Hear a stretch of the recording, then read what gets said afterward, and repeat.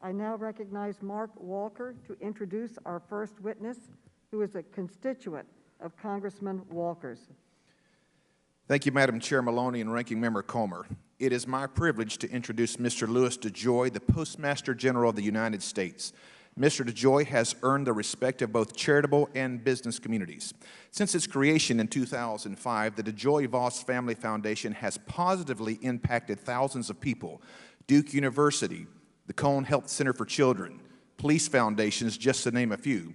I was actually present when Mr. DeJoy was inducted into the Hall of Fame for the Triad's Junior Achievement Business Leaders, the world's largest organization educating K-12 students on financial literacy and entrepreneurship. Just this past week, I received in the mail the family contribution, the sponsorship of Family Services of the Piedmont, which serves 18,000 children and adults, many of those battling domestic violence issues. Yet maybe the most impressive act by this family is the one established for students from Title I schools, the Scholars Program at Elon University. You see, I've had the opportunity to meet some of these students who come from some of our most impoverished areas. It's not something Louis flaunts, it's just something he does. Throughout his professional career, Louis DeJoy has garnered a reputation as a genius in the logistical innovation and supply chain field. As the CEO of New Breed Logistics, he took a broken trucking company from New York to North Carolina and transformed it into a prominent U.S. provider in contract logistics, creating close to 9,000 jobs. Maybe that's why he was unanimously appointed to the position by the USPS Bipartisan Board of Governors. Mr. DeJoy has been on the job about 2 months, but he's being blamed for implementing reforms Congress has passed. For example, back in 2006, it wasn't Mr. DeJoy who passed the Postal Accountability and Enhancement Act. It was actually Congress. The leading sponsor on this bill, well, he's the one with the biggest picture in the room, former chair of this committee, Henry Waxman. Today, Mr. DeJoy will be viciously attacked with prepackaged questions and false accusations. One member even suggesting impeachment. That's original. How sad is it when the cancel culture has reached the halls of Congress? The man sitting before this committee today is not who the Democrats have villainized him to be. He's here today because he supported President Trump. And with this Congress, that makes you a target. Over the past month, the DeJoys have endured protests outside his home with hundreds of people blocking streets and frightening their neighbors. Sadly, in this day and age, an industry leader with a passion for service can be persecuted in the court of public opinion for his apparent political affiliation.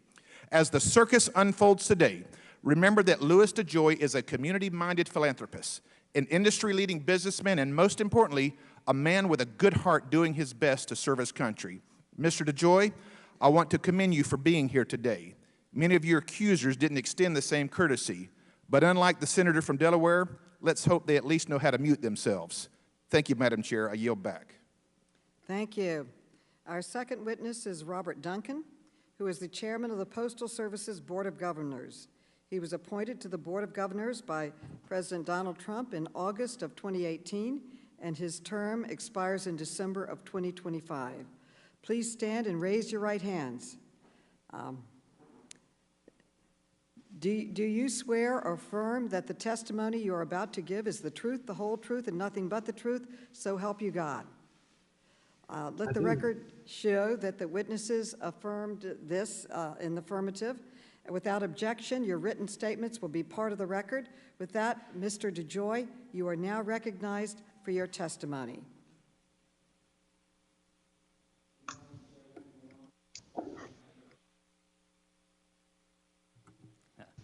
Good morning, Chairwoman Maloney, Ranking Member Comer, and members of the committee.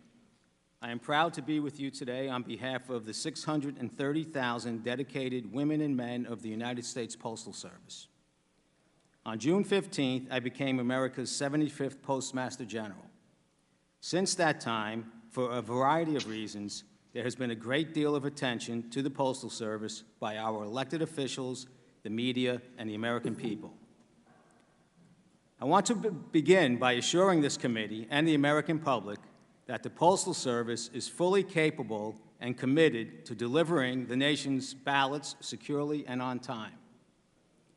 This sacred duty is my #1 priority between now and Election Day.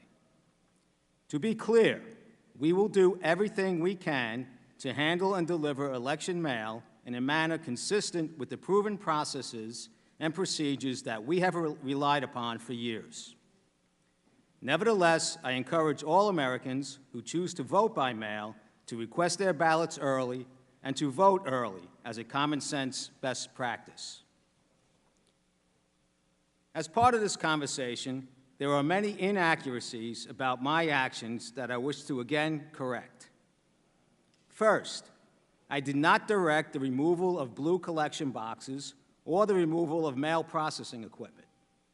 Second, I did not direct the cutback on hours at any of our post offices. And finally, I did not direct the elimination or any cutback in overtime. I did, however, suspend these practices to remove any misperceptions about our commitment to delivering the nation's election mail. Any further assertions by the media or elected officials is furthering a false narrative to the American people. Now, let me describe the two actions I have taken in 70 days since my appointment. I came to the Postal Service with decades of experience in solving large and complex logistical problems.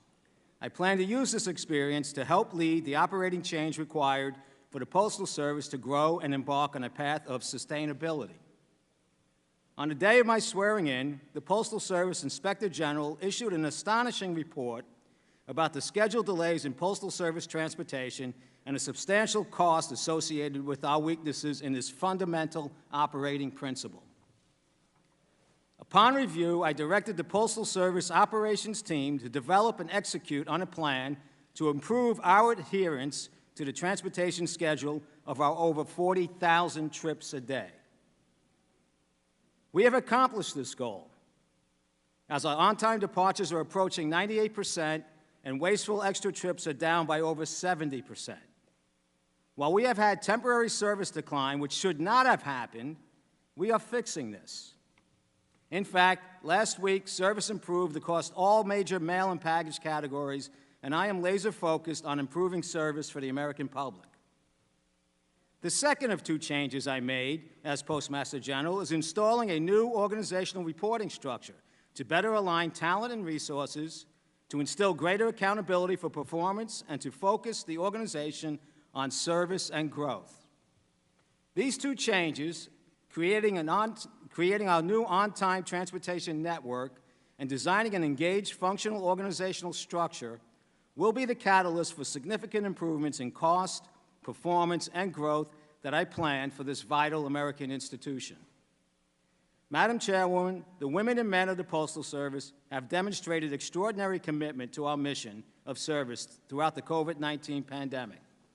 In every community in America, we continue to work to keep our employees and customers safe as we fulfill our essential role in delivering the medications, benefit checks, and financial statements the public depends upon.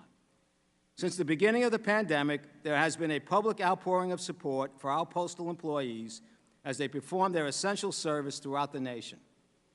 This is a well-deserved testament to their dedication. Chairwoman Maloney, Ranking Member Comer, I hope we can agree that the financial state of the Postal Service is unacceptable and needs to be fixed. I look forward to working with you and this committee and our stakeholders to restore the financial health of the United States Postal Service and to improve the way we serve the American public. This concludes my remarks, and I welcome any questions that you and the committee may have. Thank you.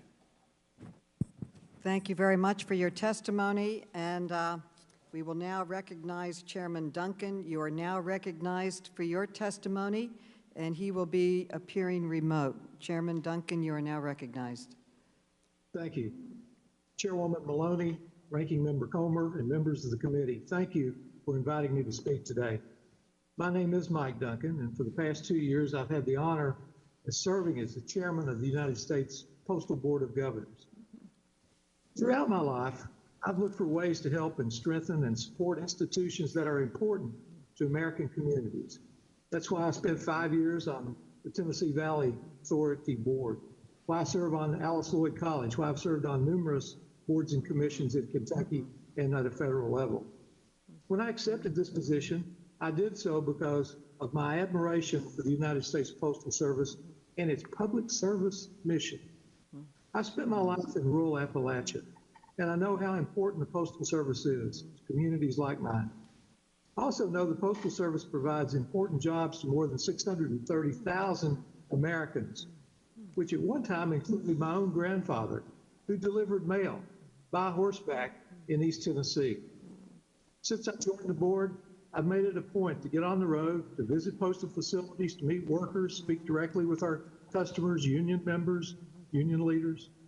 These conversations have only deepened my understanding for and of the importance of the Postal Service. Serving on the Board of Governors of this institution is a significant responsibility. The governors, by statute, represent the public interest. That means I'll always remember its special role in our nation.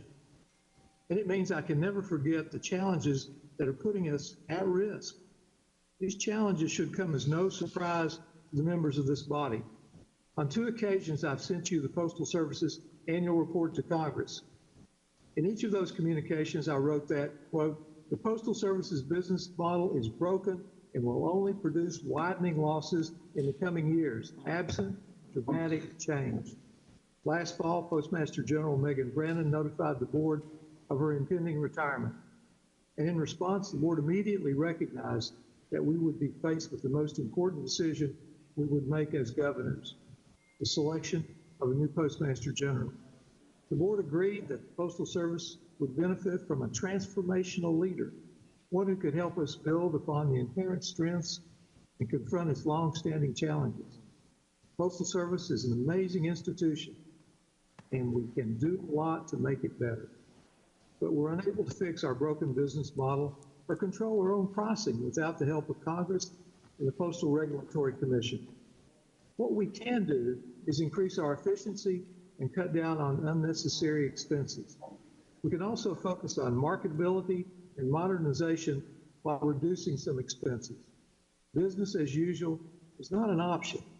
It's for these reasons that after an organized, deliberate, and thorough search process, the board selected Louis DeJoy to serve as our 75th Postmaster General of the United States.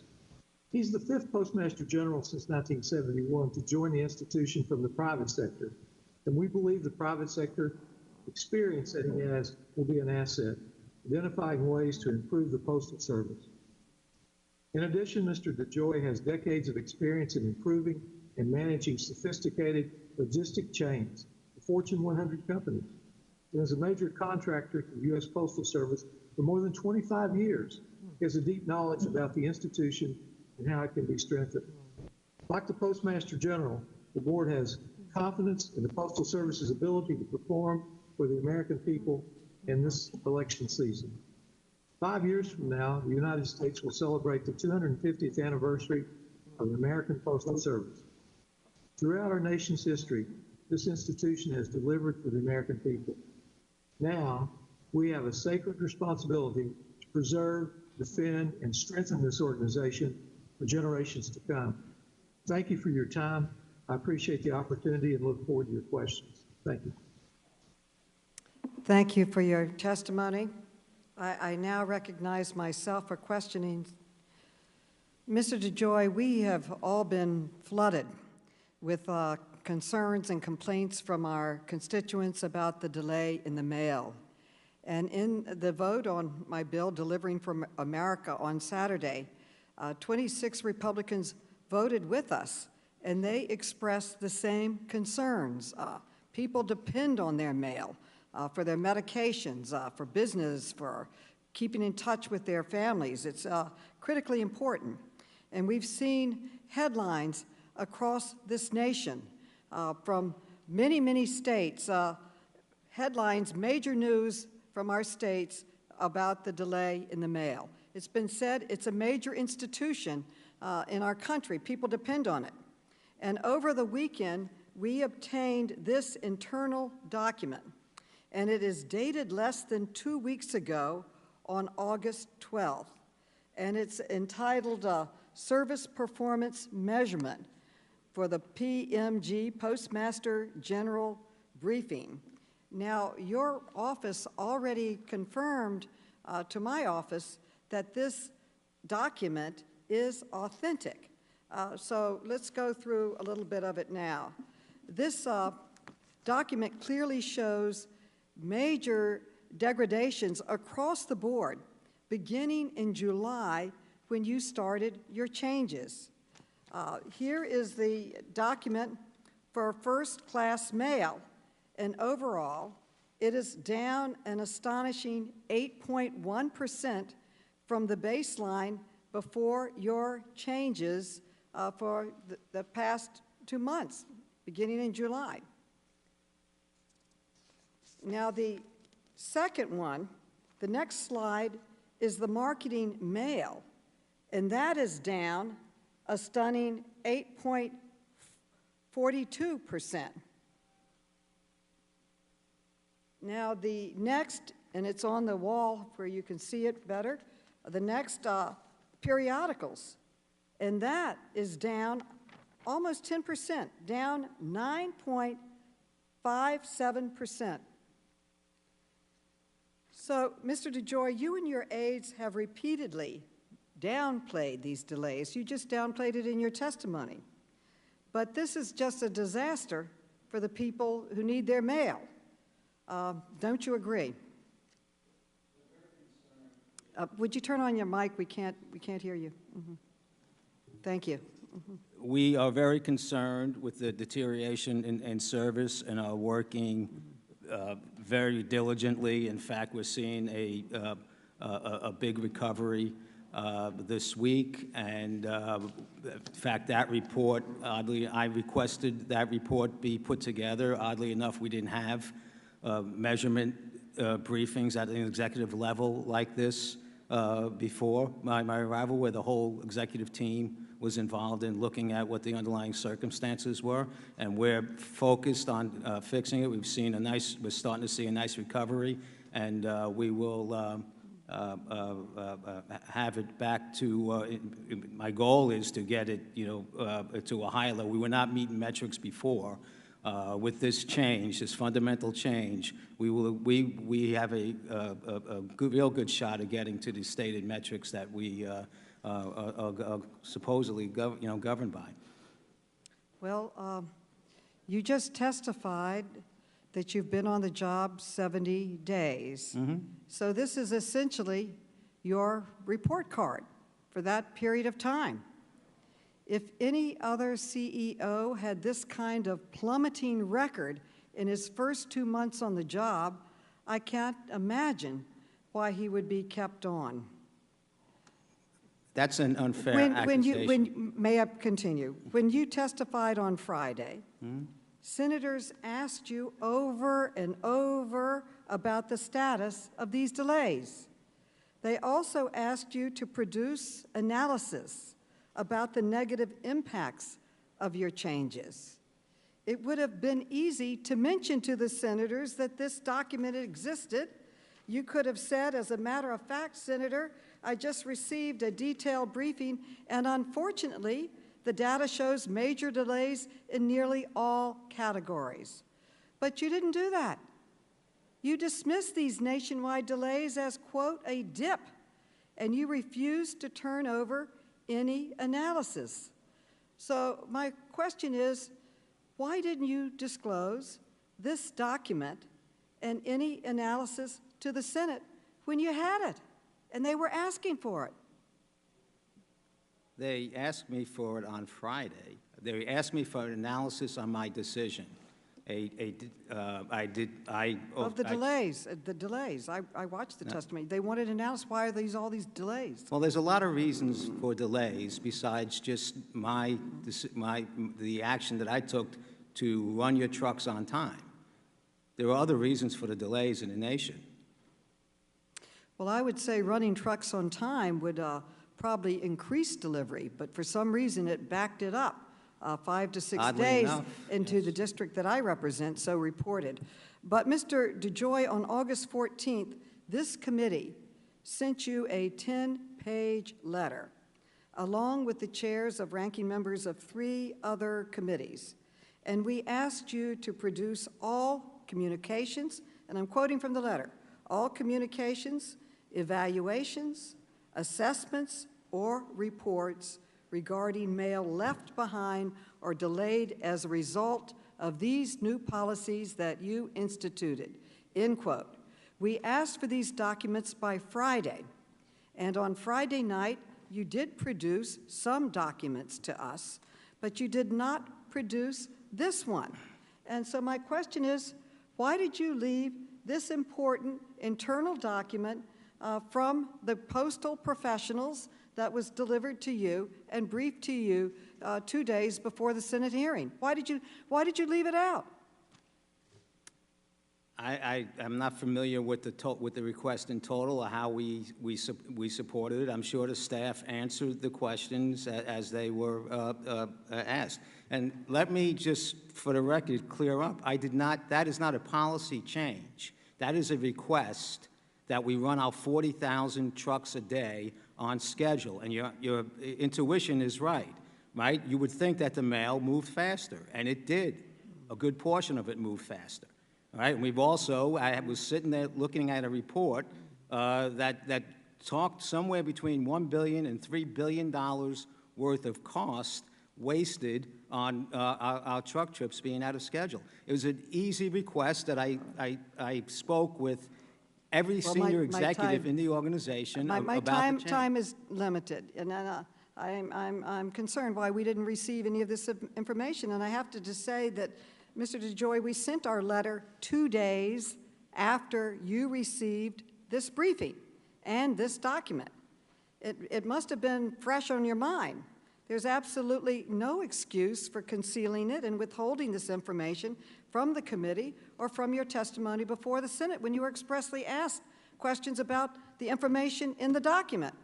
And unfortunately, this committee received it from someone else. So, Mr. DeJoy, you're withholding information from us, concealing documents, and downplaying the damage that you're causing. So let me close with this. This committee expects a full and complete production of all the documents we requested no later than this coming Wednesday. And if you continue to withhold information or otherwise fail to comply, you can expect a subpoena. Now, I know many of our members plan to ask about how you intend to fix the problems you created, and reverse these horrible trend lines. So we will get to those questions next. With that, I now recognize the distinguished ranking member for 5 minutes for his questions. Virginia, he is saying that Virginia Fox will be the first to respond. Virginia Fox from the great state of North Carolina. Thank you, Madam Chairman. Madam Chairman, I do note that you're going over time a great deal, but Postmaster General DeJoy, thank you very much for being with us today. Some claim the expedited discrete afternoon sortation pilot and your changes are deliberative efforts to slow down mail and hurt Postal Service employees. Is that true? No, ma'am. Are you banning employees from charging overtime, or are you trying to limit unplanned overtime to ensure the Postal Service's viability? At this time, no, ma'am, and no time since I've been here. Thank you. Postmaster General DeJoy, as a logistics expert, and I believe that Representative Walker outlined your expertise very well, what does the consistent use of unplanned overtime and the need for extra trips mean in terms of the efficiency of operations? Well, besides costing substantial amounts of money, for the Postal Service in terms of billions of dollars, it is also does not keep the delivery system in balance, which also results in delays in mail and inequilibrium in production processes across the whole network. Can more efficient on-time operations result in better delivery performance? Absolutely. And does unplanned overtime hinder the Postal Service's ability to stay financially viable? Absolutely. You know, my husband and I have experienced some very, very inefficient services on the part of the post office in the last few weeks. I'm not going to go into those details, but I want to applaud your approach to accountability.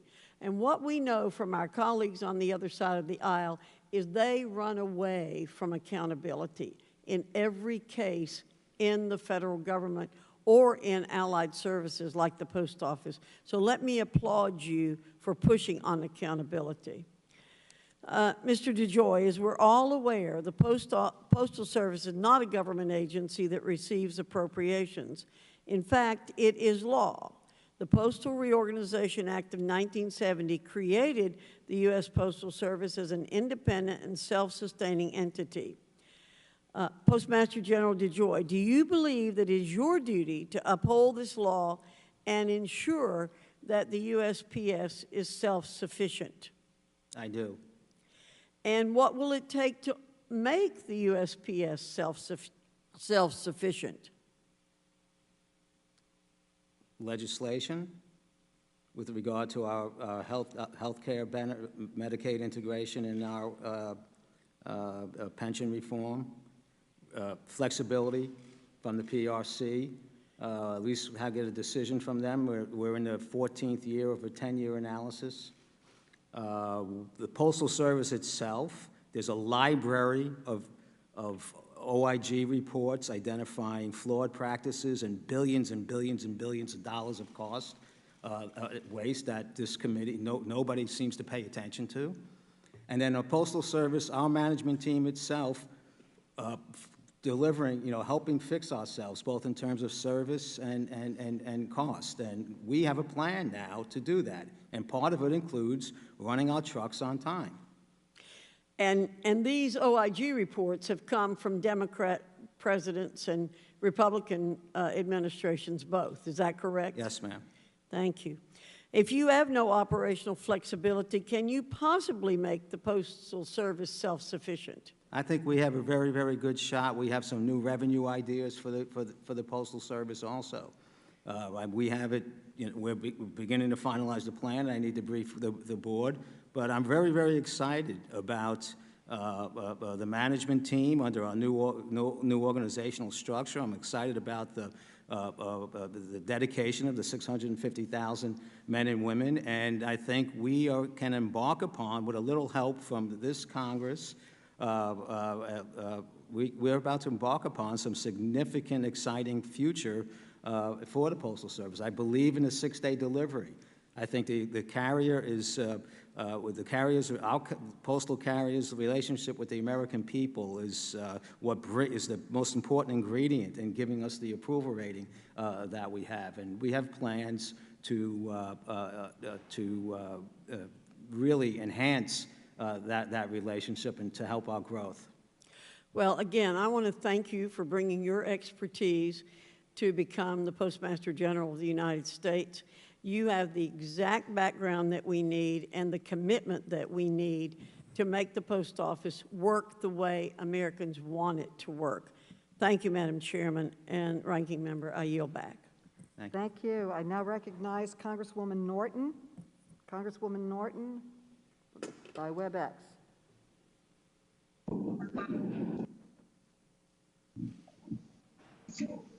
Thank you very much, Madam Chair. This hearing is very necessary to clarify matters that were left open when we took the vote already on this bill. Mr. DeJoy, in your testimony, you suggested that the coronavirus was having, and here I'm quoting, was a significant issue in employee availability in many, many parts of the country. If that's the case, sir, I want to know why you'd be reducing overtime. Isn't overtime even more necessary to postal employees during this national emergency, during this pandemic with so many people at home? and given what you've already testified to about the significant issue in employee availability across the country. Thank you. Why wouldn't overtime be necessary to make up for all of that? Thank you, ma'am. Since I've been here, we've spent $700 million in overtime. The overtime rate before my arrival was at 13% within the organization. It's still at 13%. As I said in my opening statement, this is a continued misinformation regarding what I did since I've gotten there. I've never put a limitation on overtime. Well, that's very important testimony, Mr. DeJoy, because in some states we're seeing 10 times the normal volume of mail. I'd like to ask about additional resources 2 weeks before the election. Is expanded allowance of overtime one of the items under consideration when you have already announced you will bring, quote, additional resources to bear in 2 weeks before the election? Does that include expanded overtime? Indeed, wouldn't it have to? Yes, ma'am, it does. We will, the 650,000 men and women of the Postal Service are very committed to having a successful election in our role in the election. Overtime, extra truck trips, postal inspection checks, rounds in each postal processing facility. That's very important. That's very important for the record, that expanded overtime will be allowed in the 2 weeks before the election. My next question is on a P&G Postal Service document we have received. This is what it said and why my questions were necessary. I'm quoting now the document entitled PMG Expectations and Plan. Overtime will be eliminated. There you see it before you. Again, we are paying too much for overtime, and it is not cost effective, and soon will be taken off the table. More to come on this. We asked your general counsel, and he claimed that came from a mid-level manager and should not be treated as an official statement of postal office policy. So I ask you, would a postal manager send this document without some kind of word from you or from the top of the agency? Can you explain who this was and give us the name of that manager? Thank you. I have purposely not tried to find out who that was, but there are many ways that people interpret. You have tried not to find out who that was? That's right. I don't know. That was not a directive from me. That there's 50,000 managers within the organization. This is one of the reasons I changed the organization quickly after the rollout of the truck schedule. There was very confusing. Are you looking for whoever it was who jumped ahead of you in issuing that to all your to all your employees? Absolutely. I wish you would give that name when you find it to the chair as well. In a statement on August 18th, you stated overtime will continue to be approved as needed. I wanted to understand as needed what that means. Can postal managers and employees continue approving and using overtime as they did before your tenure began, or are there any changes since you took office? Same as from prior to me being here. Have you issued any internal guidance to that effect, and would you provide it to us, please? I'm sorry, I didn't hear the question. I asked, have you issued any internal guidance to that effect, that the employees can continue to approve and use overtime? I never issued a guidance against that effect, but everybody, the Asking, organization. Are you intending to issue any guidance to the effect? Yes, I've told the executive team, the operations team, they know there is no there is no different process Madam Chair. than prior to my Yeah. arrival. Okay, the gentlewoman's time is completed. You may Madam Chair, can I just ask that he provide you any written guidance on overtime? Okay. To chair the committee. I make that request on behalf of the committee. I now recognize Mr. Gosar, Congressman Gosar. Yeah, can you hear me and see me? Yes, we can. Okay, thank you. We can hear you, but we don't thank see you. you. There you are. Okay. Mr. DeJoy, thank you very much for coming today. And I want to clear up some obvious political disinformation that the majority is actually putting out. So, and then I also want to say thank you very much for acknowledgement of the dip in services, but we'll get to that in a few minutes. On Saturday on the House floor, my colleague said the post office is on the verge of collapse, but that's not true. You have over $10 billion cash on hand and access to a $10 billion line of credit, which makes you fiscally viable through August of 2021. Is that true, Mr. DeJoy? Yes, but I would say that only in Washington, D.C. would that be a good position to be in when I have $135 billion in liabilities, a $2.5 billion a month, a week, biweekly payroll, and a whole bunch of others. But yes, we can get through the election, and with the loan, should we take it? I don't know how we would pay it back, but should we take it? We should be fine for until mid 21. So now, isn't it true that you're actually generating more revenue at this time of the year than you also did last year, and you're processing more, successfully processed an uptick in mass mail government items such as the stimulus checks and the the census questionnaire ballots? Is that true?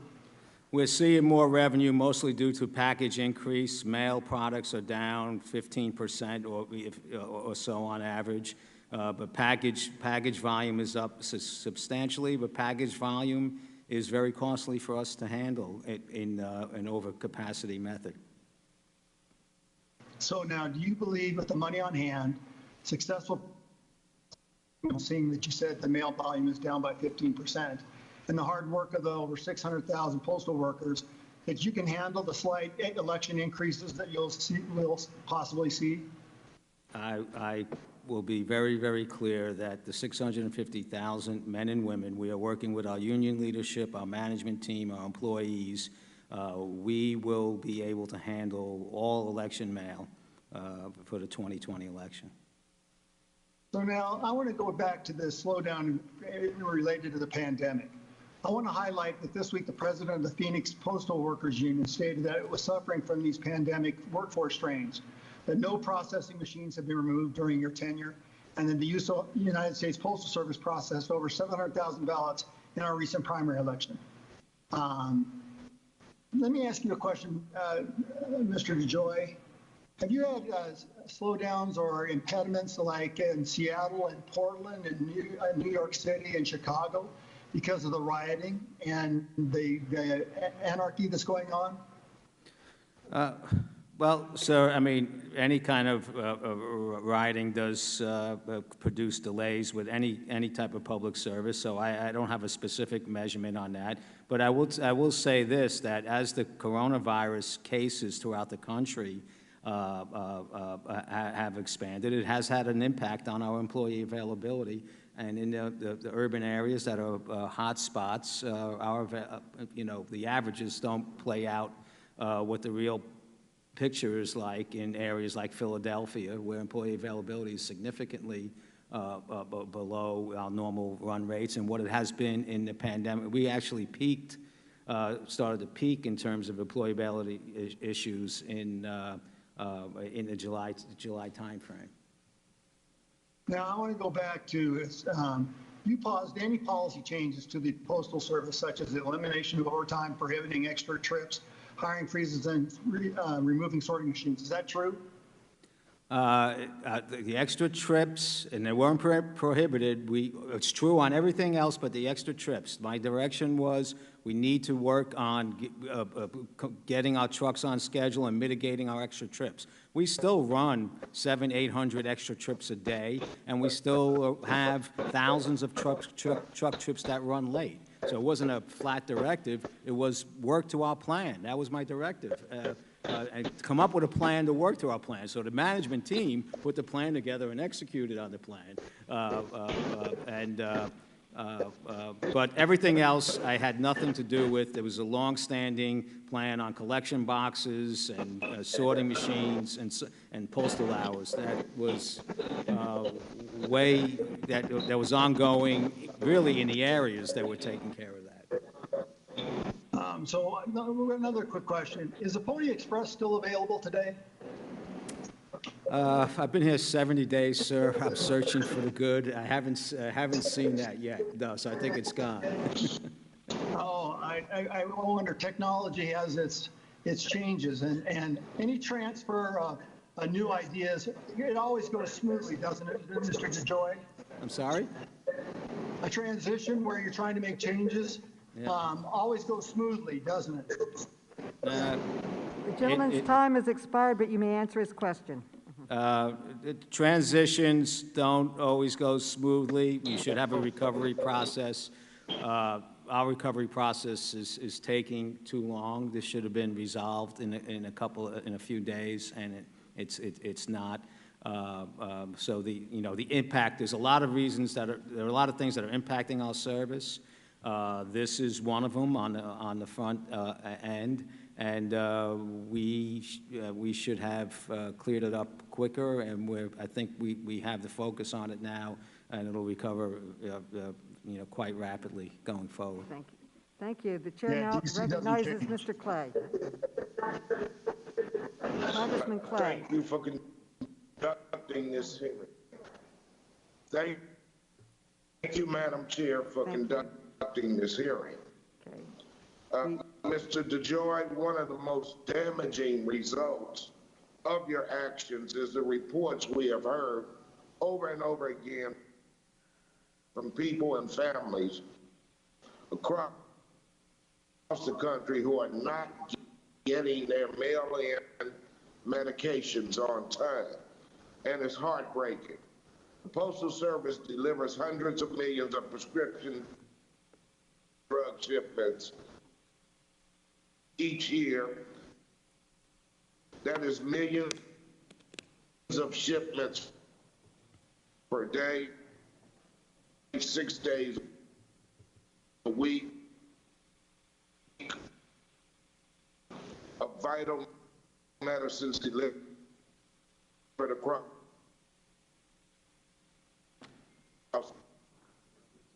the country. We're having a technical problem right now with Mr. Clay. We can't hear you. It's breaking up.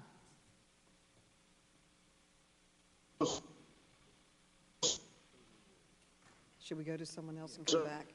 Okay, Mr. Clay, we're gonna try to correct there's a problem. We can't hear you. Literally a lifeline. We're gonna hold your testimony. Populations. Should we go for it or not?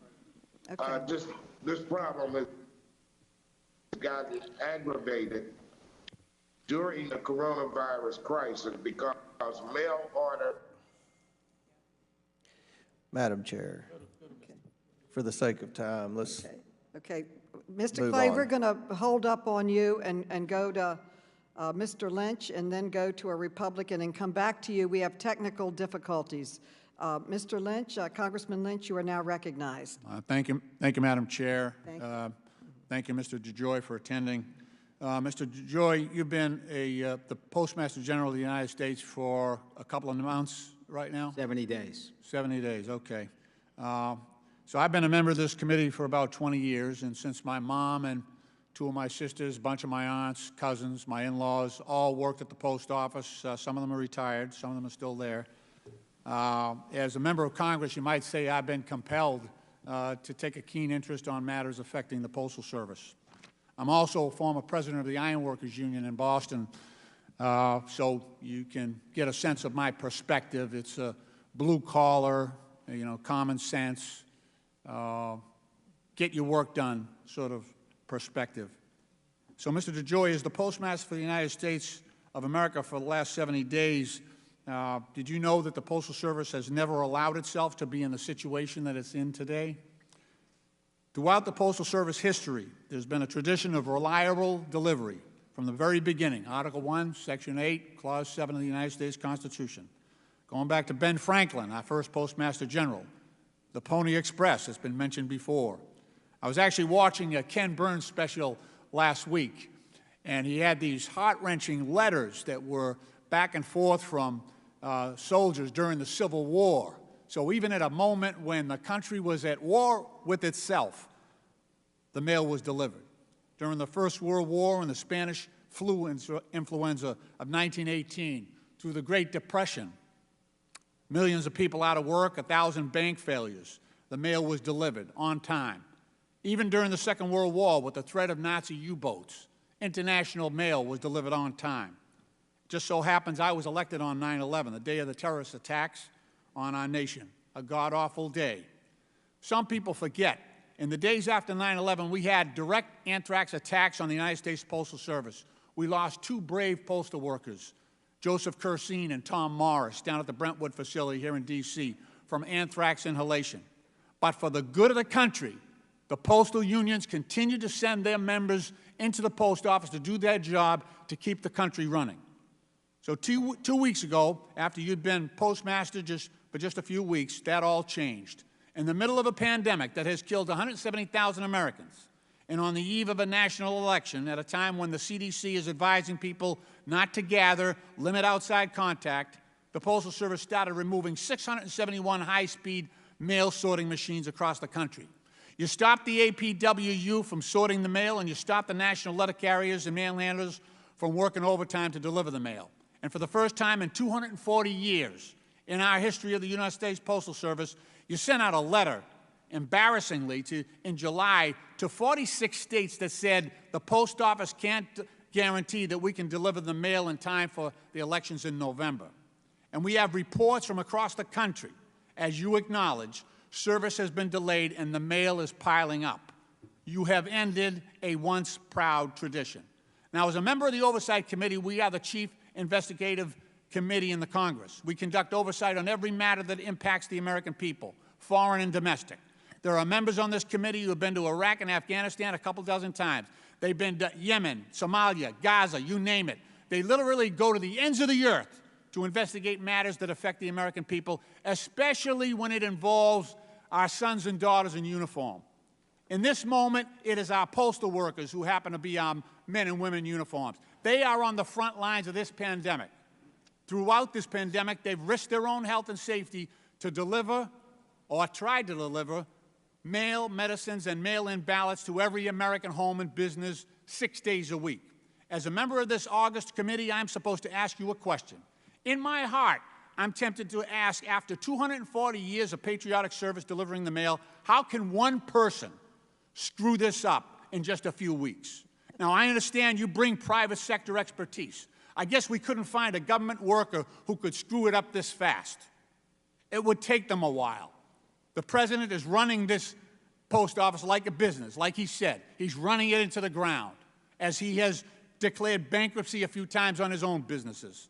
In an effort to apply the facts, the real facts, not the alternative facts, based on what you have actually done, one can only reach, as a fact finder, we can only reach 2 conclusions. One, either through gross incompetence, you have ended the 240-year history of delivering the mail reliably on time, or the second conclusion that we could gather is that you're doing this on purpose and that you're deliberately dismantling this once proud tradition. The gentleman's time has expired. The gentleman may answer his question. My last question is this. Thank you, What sir. the heck are you doing? What the heck are you doing? The gentleman's time has That's my expired. question. Thank you, sir. The gentleman's time has expired. The gentleman First of may all, answer. I would like to agree with you on the heroic efforts of our 650,000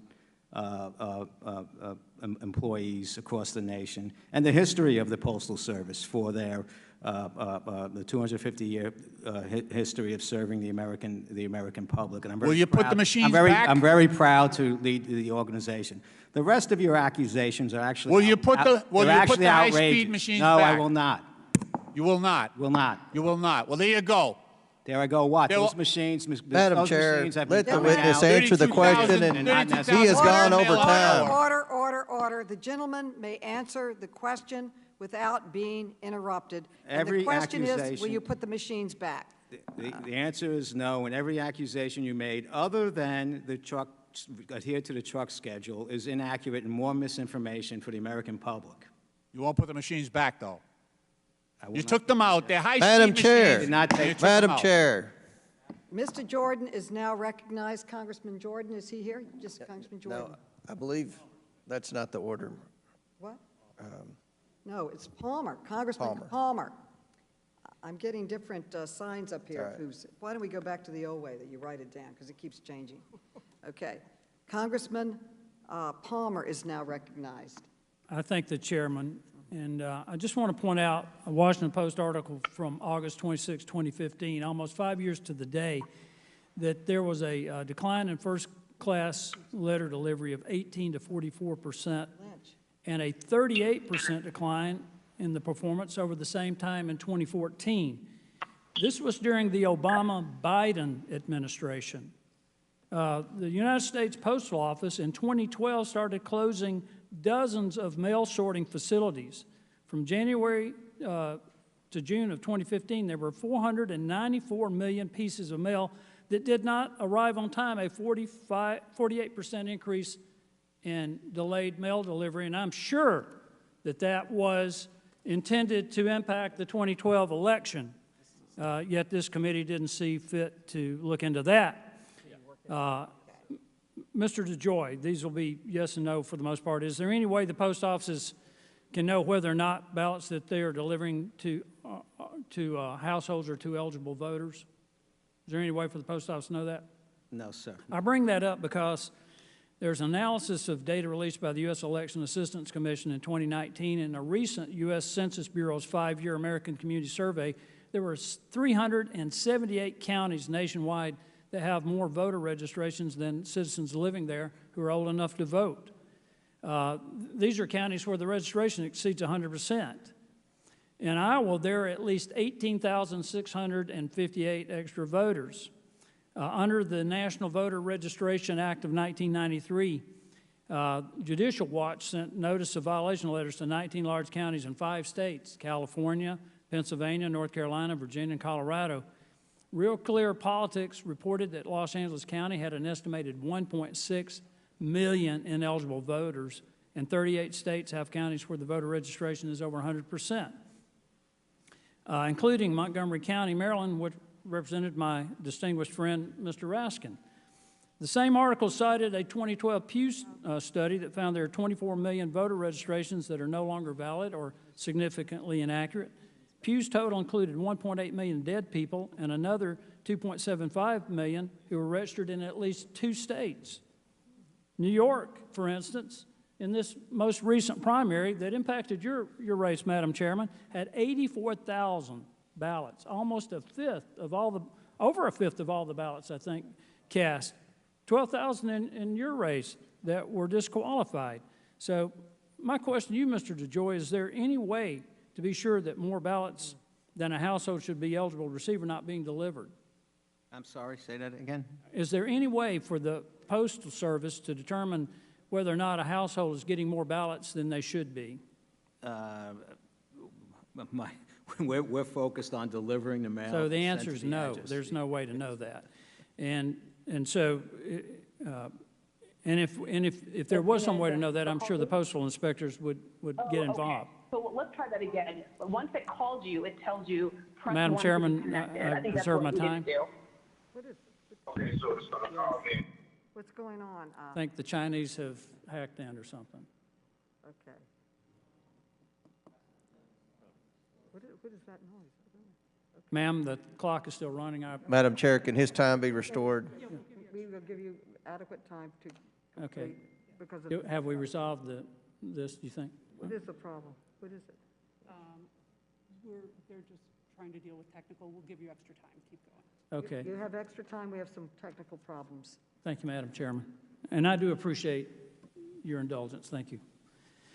The Census Bureau reports that 11% of Americans move each year. Section 8 of the National Voter Registration Act, which was passed by the Democrats in 1993, signed by President Clinton, and voted for by Mr. Cooper and Mr. Clay and Madam Chairman Maloney, requires states to perform voter registration maintenance. It is really the responsibility of the federal government to ensure that states and local governments make sure their voter rolls are accurate, that they have removed deceased people, people who have moved or inactive voters.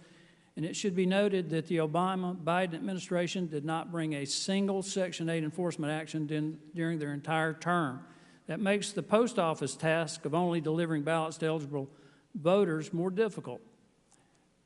My point is that you've been accused of trying to impact an election when the fact of the matter is, and for those people who have never had a real job out in business, what you've been trying to do is improve the performance of the post office so that what happened in 2015 does not continue to happen. And it's going, and the accusations are that you're trying to throw the election. When the fact of the matter is, the fact that the federal government has not done its part, particularly during the Obama-Biden administration, to ensure that the voter rolls are accurate, has made your job more difficult. It's really not your job, is it? One way or the other. No, sir. Can we count on the post office and delivery personnel around the nation to not deliver mass ballots, stacks of ballots to an address where the delivery person knows that there's nobody there, an abandoned house, an abandoned apartment complex, a business? That would be reported, wouldn't it? We deliver mail to the address specified. And if dozens or hundreds of mail-in ballots are dumped into blue mailboxes instead of left in a regular mailbox for pickup or dropped off at the post office, would it make sense to report to the postal inspectors to make sure that those ballots are legitimate? Well, there are processes that the postal inspectors deploy. I'm not fully aware of what they are right now, but there are processes that the postal inspectors deploy to identify any fraudulent type of activity within the mail system. Well, we need to make sure that this election is not tainted by fraudulent mail-in ballots. And Madam Chairman, I'm going to do something that I rarely do. And when Mr. Gosar mentioned the burned out, the riots in Portland and other Seattle and other places around the country, there was a chuckle from one of the Democrats on this committee, and I take offense at that. This is a picture of the burned out post office in Minneapolis, okay? There was mail in that post office that was lost. There may have been prescription drugs that were lost. There may have been Social Security checks in that office that were lost. It is a fact that not only is the mail delivery delayed when you have anarchists laying siege to cities all over the country, it endangers postal workers, delivery people. It may have endangered people's lives who were not able to get their medicine because it burned up in the Minneapolis post office. That's not funny. And I hope that the Democrats in this committee and in this Congress will take seriously what's happening in American cities. I yield back. The gentleman yields back. We're still having difficulty connecting with Congressman Clay. I now recognize Mr. Cooper, Congressman Cooper. Mr. DeJoy, here's what your so-called reforms have done to my district in 70 days. A lady named Elena Roser paid $5 on July 22nd to send a certified letter to the Nashville, Tennessee Social Security office. The distance is 20 miles. The letter took 12 days to arrive. Just this morning, excellent reporting from Nashville's Channel 5 TV proves that Nashville's mail trucks are being forced to leave on schedule even when completely empty. Imagine it, 53-foot trucks forced to travel hundreds of miles completely empty due to your so-called reforms. Here are the truck records. That's not efficiency, that's insanity. For anyone thinking of voting absentee, the effect of your policies is to unilaterally move up Election Day from November 3rd to something like October 27th. And if you force more empty trucks on the highway, you will be able to single-handedly move up Election Day even earlier. According to NPR, already 550,000 primary ballots, absentee ballots, were rejected in just 30 states. And one of the main reasons was late delivery. How dare you disenfranchise so many voters when you told the Senate committee just last week that you had a sacred duty to protect election mail?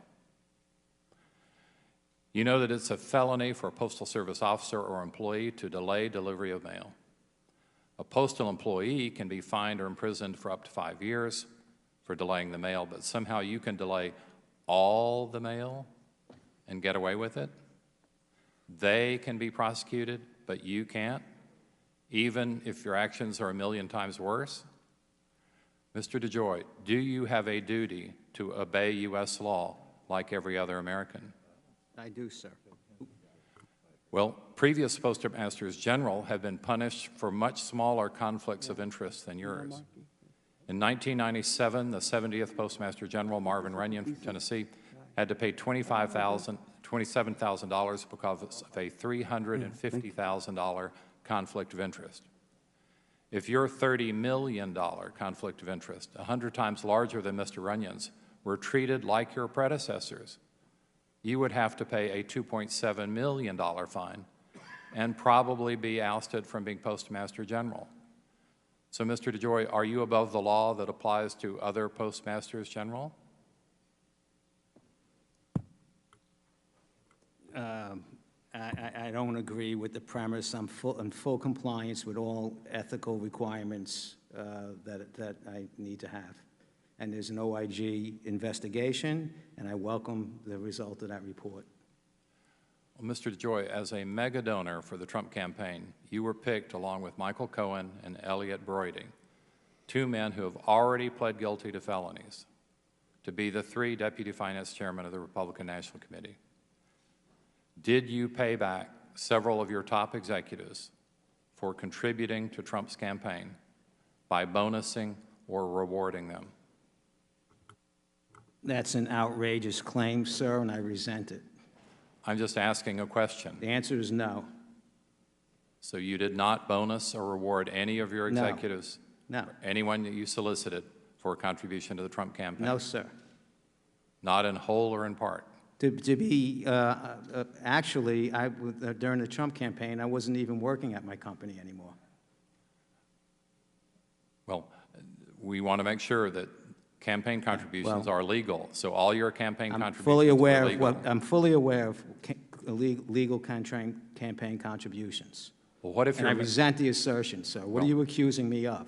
Well, I'm asking a question. Do your mail delays fit Trump's campaign goal of hurting the post office, as stated in his tweets? Are your mail delays implicit campaign contributions? These types of questions. I'm here to represent the Postal Service. It has nothing to do with, all my actions have to do with improvement into the Postal Service. Am I the only one in this room that understands that we have a $10 billion a year loss? Right? Am I the only one in this room that has looked at the OIG reports that have stacked up? Will you give this committee your communications with Mark Meadows, with Treasury Secretary Mnuchin, with the President? Mr. DeJoy, is your backup plan to be pardoned like Roger Stone? Wow, God, pitiful. You have 2 seconds to answer the question. I have no comment on that. It's not I worth see my the time comment. has expired. Gentleman's Not time worth has the comment. expired. Representative, the gentleman from Florida, Mr. Stubbe, is recognized for 5 minutes. Congressman Stubbe. Thank you, Madam Chair. Thank you, Madam Chair. First of all, as a veteran who served in Iraq in support of Operation Iraqi Freedom, to compare postal workers to our military service members in Iraq or Afghanistan, quite frankly, to me, is offensive. Last time I checked, Postal Service drivers weren't getting their vehicles blown up by IEDs or being shot at as they drove around and delivered mail. So to try to compare our military service members who sacrificed on the battlefields across this world to our Postal Service members is frankly offensive as a person that had served. It's unfortunate that there are Democrats on this committee that have 100% politicized the Postal Service to try to stoke fear with the American people. But we shouldn't be surprised. It's a familiar theme for Democrats over the last 2 years. A subcommittee chairman of this committee, when asked on national television, and I quote, "Are you saying, say it directly, is this an attempt by the president you believe to interfere in the election?" The answer was absolutely. There is absolutely no evidence whatsoever that President Trump is using the Postal Service to interfere with the election. None, in fact, quite the opposite. But Democrats don't care about the facts. So here we go again. Seems like just yesterday we were hearing how the Trump campaign colluded and conspired with Russia to interfere with the last election. And when the facts actually came out, there was no evidence that that ever occurred. This is absolutely a concocted narrative by the Democrats to stoke fear in the American people, just like the Russia collusion hoax.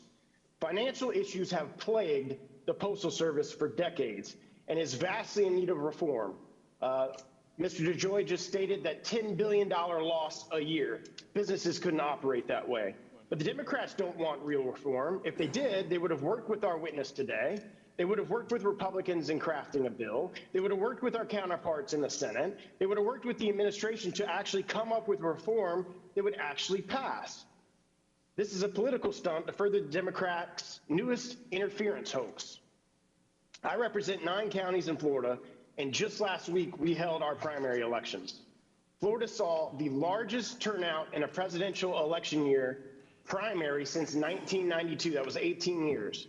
About 2.3 million mail-in ballots were cast, which made up about 59% of all ballots cast. Initial reports indicate that there were minimal issues with the additional ballots handled by the Postal Service. There were no issues in my 9 counties with absentee ballots in this district that I'm aware of. Mr. DeJoy, would it be fair to say that the Postal Service successfully delivered during the Florida's primary last week? Yes, sir.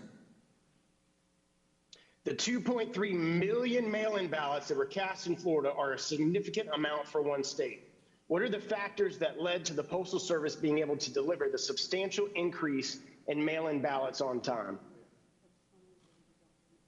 When it comes to ballots, the Postal Service, prior to my arrival and the heightened awareness of this particular election, throws everything it has to at moving ballots through the system.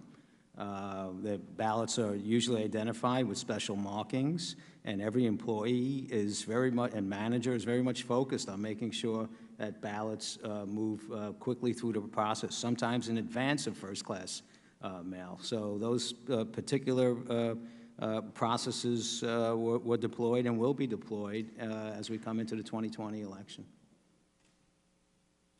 And Florida has, am I correct in stating that Florida has a reasonable time frame for Postal Service to return the ballots, as opposed to some states that just allow ballots to be requested at the last minute, therefore delaying their ability for the Postal Service to get those ballots to the precincts in time?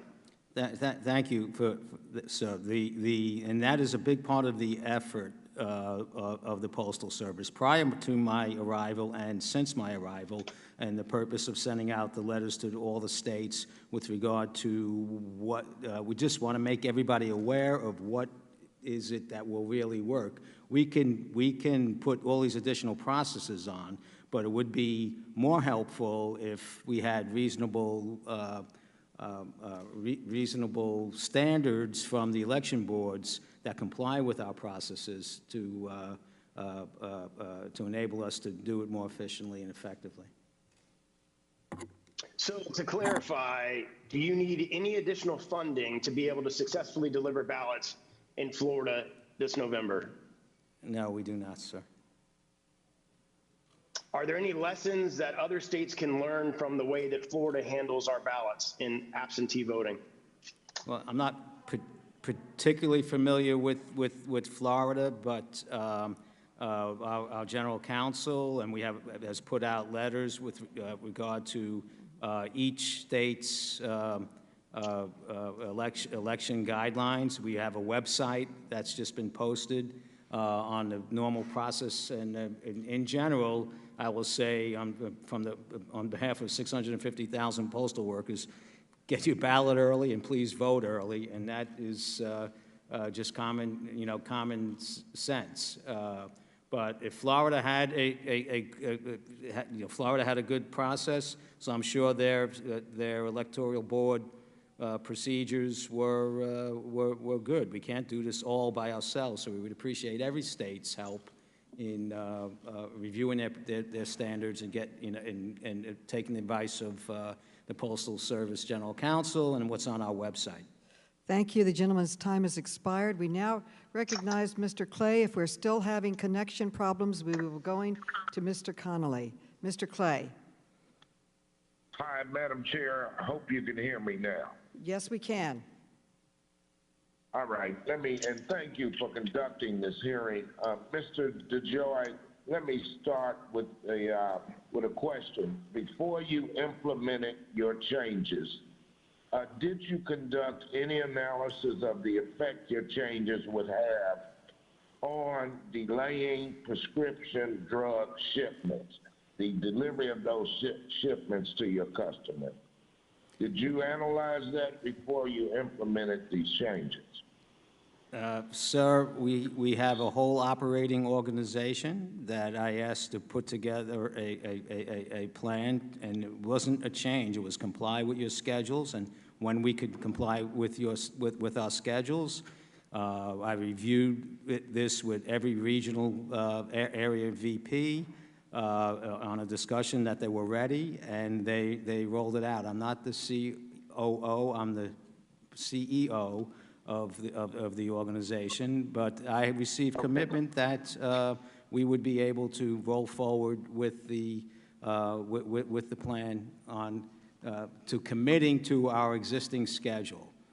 Okay, Mr. DeJoy, let me say this. Prioritizing on-time truck departures means letter carriers leave without all of their packages, including medicine on board.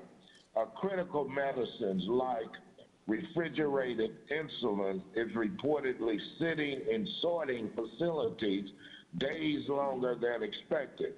Did you examine the effect of your changes on medicines like insulin that require special storage?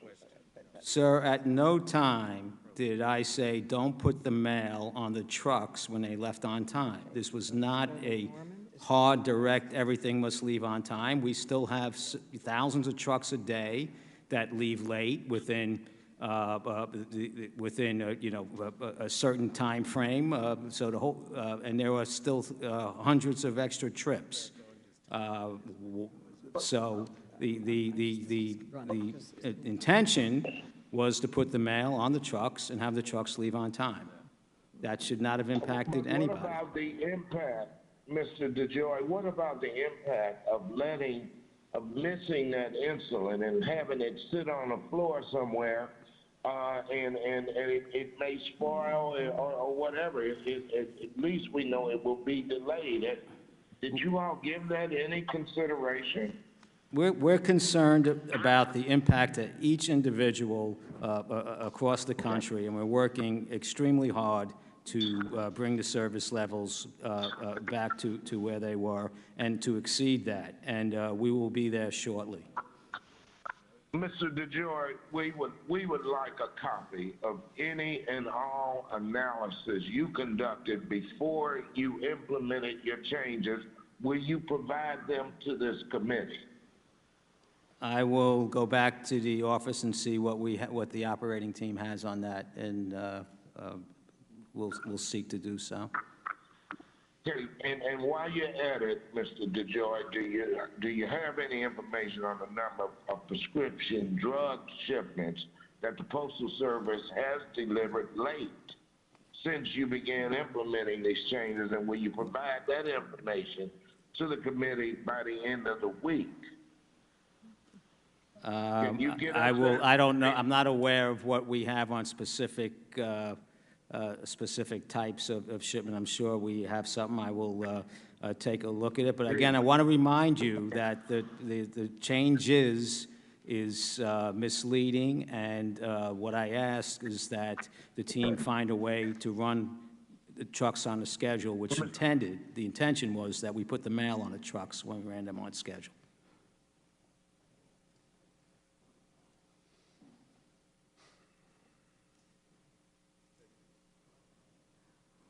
Thank you, Mr. Clay. And we now Madam Chairwoman, Yes. could I just ask unanimous consent? Mr. Lynch asked me to enter into the record a set of data from the American Postal Workers Union with respect to mail volume and the reduction in advanced facer canceller systems, delivery bar code sorters, automated flat sorting machine 100s, and flat sequencing systems in its mail processing facilities.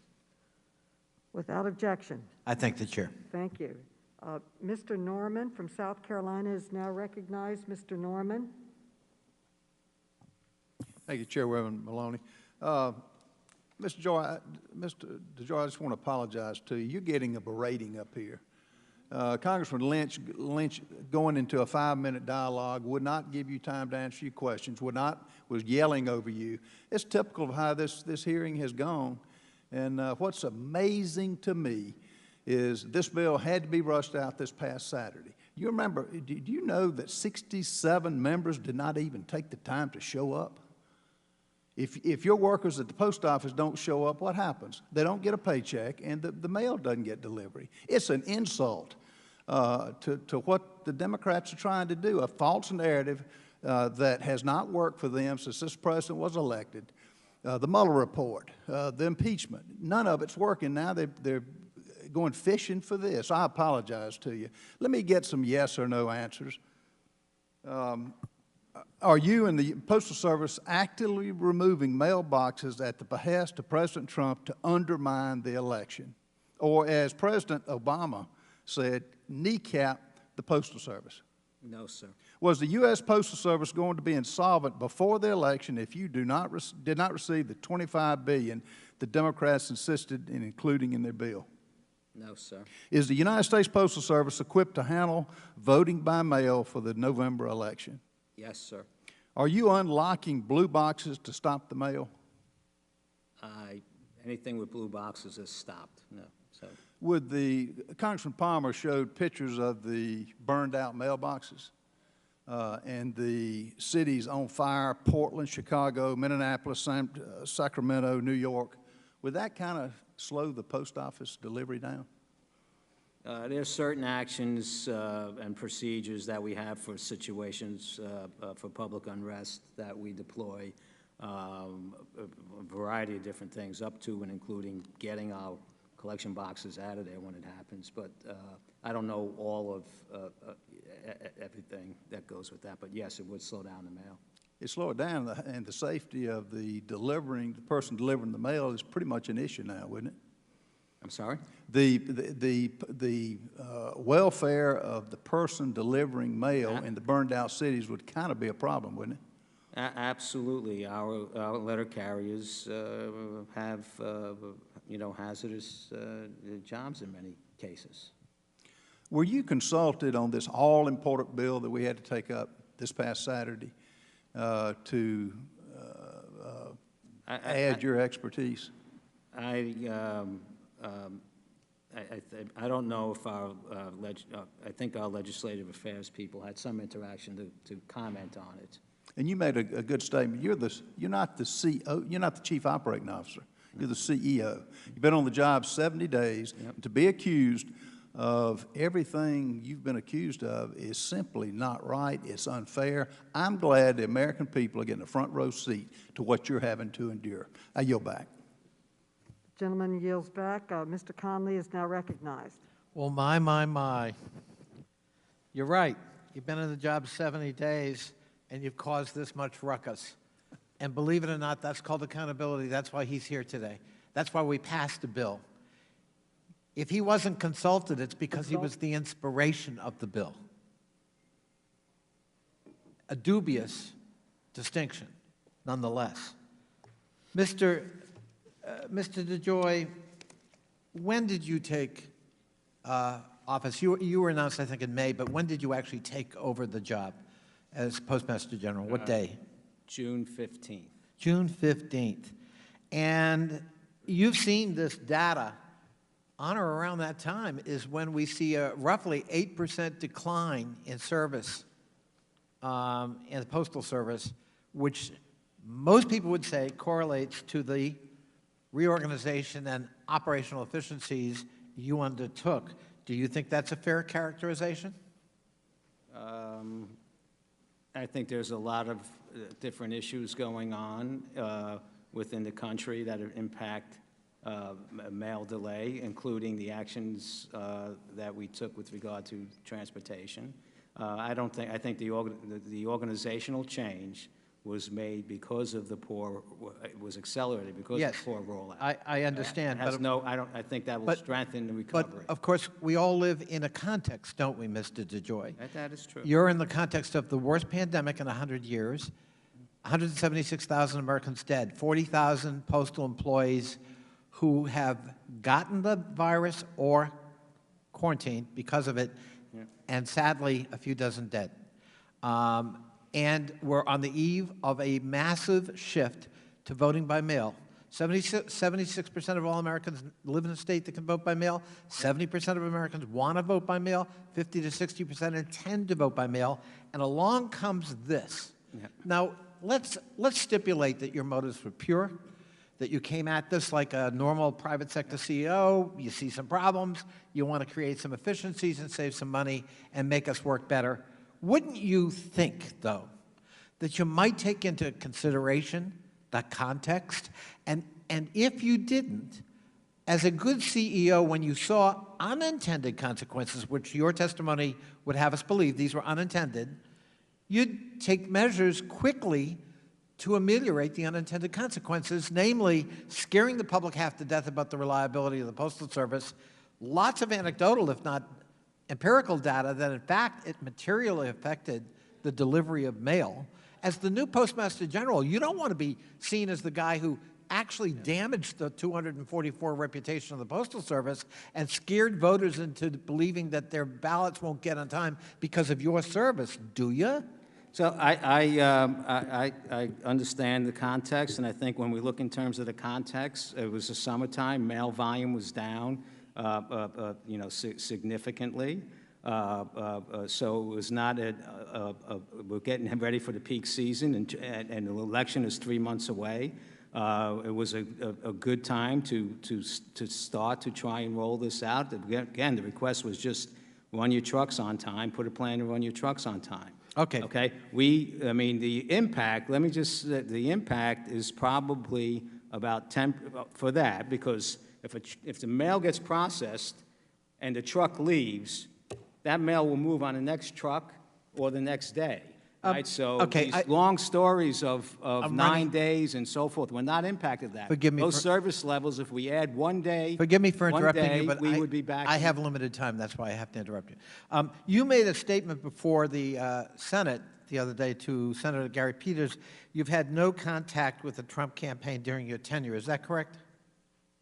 I've had no contact with the Trump campaign. I've spoken to the president. I've spoken to Steve Mnuchin. I've spoken to other people, but I've had no contact about the poll. I have not spoken to anybody about the Postal Service. Did you not tell the Board of Governors this month in August that in fact you had contact with the Trump campaign to ask them to stop their attacks on the Postal Service and voting by mail?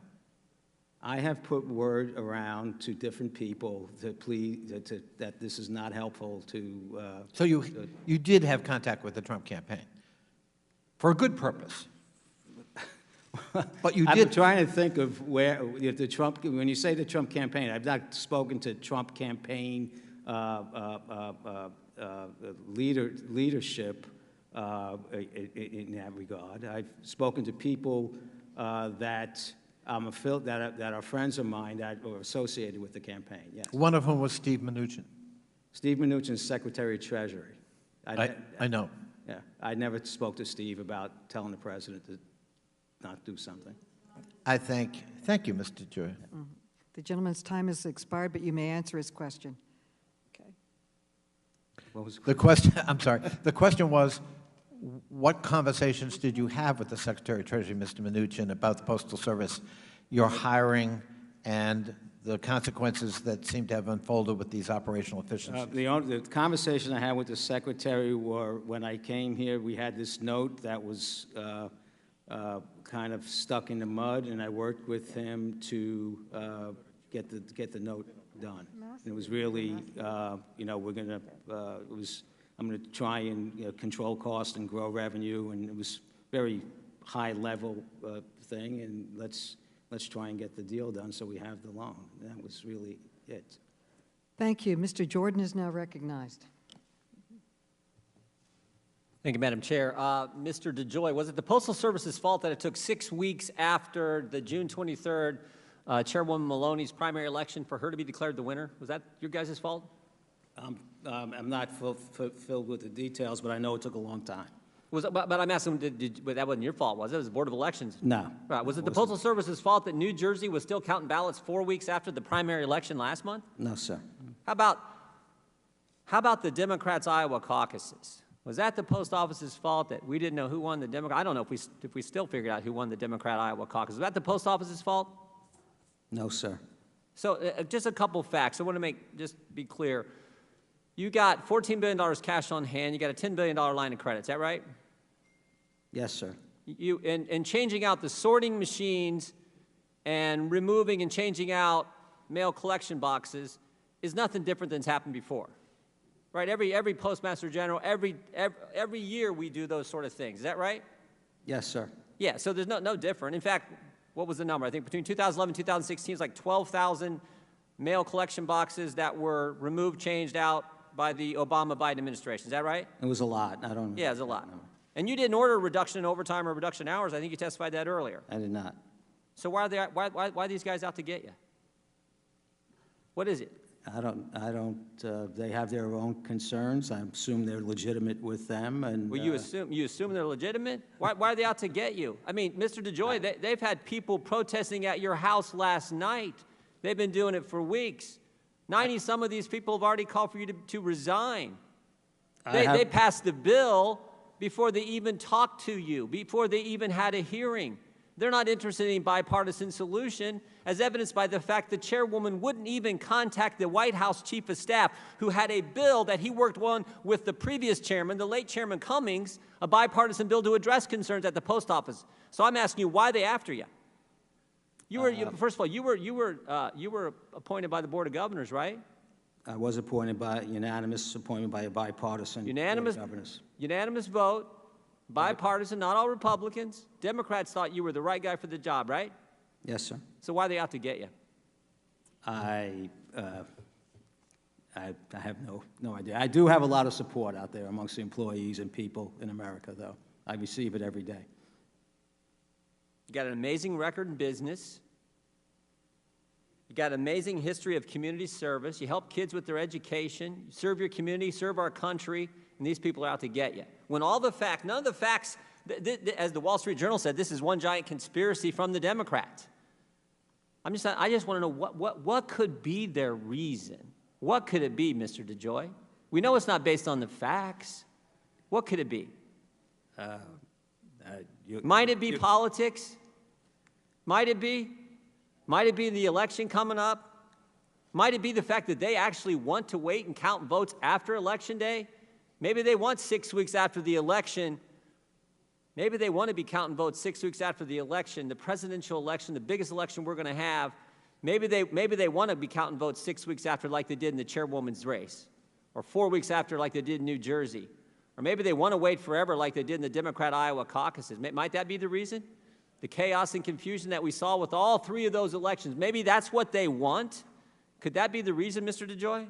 I don't know what motivates people to have different opinions of me. Well, they've called you all kinds of names today already. Protesting outside your house. They were there last night, weren't they? Yes, sir. Banging pots and pans outside your house, disrupting your neighbors, disrupting you. Mm-hmm. When the facts, as you've testified, are not anything close to what they've been saying for the last 3 weeks, what they said Saturday on the House floor. We know what this is about. We all know what this is about. This is about these guys wanting chaos and confusion because I think they know this. I think they know on election night President Trump's going to win. They know on Election Day, the vote count on Election Day, President Trump's going to win, and they want to keep counting. 6 weeks, 4 weeks, Iowa caucus, whenever. I don't know when they decided that one. I still don't know if they've declared a winner. I don't know if it was Bernie or Biden or whoever was running then. That's what they want. And they're willing to go after a guy like you who has served our country, served his community, helps kids with their education, amazing record in business. They're willing to go after you, and you've been on the job 70 days, and everything you've testified is nothing new that's been done by, same thing's been done by other Postmaster Generals, and yet they're coming after you because that's how much they want to get this president. It's disgusting, and we all know what's going on. And the fact that you know it too, you won't say it, I think that shows your character as well, but I'll say it because it's the truth. And the American people understand it and see right through it. I yield back. The gentleman back, Congressman Krishnawarthy. You're now recognized. Good morning, Mr. DeJoy. Good morning. Before becoming Postmaster General, I believe you appropriately resigned from being the finance chair for the Republican National Convention, correct? I did, sir. And I say you appropriately resigned because even in your written testimony, you said we should keep the nonpartisan tradition of the USPS. And in this case, occupying a high-level political post, at the same time you'd be occupying a high-level USPS post would create at the least appearance problems, if not more, right? Yes, sir. I also think I couldn't hold both positions. Yes, sir. Mr. Duncan, are you on the line, sir?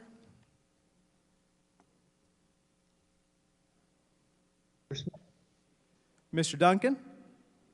Yes, Congressman. Yes, sir. As chairman of the board, you are one of the highest-ranking officials at the USPS, correct? As chairman of the board, I am a member of a part-time board that is Senate confirmed. But you're the chair of the board. You're the highest-ranking official at the USPS. I'd like to point out that you are also on the board of 2 Republican super PACs, namely the Senate Leadership Fund and American Crossroads, correct? Yes, sir.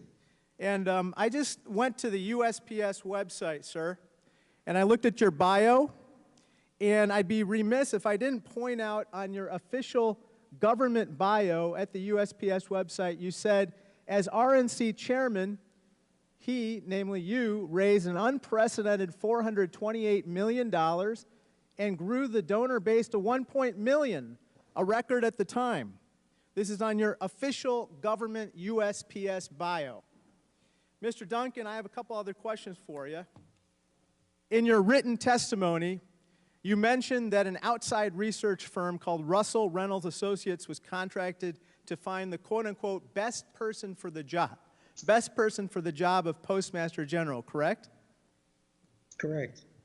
You further noted in your testimony that Russell Reynolds reviewed 212 candidates, and then they narrowed the search to 53 after they reviewed those people's bios and backgrounds, and they vetted them, correct? Yes, sir.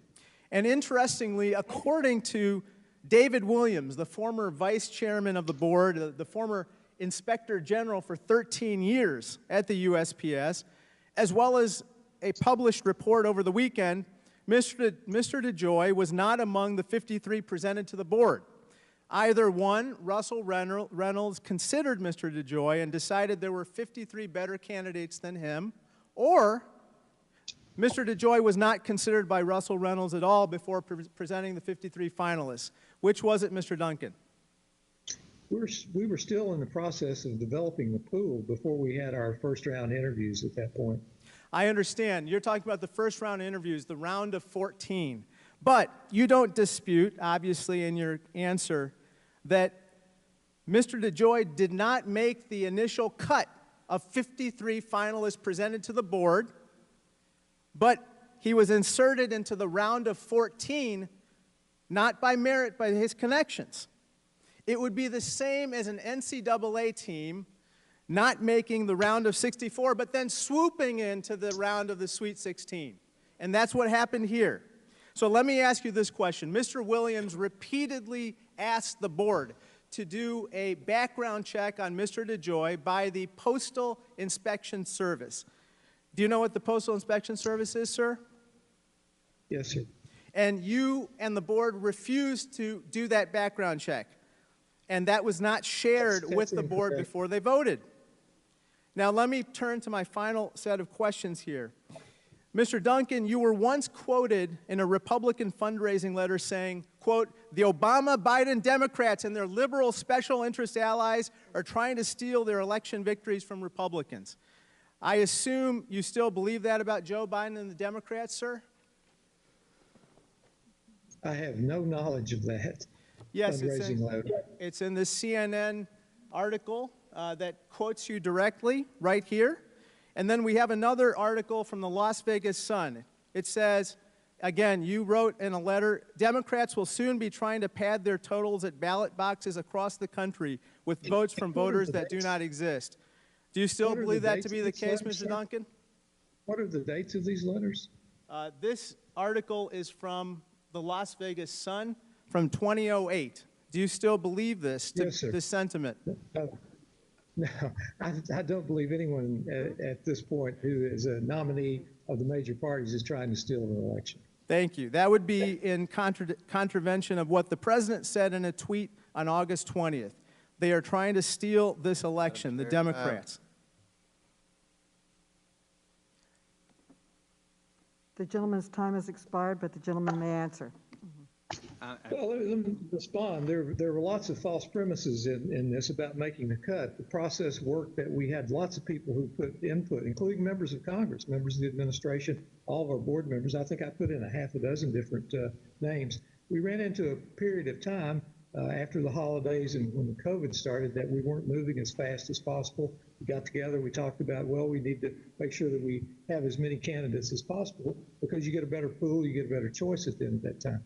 It was during that period of time that Mr. DeJoy's interest became, or availability became known to me. I submitted that name as I had many others. Okay, the gentleman's time has expired. Mr. Massey, Congressman Massey, you're now recognized. Congressman Massey.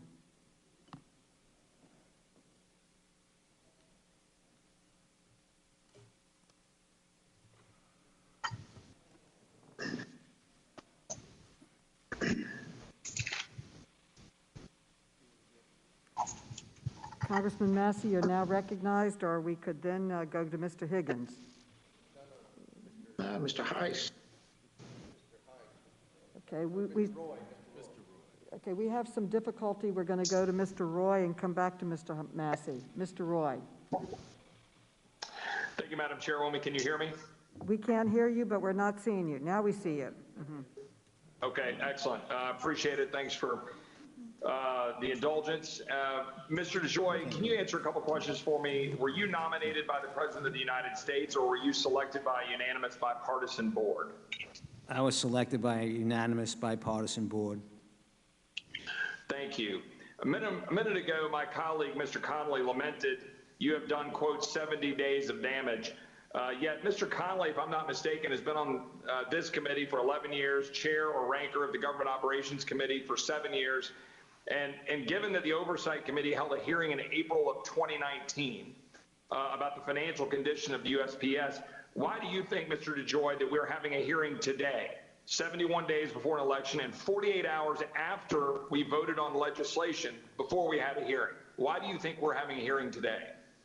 I do not know, sir, but I will say that I am surprised at the lack of attention to the financial condition of the Postal Service over the last 10 years. So you're saying to me that the financial condition of the Postal Service is nothing new, that this is something that we have known has been coming for a long time, and that the Postal Service has lost money for, what, at least 13 consecutive years? I think 10 years. Okay. Mr. DeJoy, does the United States Postal Service deliver 8 billion pieces of mail a month, give or take? Yeah, yes, sir. And does it have about $14 billion cash on hand to manage the affairs of the Postal Service for right now? Is that right? Yes, sir. If every single American voted by mail, which won't happen, by the way, we all know that, it would be less than about 2% of the total mail delivered in a given month, right? In other words, is the USPS perfectly capable of handling any amount of mail that would be attached to our election in November? We are very ready to handle the election mail, sir. Mr. DeJoy, do you believe that this hearing to date so far this morning or at any point today will cover any of the following? The PPP extension to ensure small businesses can survive while governments are keeping businesses shut down, the thousands of restaurants, the thousands of live music venues, the thousands of hotels, the thousands of barbershops across the country that are struggling to survive. Is anything in this hearing going to discuss any of that to the best of your knowledge? No, sir. Are you aware of this Democratic Congress pulling up any legislation to deal with these issues this month, rather than going home, but yet calling Congress back on Saturday to have a hearing, or I'm sorry, have a vote before we even had a hearing on Saturday? Are you aware of that, or is this the only thing that we've been voting on in August? I haven't been following the agenda of Congress that much. I've had my own issues to deal with, but I know this Well, is... I appreciate that. There hasn't been that much to follow, so I appreciate that. Are we discussing, for example, human trafficking? Will that be discussed today? I've been asking for a hearing on the scourge of human trafficking, what we can do to stop that. I've been asking for a hearing on that for over a year. We're not having that hearing today, are we? We're having a hearing on this topic. Is that right? I think we would be sticking to Postal Service matters. That's right. Look, Mr. DeJoy, I appreciate you being here in front of the committee. I think the fact of the matter is pretty clear. This is a political exercise. This is a show hearing. I've already been seeing out there on social media some of the difficulties in the technology and everything else. The fact of the matter is we're jamming through this for theater. We're doing a hearing on the Monday after a vote on Saturday that has no prayer of becoming law. And this is exactly what the American people are sick of. They want the Postal Service to operate, and you're trying to work on trying to make it operate. We should have hearings about the health and the financial status of the Postal Service. We should work on legislation to improve it. There are bipartisan efforts to do that. We should actually roll our sleeves up and do that work. But by the way, I would say the same thing about the PPP. I was proud to work with Dean Phillips in June to pass bipartisan legislation to help small businesses. Why aren't we doing that right now? Why aren't we doing that today?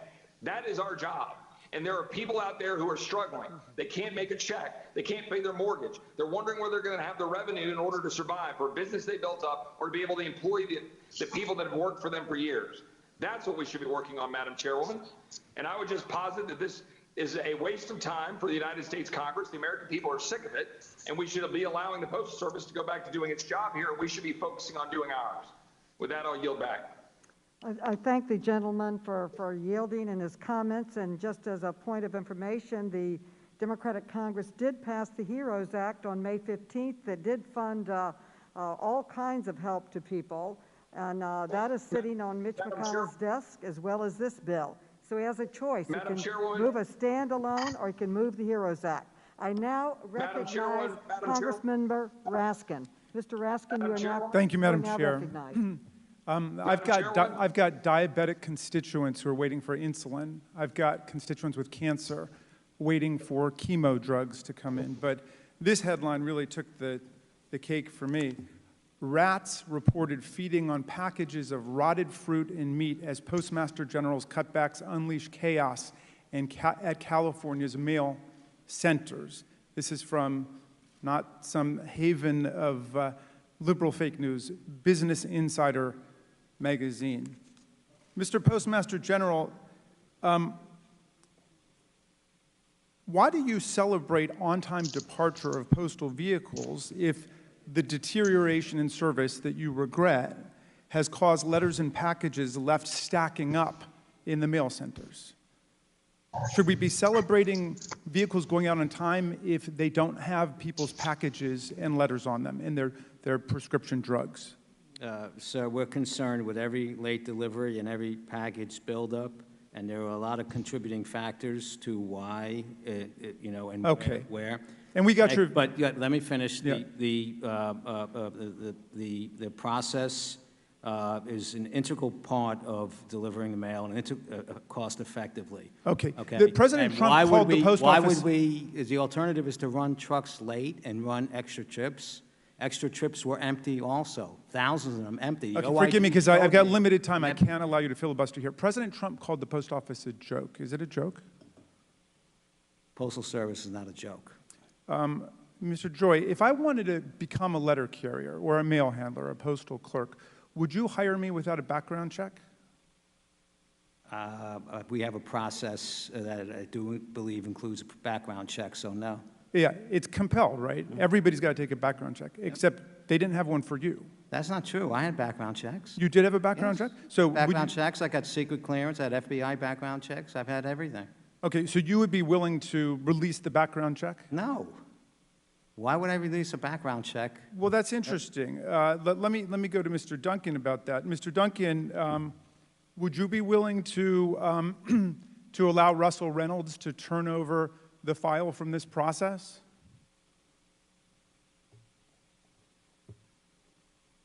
Mr. Duncan? All right, well, let me come back to you, Mr. DeJoy. The former chairman of the vice chairman of the Postal Board of Governors, Mr. Williams, who was also the Inspector General, also reported that you didn't come through the normal Russell Reynolds interview process, but you were apparently the product of different nominations by different political people. And the astonishing thing about what he said last week was that when you finally were brought in for that first interview, you basically interviewed the selection panel rather than them interviewing you, to the point that one of the members joked that they had better ask you at least one question so that it couldn't be said that it wasn't a real interview. Now, you were also reported stating that you weren't sure that you wanted to accept the job and you needed to essentially interview them about what it entailed. What gave you the confidence that the job was basically yours for the asking when you finally met the selection committee? Sir, I did not think the job was mine for the asking. I don't know what Mr. Williams' contention is or what his problem is with me. He was the Inspector General for 13 years at the Postal Service and the Vice Chair. Well, he's authored probably part of the reports that have been stacking up that this committee hasn't done. What do you make of the former chairman of the Postal Board of Governors, Mr. Feynman, calling Treasury Secretary Mnuchin's involvement in the selection process absolutely unprecedented? Stephen Mnuchin had nothing to do with my selection. Okay, I was called by Russell. Did you talk to Secretary Mnuchin about taking the job? There was a report that you had lunch together to discuss this. It's totally inaccurate and outrageous. You've never talked to him about, but before taking the job, you never talked to him about taking the job? I talked to him about the job after I received the offer. I did not accept the offer immediately. Okay, but you never spoke to him before about his soliciting your interest in the job, or? He did not solicit any interest. I kept my interest, which, as you identified, I did not know that I had an interest. I had a perfectly good life prior to this, but I was interested in helping, and I was called by Russell Reynolds out of the blue. One of the reasons that we have background checks, and I'll be very interested with your permission and Mr. Duncan's permission to see your background check, is that we identify patterns of misconduct or potential conflicts of interest that are out there. Now, you had... sir, I have no patterns of misconduct in my background. Let me finish my question if I could. Madam Chair, one of your businesses was called New Breed Logistics, later XPO Logistics, which has contracts with the Postal Service stretching back many years. Okay, well, the question is, they identified problems with contract performance and billing practices in the contract file. Would you consent to releasing that contract file so everyone can see what your business? I don't even know what you're speaking about. Are you not aware of XPO Logistics, which? I am aware of XPO. Okay, so do you have $30 million invested? Time, Madam Chair. He's gone way over his time. Do you have $30 million invested? He doesn't. I have a significant investment in XPO Logistics, which I vetted before with the ethics department of the Postal Service, and I was given specific types of guidelines that I needed to adhere to. It's a very, very small part of the Postal Service business I have nothing to do with, and I comply with all ethical requirements, and we have an OIG investigation. I guess they'll get to everything that you're interested in, and we will see what will happen. Well, Mr. Raskin's time has expired.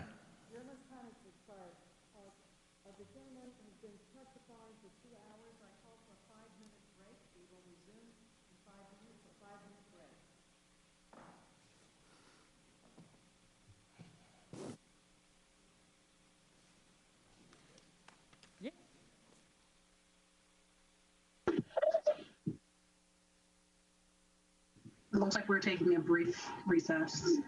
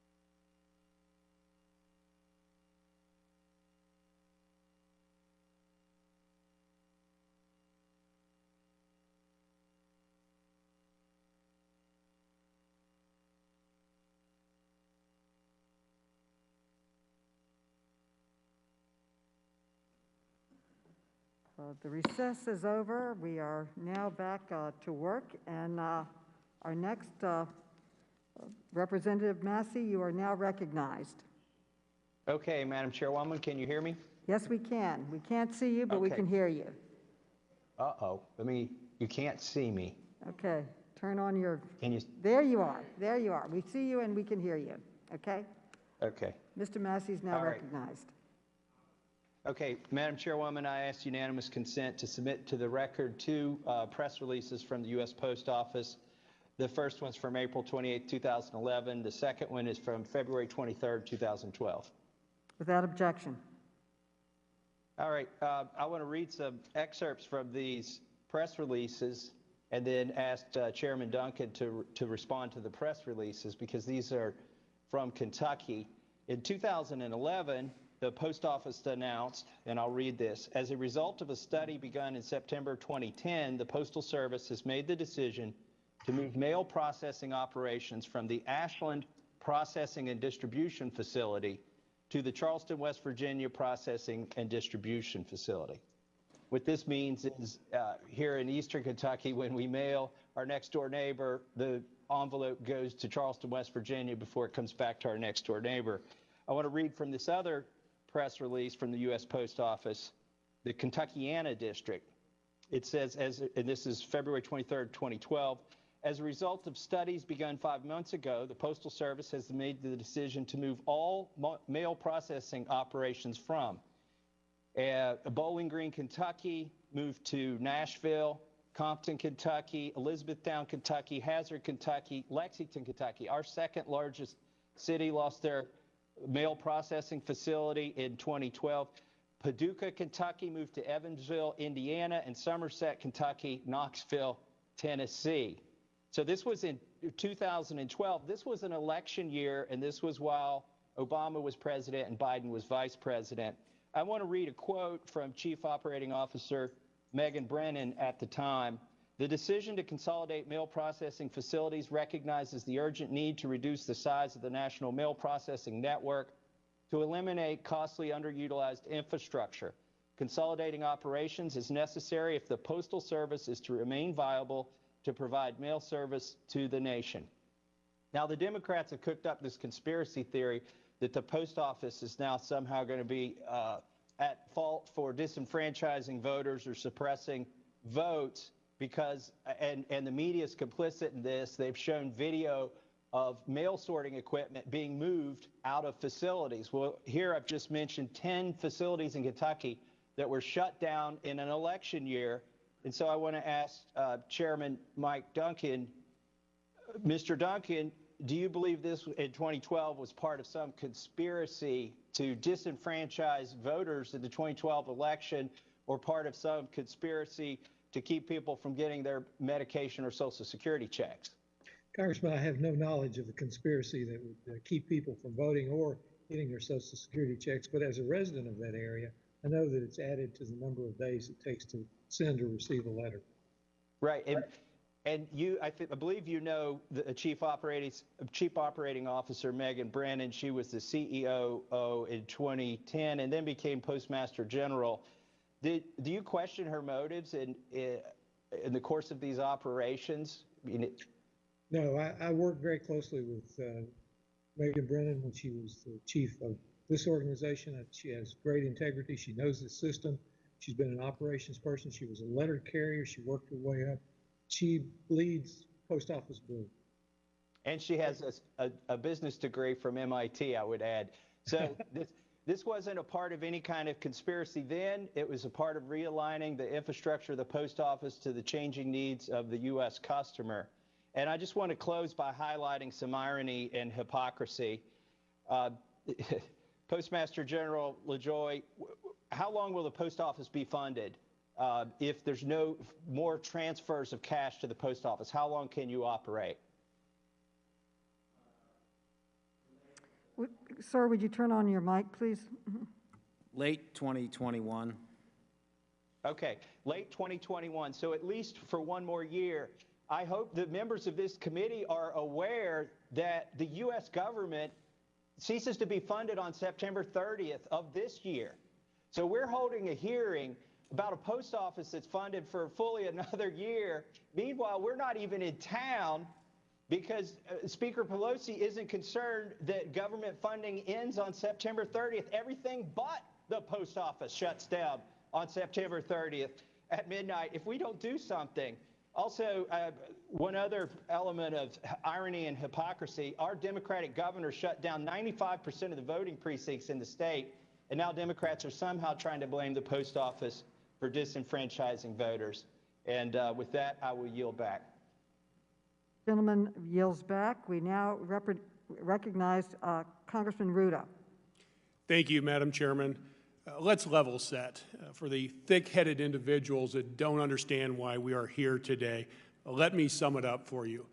First and foremost, mail is being delivered late at the expense of those who need prescriptions, at the expense of small businesses who need the supplies to stay in business or reopen for business, for Social Security recipients and veterans who need their benefits. That's the first reason. The second reason, we got a president of the United States who says that mail-in ballots are fraudulent, and if he doesn't win the election, it's because it was fraudulent. We know that's not true. We know that's a lie, and that lie continues to be continued by members in this committee on the other side of the aisle. Third, we know from a memo from Mr. DeJoy to 46 states telling them they should be worried about receiving mail-in ballots to their voters on time and for them to be returned back in time to be counted. And fourth, we're here because the United States Postal Service has requested financial help from this institution. Let me turn to my questions. Unlike any private enterprise, the Postal Service has a universal service obligation to deliver mail to virtually every address in the United States, regardless if it's profitable or not. The Postal Service also has a ridiculous mandate to pre-fund in 10 years' time 75 years of retiree health benefits, unlike any other private or public institution. Mr. DeJoy, in your testimony, you stated that you are against the pre-funding mandate. The Trump-appointed Board of Governors, postal workers, and senators on both sides of the aisle are against that mandate.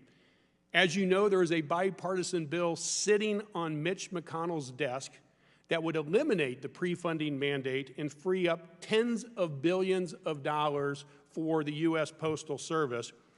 Here's some free business advice. Pick up the phone. Please call Mitch McConnell, because one vote and one stroke of a pen by this president would free up billions of dollars for the U.S. Postal Service to be able to accomplish the opportunity to revitalize that organization for decades to come. I have some questions about your business plan. It's standard practice as an executive to come in, meet with your team, and develop a strategic plan before executing operational changes. This was the plan that was released in May, just before you became Postmaster General. Did you make any written modifications to this plan since you have taken office?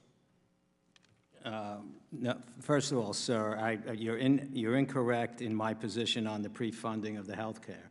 In my written statement that... I know you support it. I support it. Yes, I said that. Yes, you do support it. I recognize that. But back to my question, have you made any modifications to this business plan? Well, I'm working on making modifications to that business plan. Yes, in fact, he's on August 13th developing a strategic plan to achieve operational excellence and financial stability. Is that plan that you're working on, would it usurp this plan? If approved by the Board of Governors, it would.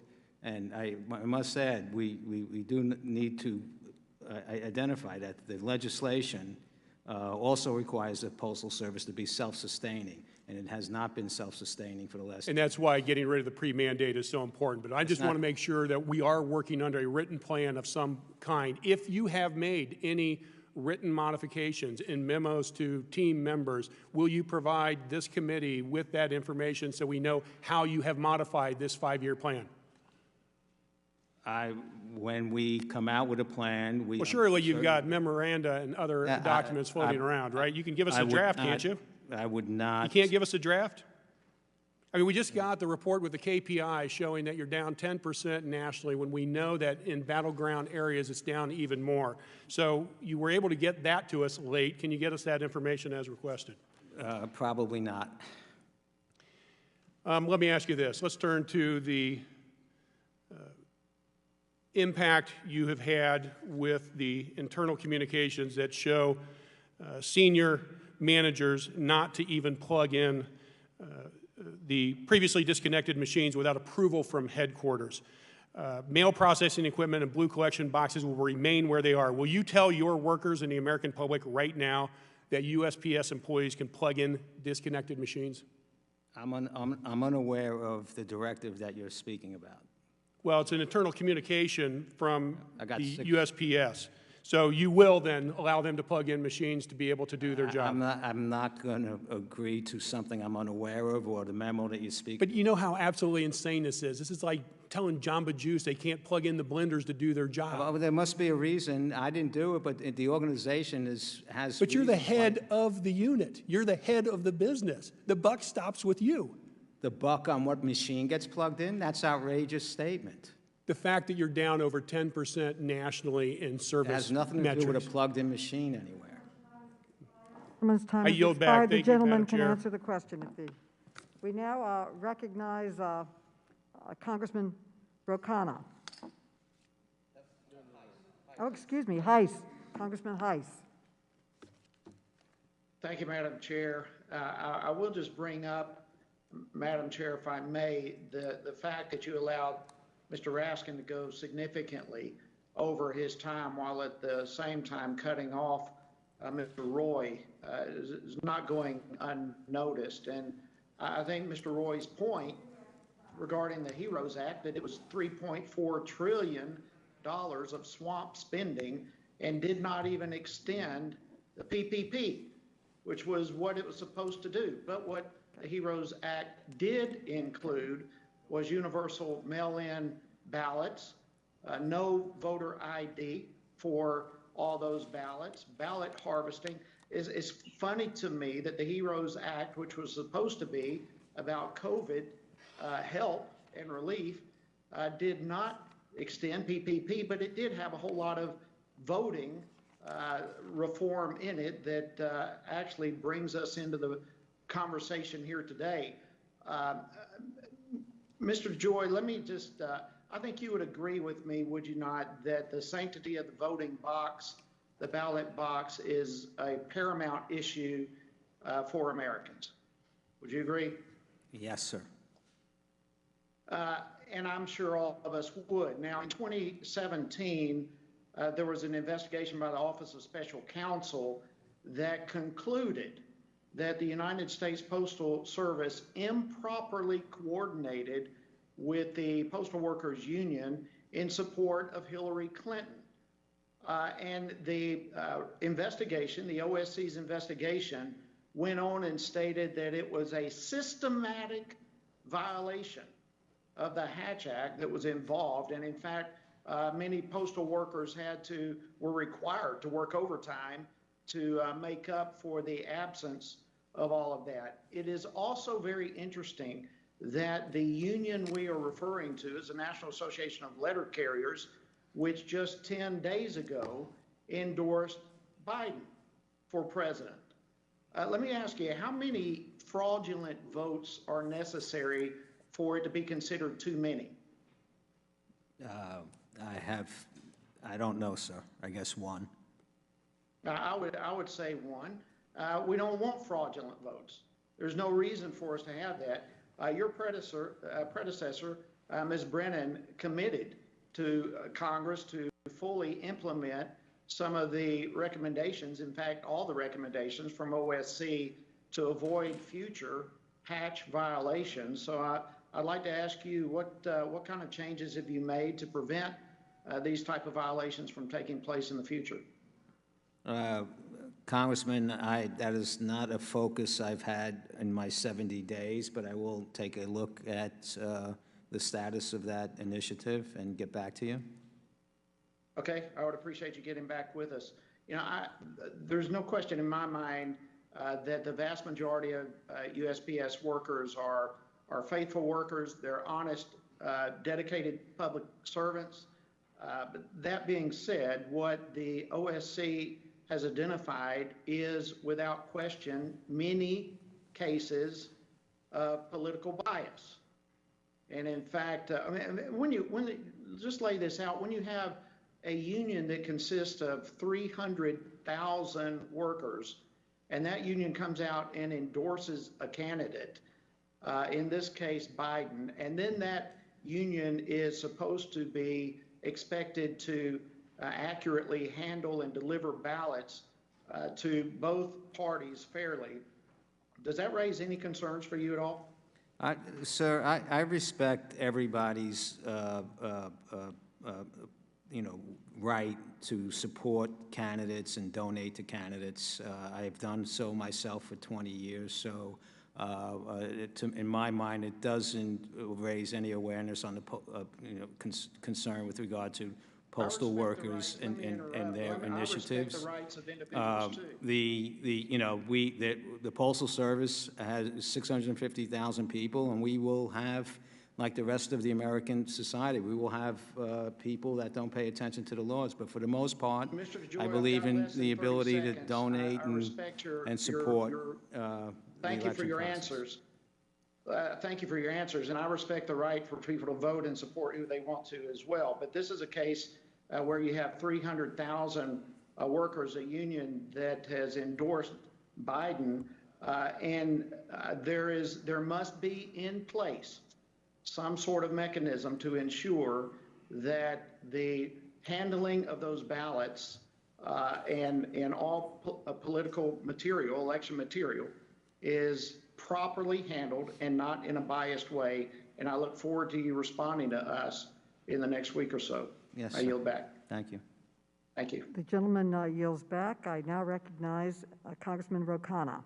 Thank you, Madam Chair. Thank you, Mr. DeJoy, for being here. I want to see if we can find some common ground to resolve some of the differences. Can you begin by sharing with the American people and this committee the unofficial motto of the Postal Service?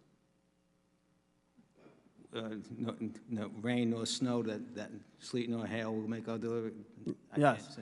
It's about service, correct? Not about profit. Do you know how many veterans serve in the Postal Service? About 100,000. Correct. Do you know what percentage of veterans rely on the Postal Service for their prescription medicine?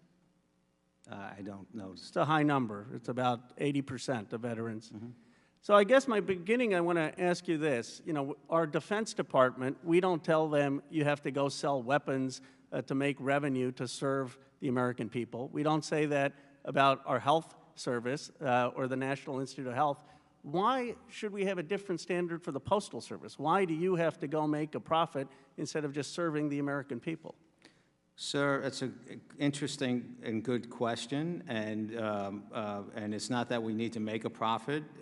It's to be self-sustaining, which means at least cover your costs. But why? It's such a small. I'm not a legislator. I'm the Postmaster General. Do you know? I mean, do you know the history? Do you remember the time in the Postal Service history where that wasn't a requirement? I do, in the 70s. Actually, it was from 1840 to 1970. We funded the Postal Service. We didn't require them to make a profit because we thought people should, in rural America and other places, and our veterans should serve. And one of the reasons people serve in the Postal Service who've served in our military is they view it as public service. Now, I appreciated one point you made, which is you assume that those who disagree with you have a legitimate difference, a legitimate perspective. Your perspective is that these mail sorting machines aren't required because packages need to be delivered and open up floor space. It's your testimony that you didn't direct it, correct? Who directed it? I have not done an investigation. It came probably through our operation. It's been a long-term initiative. You don't know who directed it? You don't know who implemented it? Well, there's hundreds of them around the country in different places. It was an initiative within the organization that preceded me. So your perspective is this is necessary to make efficiency of packages. You understand that there are millions of people in America who have the opposite view, who are concerned that this may slow down the delivery of mail. Do you have any sense of how much it would cost to restore these machines? No. Would it be more than $10 billion? More than what? $10 billion? $10 billion? Yeah, no, right? No. More than $1 billion? It'd be less than $10 billion. Less than $1 billion? I would assume so. Okay, it's so only here's my 700 question. machines. Let's stipulate that you may be right about the efficiency. I disagree with you, but let's just stipulate that. Now, we have Donald Trump, the president, tweeting out yesterday that he's up in the polls. He thinks he's going to win. Nate Silver thinks Biden is going to win. I think everyone in this room can agree on one thing.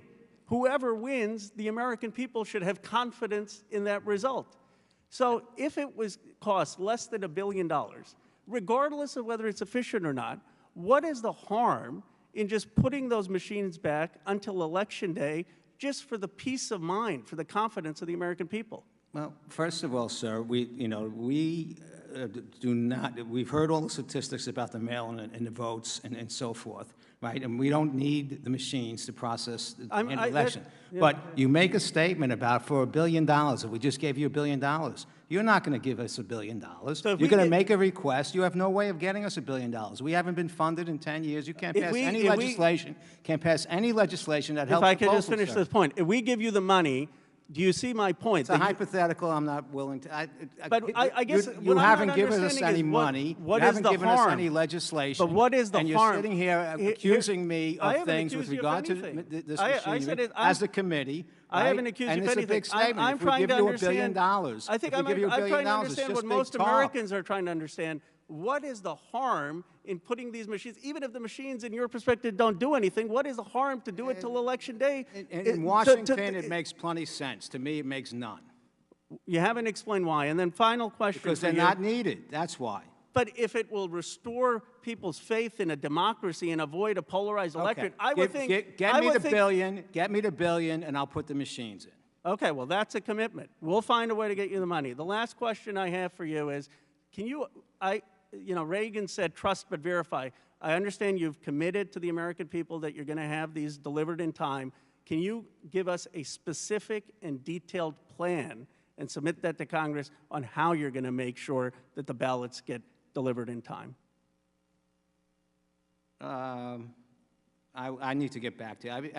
If there's a plan that we can, it's normal processing procedures plus enhanced processing procedures around the election, I can probably give you some type of summarized objectives that we'll try to fulfill. Well, I appreciate that. I appreciate the commitment of $1 billion, and you'll put the machines back in a plan. So thank you. Thank you. Gentleman yields back. I now recognize Congressman Comer. Thank you, Madam Chair. And you went over 4 minutes, so I may go over a few minutes, and I hope you'll indulge me in my questioning. Mr. DeJoy, thank you again for being here today. I'm sorry for some of the rhetoric that you've had to endure over your first 60 days in office. That's something I want to remind everyone. You've been Postmaster General for around 60 days. Is that correct? 70 today. Now, I want to make this very clear to the American people who are watching this committee hearing. You report to the Postal Board of Governors. Is that correct? I do, sir. And the Postal Board of Governors is a bipartisan board comprised of both Democrats and Republicans. Is that correct? It is, sir. And its makeup is that way because of the statute passed by Congress requiring a bipartisan Board of Governors, right? Yes, sir. Well, if there's one thing I hope my Democrat colleagues learn today is that you report to the Board of Governors, not the President of the United States. Now, there's been a lot of rhetoric by my friends on the Democrat side of the aisle pertaining to all of the changes that have been made. In fact, I want to reference a tweet by Representative DeFazio. I assume this is a photo op where he's chained himself to one of the blue boxes that have been in the news a lot lately. In your opening testimony, Mr. DeJoy, you said you didn't order the removal of the blue boxes, sorting equipment, or the reduction of overtime. Can you explain to us who did and what that process was? Because I think it's important for the American people to know, because there are a lot of Democrats here, even though they've talked about politics and they've talked about the fact that the president wants to sabotage the election.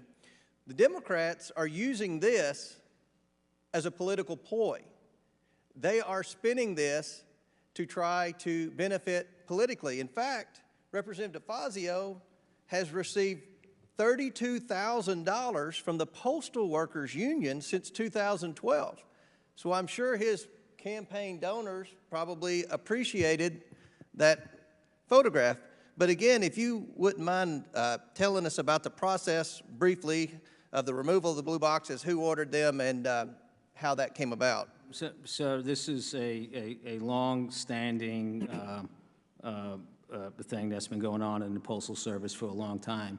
The fact that I'm here at the committee to talk about boxes and things, I'd much rather take the time to talk about the legislation we require to help get us into a sustainable, position, and other matters that concern the Postal Service. It had nothing to do with boxes or machines or restricting overtime or throwing the election or anything. Well, correct me if I'm wrong. On average, about 3,100 collection boxes a year over the past 7 years have been taken offline, dating back to the time when Obama was president. Is that correct? It's been a long time, yes. Am I correct to say that yes. When during the Obama-Biden administration, they removed 12,000 blue boxes? Is that correct? I think 35. I think there was big. It's just hard for me to associate box removal with the President of the United States. Right. So you guys can do that here. I have a hard time. Mr. Postmaster General, do you remember the Democrats calling for the then Postmaster General to resign because President Obama removed 12,000 blue boxes? Do you remember that? I don't think I ever recall. I don't either. Request for Postmaster General to resign. So let's be very clear. Removing the sorting machines, removing the blue boxes that were removed, they won't affect the Postal Service's capacity to handle ballots this election season. You've testified as to that, correct? Yes, sir. Correct. Now, the Democrats want to portray you as implementing new policies because of the false narrative that the president wants to somehow sabotage the election. Is that narrative true? I am not engaged in sabotaging the election. Absolutely false. As a matter of fact, aren't you planning on voting by mail? Did someone tell me that? I am, yes. So you have full confidence that when your ballot is in the mail, it will get to the appropriate election official on time, obviously, correct? Yes, sir. Will you pledge here today that the Postal Service will do its best to return all ballots this election on time? I do, sir. What would you tell Americans who are concerned about something happening to their ballot once they put it in the mail this election season? What would you tell Americans? Because they've seen a lot of that from my colleagues on the Democrat side. This has been their spin since the Russian hoax fell flat, since the impeachment sham died in the Senate. Every conspiracy theory to date that the Democrats have used to try to hurt the president has fallen flat. So this is the new flavor of the day. And it's had the consequences of putting a lot of Americans concerned that if they drop that absentee ballot in the mail, that it's not going to get to the post, it's not going to get to the election official. How can you relieve their fears that the Democrats have caused? The American people have the commitment of the 650,000 women and men of the United States Postal Service that we will do everything within our power and structure to deliver ballots on time. But again, we remind them to request your ballot early and vote early. And you know, it's really discouraging to hear the rhetoric from the Democrats about this whole postal issue. My grandmother was a rural mail carrier in Tennessee, spent her whole career as a rural mail carrier.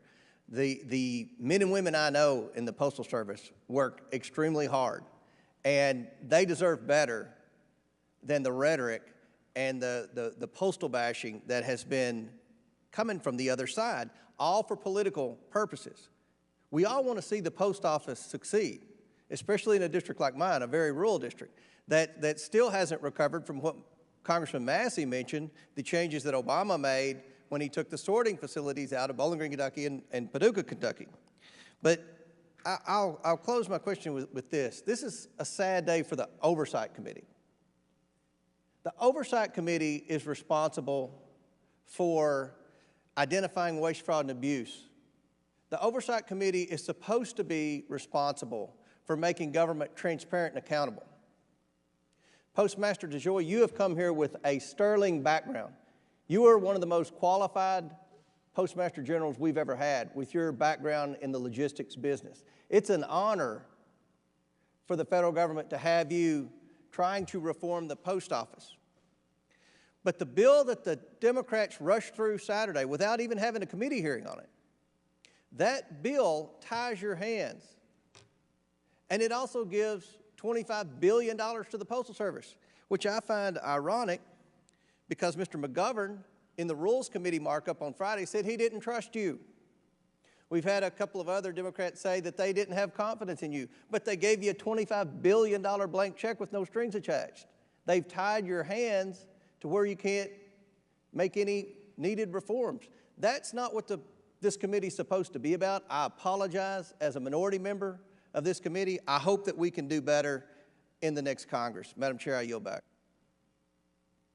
The gentleman yields back, and I recognize myself for a point of personal privilege and information.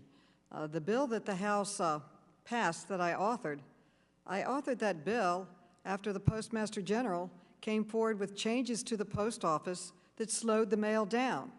It does not in any way hinder any effort to make the post office more efficient and effective.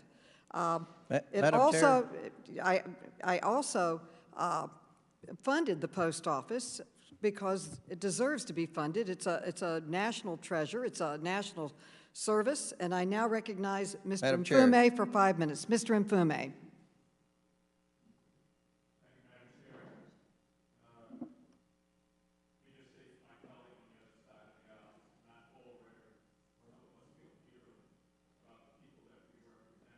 Mr. Mfume, would you turn on your mic, please? Thank you, Madam Chair. Some of us represent dearly the people we represent, so in no way, and I want to assure members of this committee that this is some sort of hoax. We are here, Mr. DeJoy, as you might imagine, because we've been hearing from the people who hire us, people who live across this country in our districts. And so for me, that's the people of Baltimore City, Baltimore County, and Howard County, Maryland. Just like all of my colleagues have others, I'm sure, who've complained. And I just want to keep this focus on the face of those people. These are senior citizens like you and like me. They've worked hard. They're at a point in their life where they depend, like they've always had depended, on the mail. Some of them have high blood pressure. They wait for their medications. Others have heart trouble. They wait for their medications. These are citizens, men and women, who put on a uniform in various wars and conflicts and represented us and rely daily on the mail for their checks, their VA checks, for their medicines. These are small business people, like you used to be, and many of these members of the committee may have been, who watch their small business compete now, not being able to keep abreast of basic things that they rely on to come through the mail. And then they're just average citizens, somebody who wants to pay a bill because they don't believe in the internet and they believe in writing an old-fashioned check, and then they're told by the company that they're being charged now with a late fee because it didn't arrive on time. So these are real stories. And when the mail slows down, it has a disparate impact on communities, and particularly on communities of color around this country. These changes, Mr. DeJoy, I assume are changes that you have vetted. I'm talking about the ones you've implemented with the Board of Governors. Is that correct? The change, the organizational change, and the requirement to, in the initiative to have the trucks leave on time are within my authority, but I had discussed them briefly. Well, let me ask this. Major changes are required to have an advisory opinion. Is that correct, before they're submitted to the Board of Governors? There's not a change like the major. There is some level of change that is closing plants and so forth. We need to go to the PRC. And do you have analytics to sort of justify the changes that you've made? And if so, could you provide them at a later date to this committee? I need to get back to you on that. Okay, it's my understanding that the removal of mailboxes, whether it was 20 years ago, 30 years ago, or last week, required density studies. Is that still the case? I believe it is. Could you supply to this committee the density studies for the last 3 months, because there's been an accelerated removal of boxes, an accelerated removal of sorting machines, 671, to which you said earlier you would not put back online. And I'm not a conspiracy theorist, but I don't believe that Humpty Dumpty fell. I think he was pushed. And when I see these sort of things back up in such a way that we get your report, dated August 12th, that says, yes, there has been an 8% decrease in mail arriving on time, a 9% decrease in periodicals arriving on time, and a decrease in virtually all other classifications, it just makes some of us a little suspect, and I'm sure you would understand that. Let me ask you, are you familiar with the Expedited to Street afternoon sorting program? I am.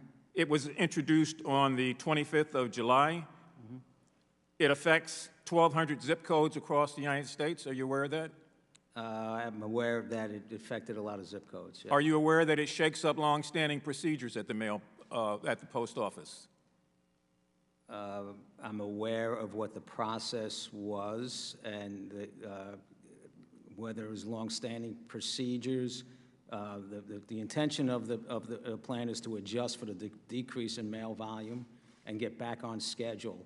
And that was a pilot. It wasn't a change. It was a pilot program to marry up the delivery, the carrier delivery to homes and businesses with the schedule that of incoming mail from the destination. Are you aware that the National Association of Letter Carriers filed an official grievance against that program? I am, but I will tell you, before that program, before that pilot went off, we had a discussion with the union leadership, and they were amenable to rolling out the program. And just before I yield back my time, sir, what would you say to those veterans, those senior citizens, those average Americans, and those small business people who have been disproportionately impacted in the last 5 or 6 weeks because of this slowdown? We are concerned about every delivery that is late, and we're working very, very hard to get it back on track. Thank you, Madam Chair. Mr. Grothman, you are now recognized. Hi, can you hear me now? Yes, we can hear you. We are not seeing you yet. Mr. Grothman, there you are. Oh. Okay. All right. Okay, first of all, thank you for being here, Mr. DeJoy. Sorry, I think some of the questions have been unduly rude, but I'll start with a question here. What % increase in regular mail deliveries do you anticipate because of the election this October, say, compared to last October? I'm sorry, I didn't hear the question. What % increase in mail deliveries do you expect this October compared to last October? I think the election mail, it will run, it's about, over the course of a month, about 2% of normal mail. Think about a 2% upper. Could you compare that to other days or times around Christmas, for example? Any other bump ups? I think that the narrative goes like Mother's Day is higher, Christmas is higher. You know, we've just handled census mail, so it's not a lot of mail, but it is critical. There were cutoff dates. It's not a Mother's Day card. It's a ballot, and it's important. So we put extra effort to make sure that it gets there on time. Okay, but you don't consider it, say, compared to how much mail you had maybe 3 years ago, or the amount of mail in Christmas? It's not a volume issue, sir. It's just that every ballot counts, so we want to get every one of them. Okay. I know here in Wisconsin, I assume nationwide, there's postage that comes with the absentee ballots. As a matter of fact, in Wisconsin, there's postage going out and postage coming back. Do you have plans to do anything with the additional postage that you're going to get on the election? You broke up, but I think I can guess at what you were trying to get at. We are not charging anything extra for anything. All our rates and classifications that wasn't the point. That wasn't the point. in Wisconsin, the local unit of government that issues the absentee ballot pays to have the ballot sent out and actually puts a stamp on each ballot that's coming back. So at least in Wisconsin, you should be getting more revenue in with the election. What do you plan on doing with the additional revenue you're getting in, or do you plan on doing something special at all? I don't know. I'm not understanding how we would get extra revenue. One way or another, we would have had a stamp on it going out or a stamp on it coming back. In any case, the revenue will go to, any revenue we get, if it was additional revenue, will go to cover our losses. I'm assuming that when you get additional revenue, you like it when more mail is being sent, probably because you have fixed costs, you're even ahead of the game. If you have more Valentine's Day cards or Christmas cards, or in this case, more absentee ballots or whatever. We love Is that mail. true? Right, so you should be happy, and are we happy? Good. Okay, that should put it on firmer grounds. You right now have, I'm told, about $14 billion in the bank. Do you anticipate the election causing that to be run down at all, or do you anticipate it going up? Will it have any dent on it? No, I don't think it will have too much of an impact in either way. Okay, so if you have $14 billion in the bank now, you're still going to have $14 billion on, as far as you know, on December 1st. This depends. We lose.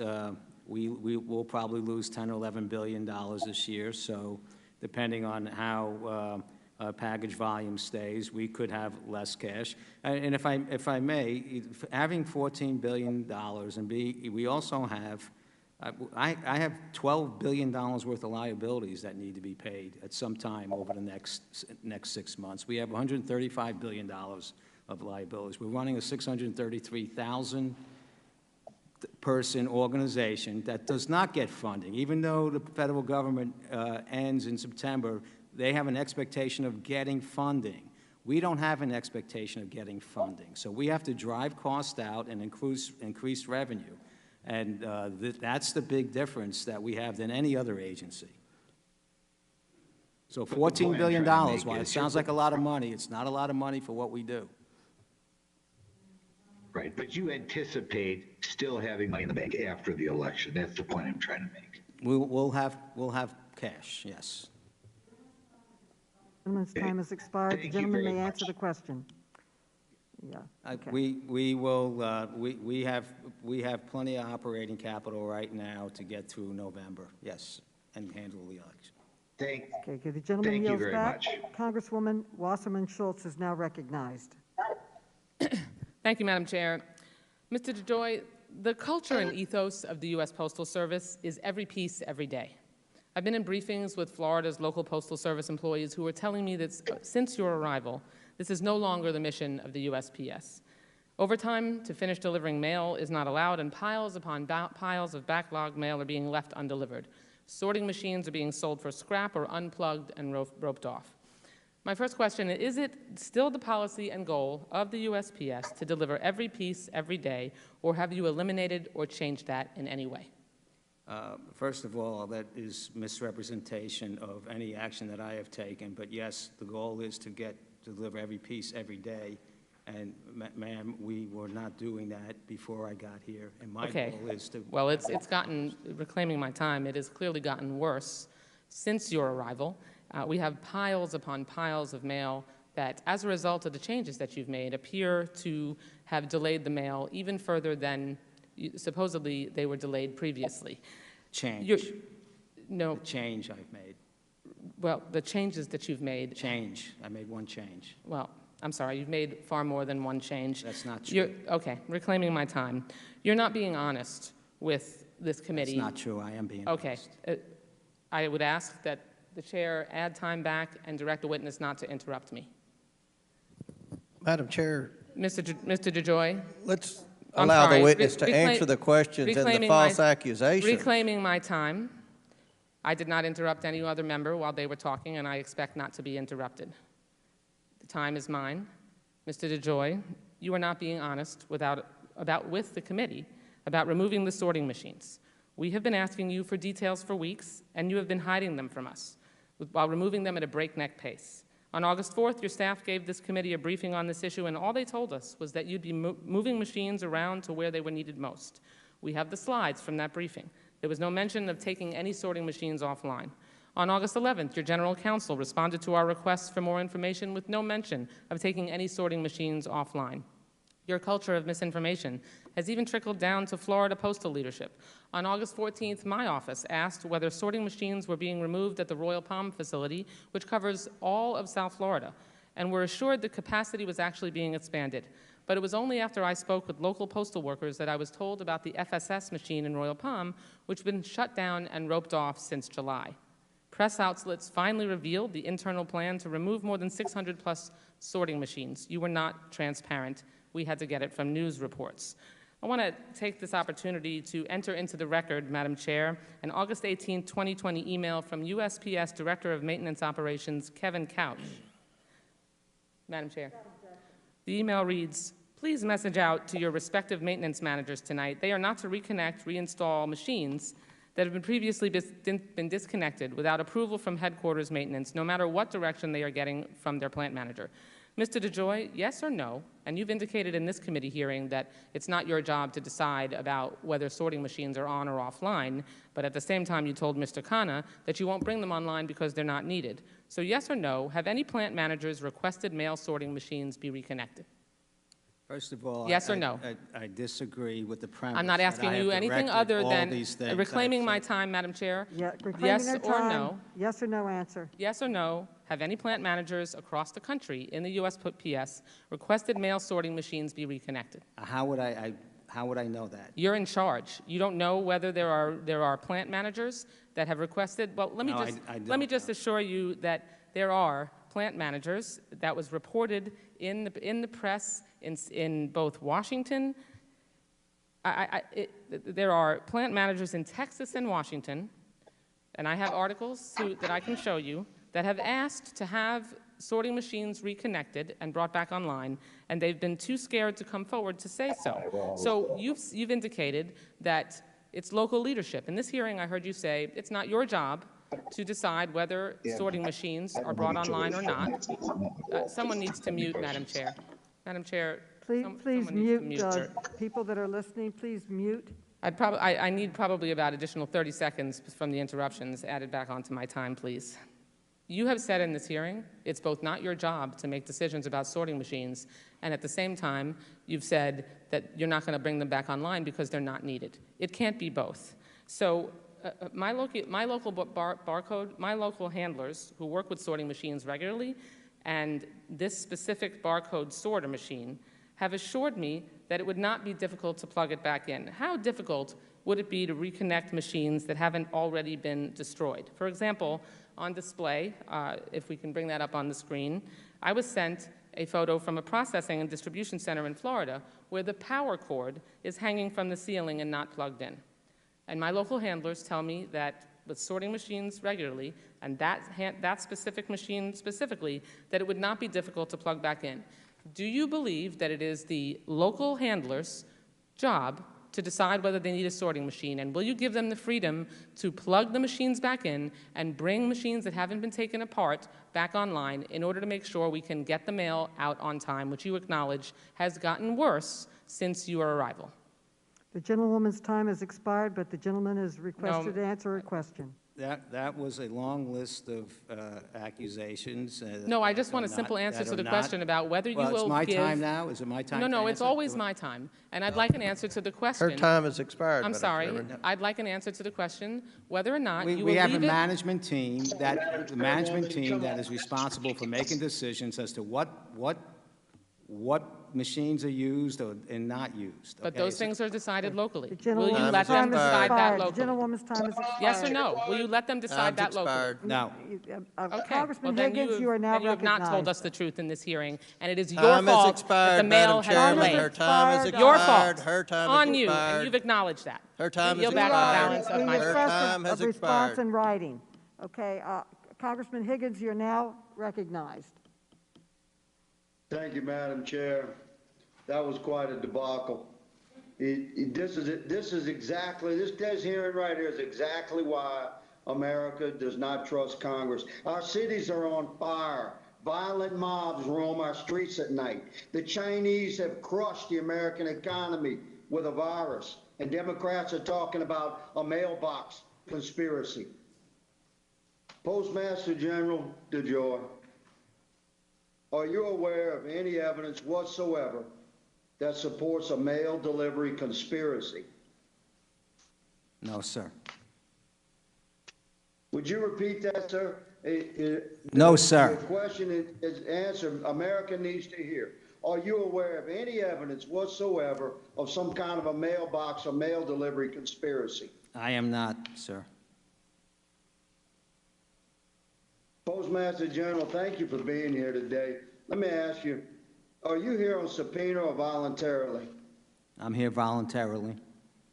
Well, you're a better man than me because you're sitting at attempt after attempt by my colleagues across the aisle to assassinate your character. And might I suggest to you, sir, as an American patriot and a constitutionalist, if I was you, I wouldn't appear before this committee without a subpoena in the future. Congratulations on your character for being here voluntarily to submit yourself to this harassment. During the course of your lifetime, sir, I'll be 59 today.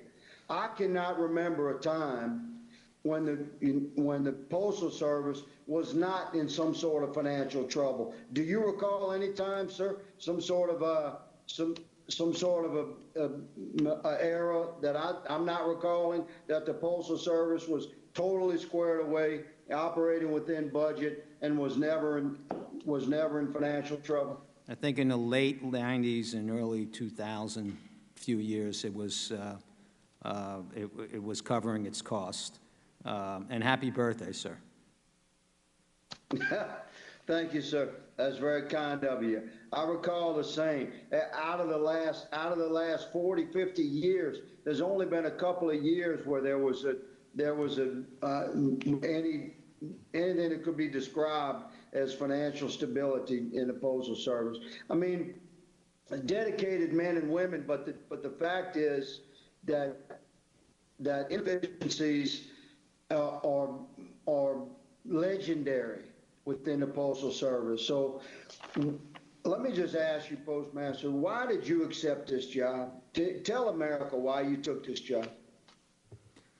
Sir, I have a certain experience. I had the certain experiences in my life, business-wise, with large projects and large logistical. We know that you're qualified, sir. I get that. Yeah. But America needs to hear from your heart. Why did you accept this job, this incredible burden to serve your government in your nation in this way? What was your purpose? I've been active in my community and the country most of my adult life, and this is something that was asked for me to participate in that I think I could help and fix and lead to a better place, and that's why I took it. Well, from this American and from my constituents, thank you, sir, for taking on this burden and this task. One would think that perhaps next week the Oversight Committee will have a hearing suggesting that smoking cigarettes could cause cancer. Who did not know in America that the Postal Service is constantly going through modernization efforts, attempts to become more efficient, struggles to become solvent into the future? Now, you handle a lot of mail, do you not? I have one question in closing, sir. My understanding is you handle about 471 million pieces of mail a day. Can you handle the mail of the election cycle, given the fact that about 150 million Americans are registered to vote and your average mail delivery is 471 million a day? Can you handle the mail delivery for the election cycle, good sir? The whole organization is committed to delivering election mail, and we will do it. Roger that. Thank you, sir. Thank you for appearing before us today. I apologize on behalf of all of America for the way that you've been treated by my colleagues across the aisle. Madam Chair, I yield back. The gentleman yields back. Congressman Sarbanes, you are now recognized.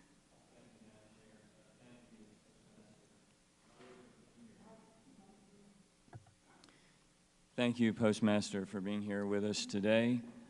I'll be candid, I don't trust you right now. I don't know whether it's I don't trust your judgment or don't trust your motives. If you think you could implement the changes you did without having the negative impact that we've seen, then I worry about your judgment. And if you did understand what that impact would be, then I'm concerned about your motives. But you've got an opportunity here today to demonstrate to us that your judgment is sound and that your motives are pure. You're a businessman. We've heard a lot about that today. You're an expert, apparently, in supply chain management, which requires a lot of planning, specifics, details, all kinds of minutia, correct? Yes, sir. Yeah. On Friday, when you were in the Senate, you said, quote, as we head into the election season, I want to assure the committee and the American public that the Postal Service is fully capable and committed to delivering the nation's election mail securely and on time.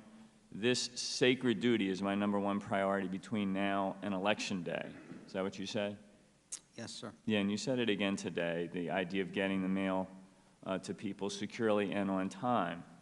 I got to tell you, I'm very concerned about the issue of what's going to happen with the mailed ballots. We've heard that from others today. We have a president freely admitting that he is opposed to USPS funding because he's hoping that a hobbled Postal Service won't be able to handle mailed ballots. And your own general counsel has warned 46 states that mailed ballots may not be delivered on time. Traditionally, as you know, the Postal Service has always prioritized sorting election mail separately and pushing it out as fast as possible, including daily sweeps of mail facilities for any election mail otherwise missed in processing. Yet the states and localities have been left wondering if this is no longer the case and what the President's continued broadsides against mailed ballots will mean in practice for those efforts. On Friday, again, to the Senate colleagues of ours, you said first-class or better treatment of election mail would not change. Quoting you in response to Senator Peters, you said, yes, sir, we will deploy processes and procedures that advance any election mail, in some cases ahead of first-class mail.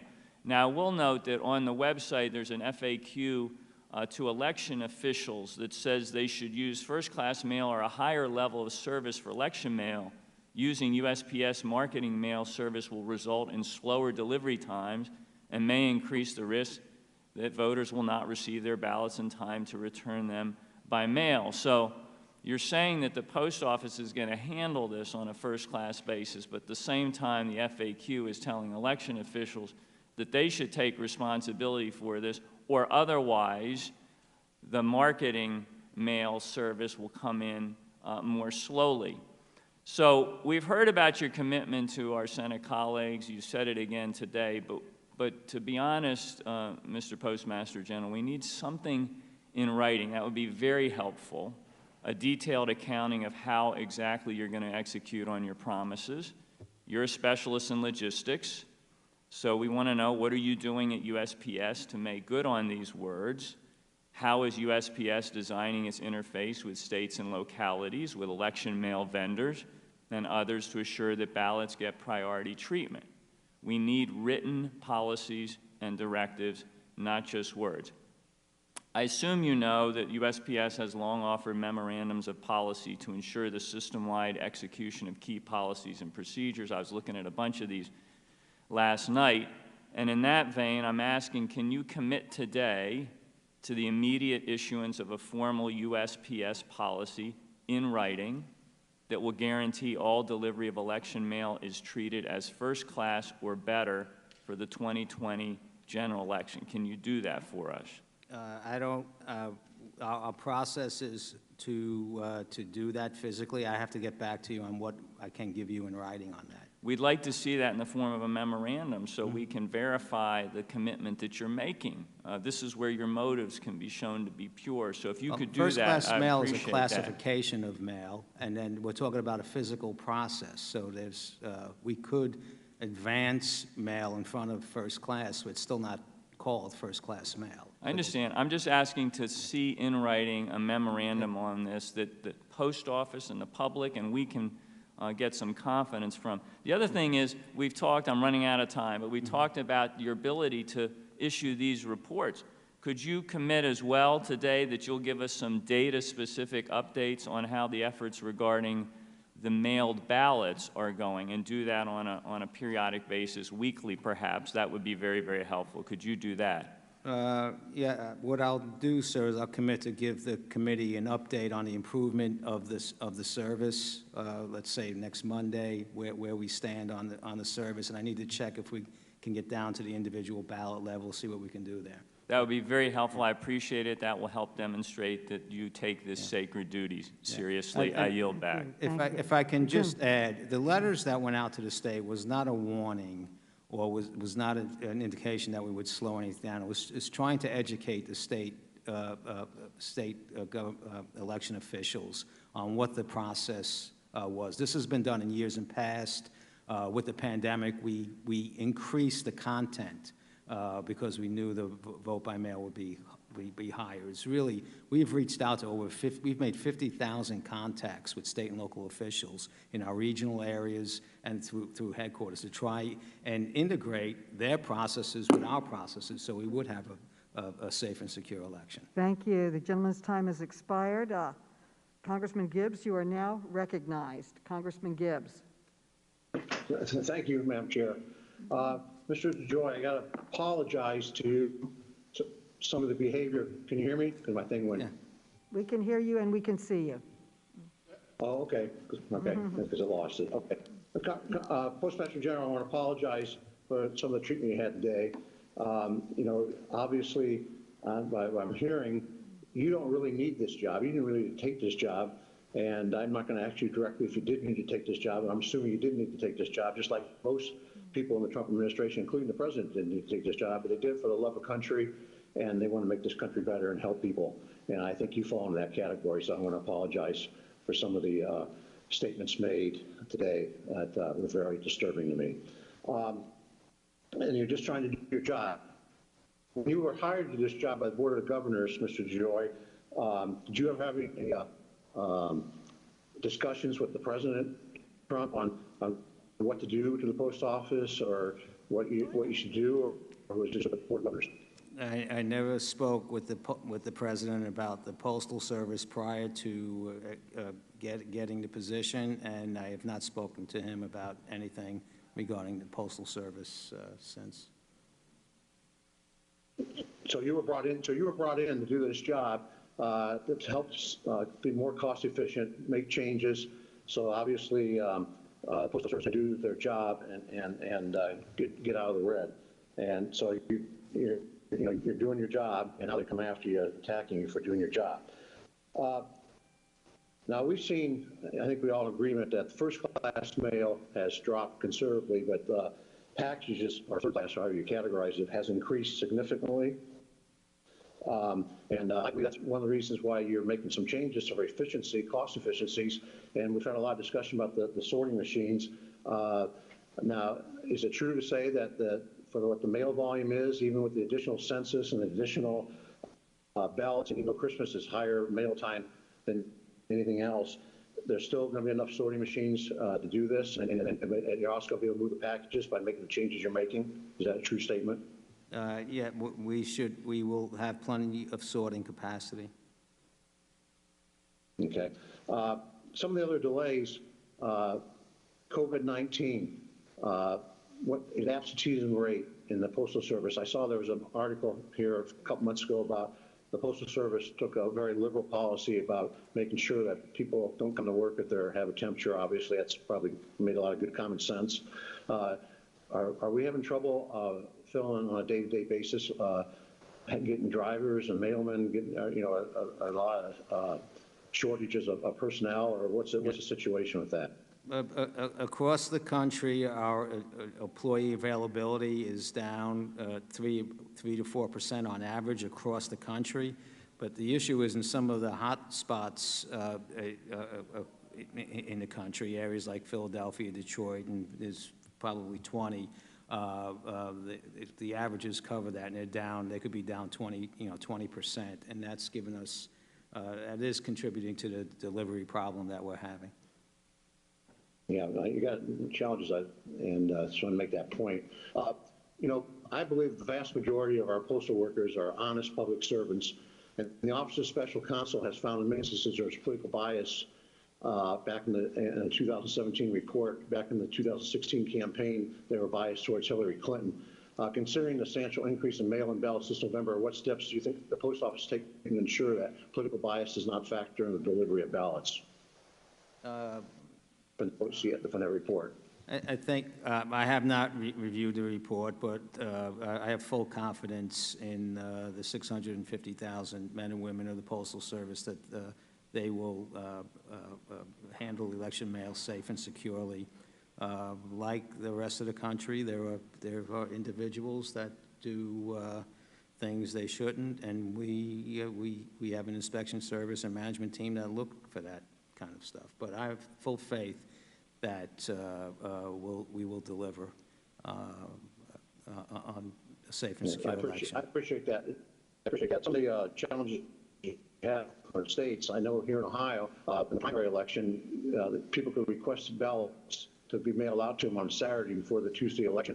And I think that is a real challenge, because I think a lot of states do that.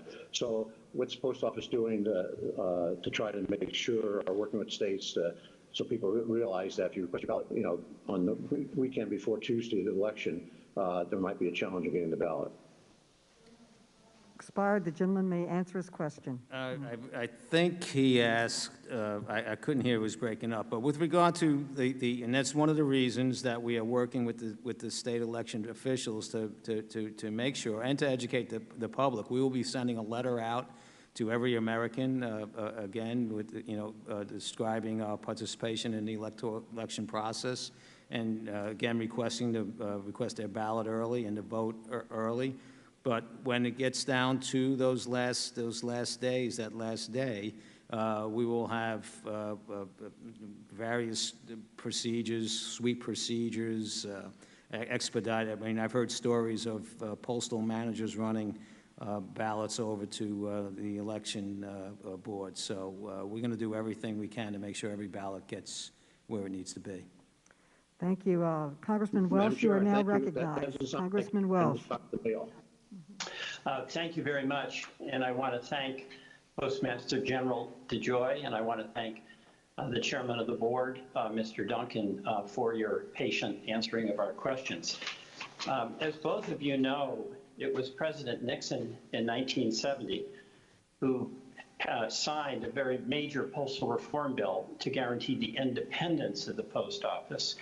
And on the Postal Service website, its history speaks about that bill as something that was to, quote, remove the Postal Service from politics.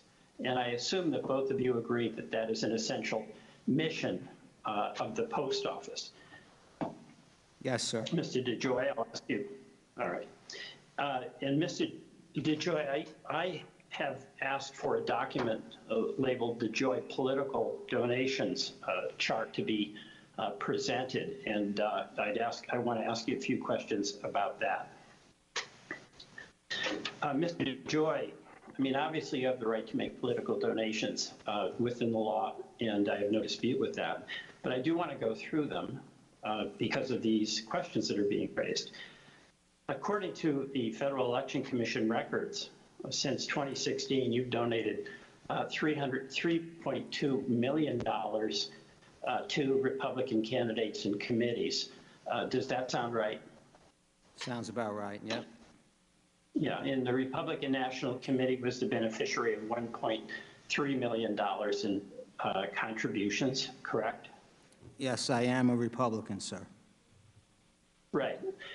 And you contributed $1.2 million to President Trump's Trump Victory Fund, correct? I would need to check that, but it sounds about right. Okay.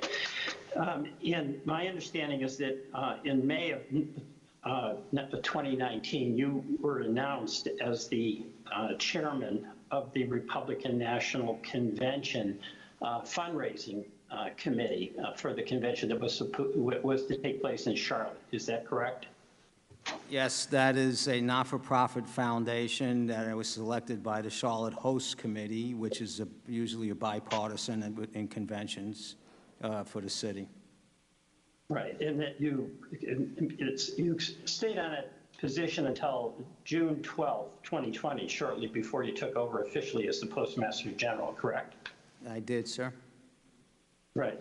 And in June, from January to April of this year, in the run-up before you were selected as Postmaster General, you provided 18 contributions in the amount of about $650,000 to various Republican committees, correct? You seem to have something in front of you. I don't know what you're looking at, but I give a lot of money. Let's go for the record. I give a lot of money to Republicans. Right. And let me just ask an obvious question. You obviously support the Republicans. That's obvious, totally within your right. You're a big supporter of President Trump, totally within your right. How do you square being a major supporter of the president and Republican committees and other members with the independence that's required of the Postmaster General? Can you really do both? Absolutely, sir. Well, you're aware of the fact, of course, that President Trump has made very hostile statements about the Postal Service. He called the Postal Service a joke. I assume you disagree with that? I do, sir. And he has also vehemently and repeatedly attacked mail-in voting, saying, and I'll quote, "Mail-in ballots will lead to massive electoral fraud and a rigged 2020 election." Do you agree with that? I'm in charge of delivering ballots. I don't really want to comment on what, that's not my responsibility, electoral.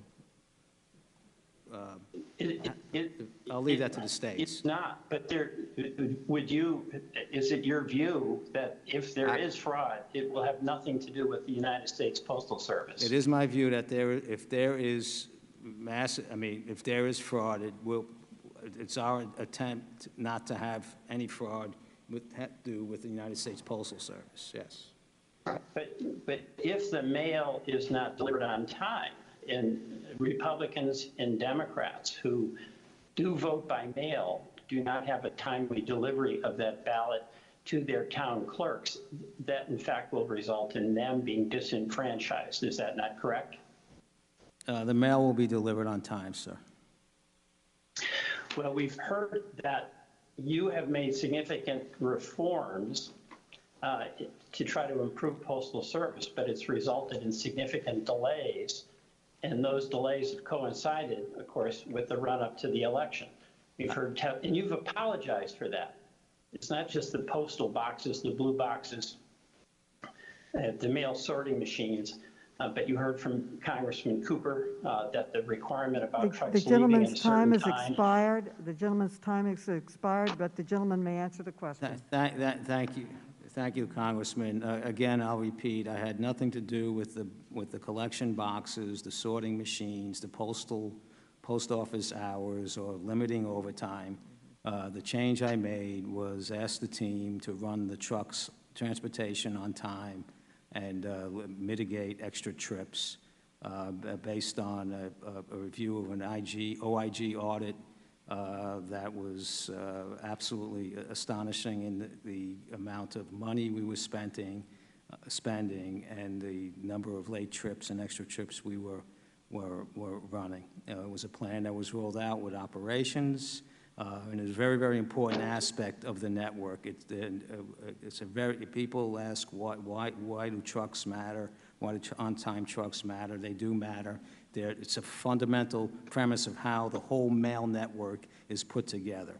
If the trucks don't run on time, the mail carriers can't leave on time. They're out there at night. They have to come back and get more mail. Collection processes are late. Plant processes are distorted. I see several $1 billion in potential savings in getting the system to connect properly, and that's why we ran out and put a plan together to really get this fundamental basic principle: run your trucks on time. I find it really,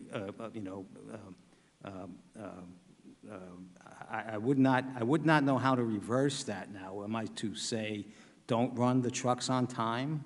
Is that the answer that we're looking to get me to say here today? I think the question was, why don't we fill the trucks? The gentleman's before time they has leave? expired. Now we recognize Congressman Keller. You are now recognized. Thank you, Madam Chair, and I would like to thank the Postmaster General DeJoy for being here today. On July 29, 2020, the USPS General Counsel sent a follow-up letter from May to 46 states, including Pennsylvania, expressing concern that the state's deadlines for requesting and casting ballots by mail do not fit with the Postal Service's delivery standards. Mr. DeJoy, can you confirm that these letters and outreach to state election offices is something USPS has done in the past under previous Postmasters General? Yes, this has been done in the past. I looked at a letter about a week ago that was sent out, before the 2016 election also. But we have intensified the effort to work with the election boards and to communicate with the election boards to help them gain more knowledge on what our process is. It's really been amazing to me in this experience how many people in high places don't really understand what a how we use a postmark. Well, I think, yeah, I would agree with that. Also, the Democrats have been making a lot of noise about these letters your general counsel sent to state election boards. I'd like to clear this up. In the letters to the states, does the USPS say that they will not deliver ballots this November? No, sir. Do they say that, do the letters state that the USPS will not or cannot process ballots this November? No, sir, it doesn't. Do they say that the voters should not vote by mail? No, sir, it doesn't. Okay. Specifically, the letter recommends that voters mail, people voting by mail should complete their ballots no later than, or complete and submit their ballots no later than October 27th to comply with Pennsylvania, or to comply. Pennsylvania would need to change current law, which allows voters to request a ballot as late as Tuesday, October 27th.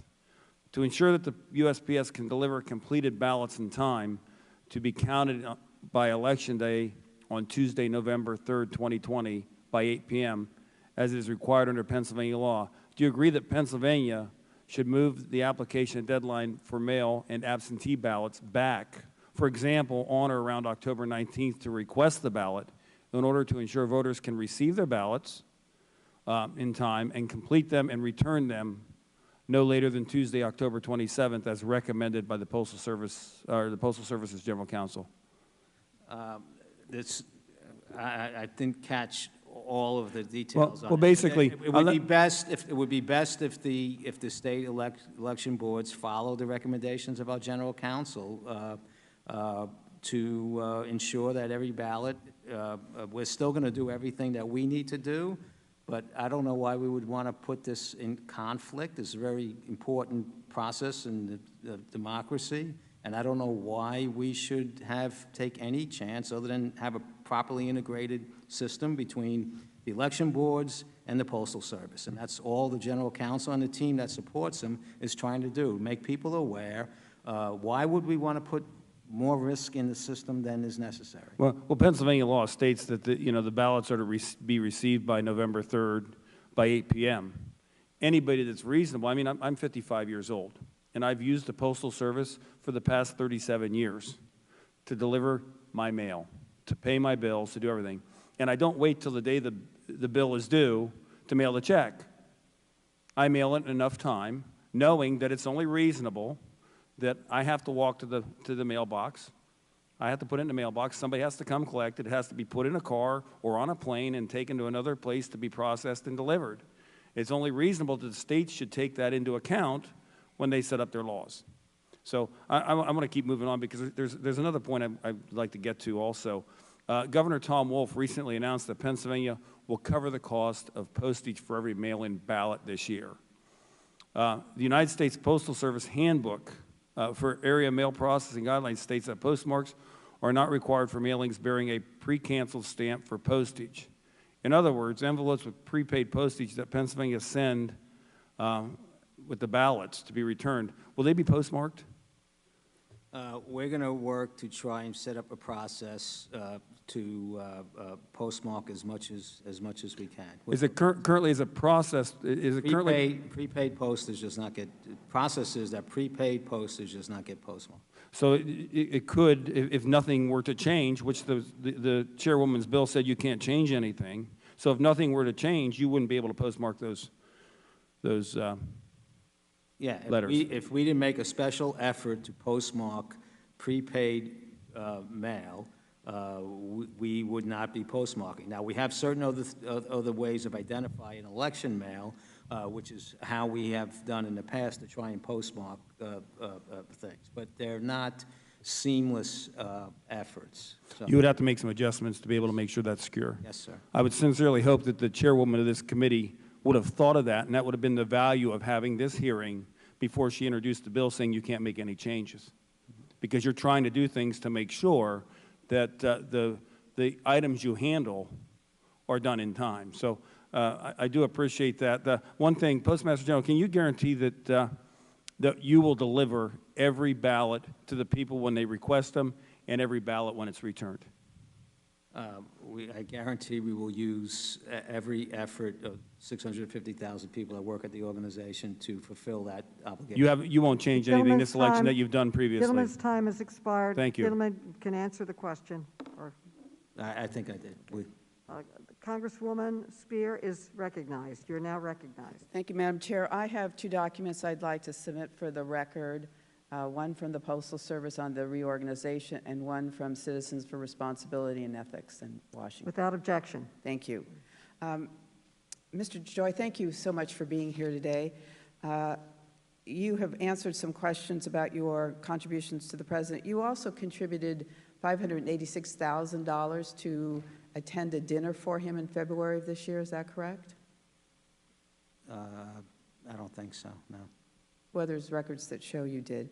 Your wife has also been nominated to be the ambassador to Canada. Is that correct? She is, yes. All right. Mr. Duncan, wherever you are. Yes. Mr. Duncan, you have also been active in President Trump's campaign and as the director of American Crossroads Super PAC. Is that correct? I am a director of American Crossroads Super PAC, yes. And you've contributed over $1.9 million to President Trump's campaign. That's not correct. Not you personally, but the PAC. I don't know the answer to that. For the records show that. So you're both vested in making sure that the president gets reelected. Is that correct? I'm not here to talk about the president's election. I'm here to talk about Postal Service issues. Okay. Mr. Duncan, how much did the Postal Service pay Russell Reynolds to be the company to look for a replacement? I don't have that number. I'd be happy to try to provide it for you. All right. In your own testimony, you said they started with 212, they then vetted 50, and they got down to the first round interviews, and there were 14.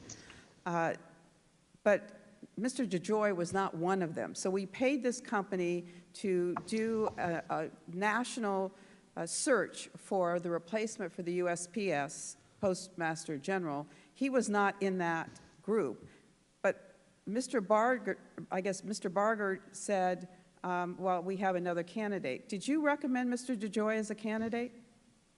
Let me go back on your premise that he wasn't included. We were still taking recommendations at that point of time before the first interview process had gone in. Mr. Duncan, So just answer the question. Did you recommend Mr. DeJoy as a candidate?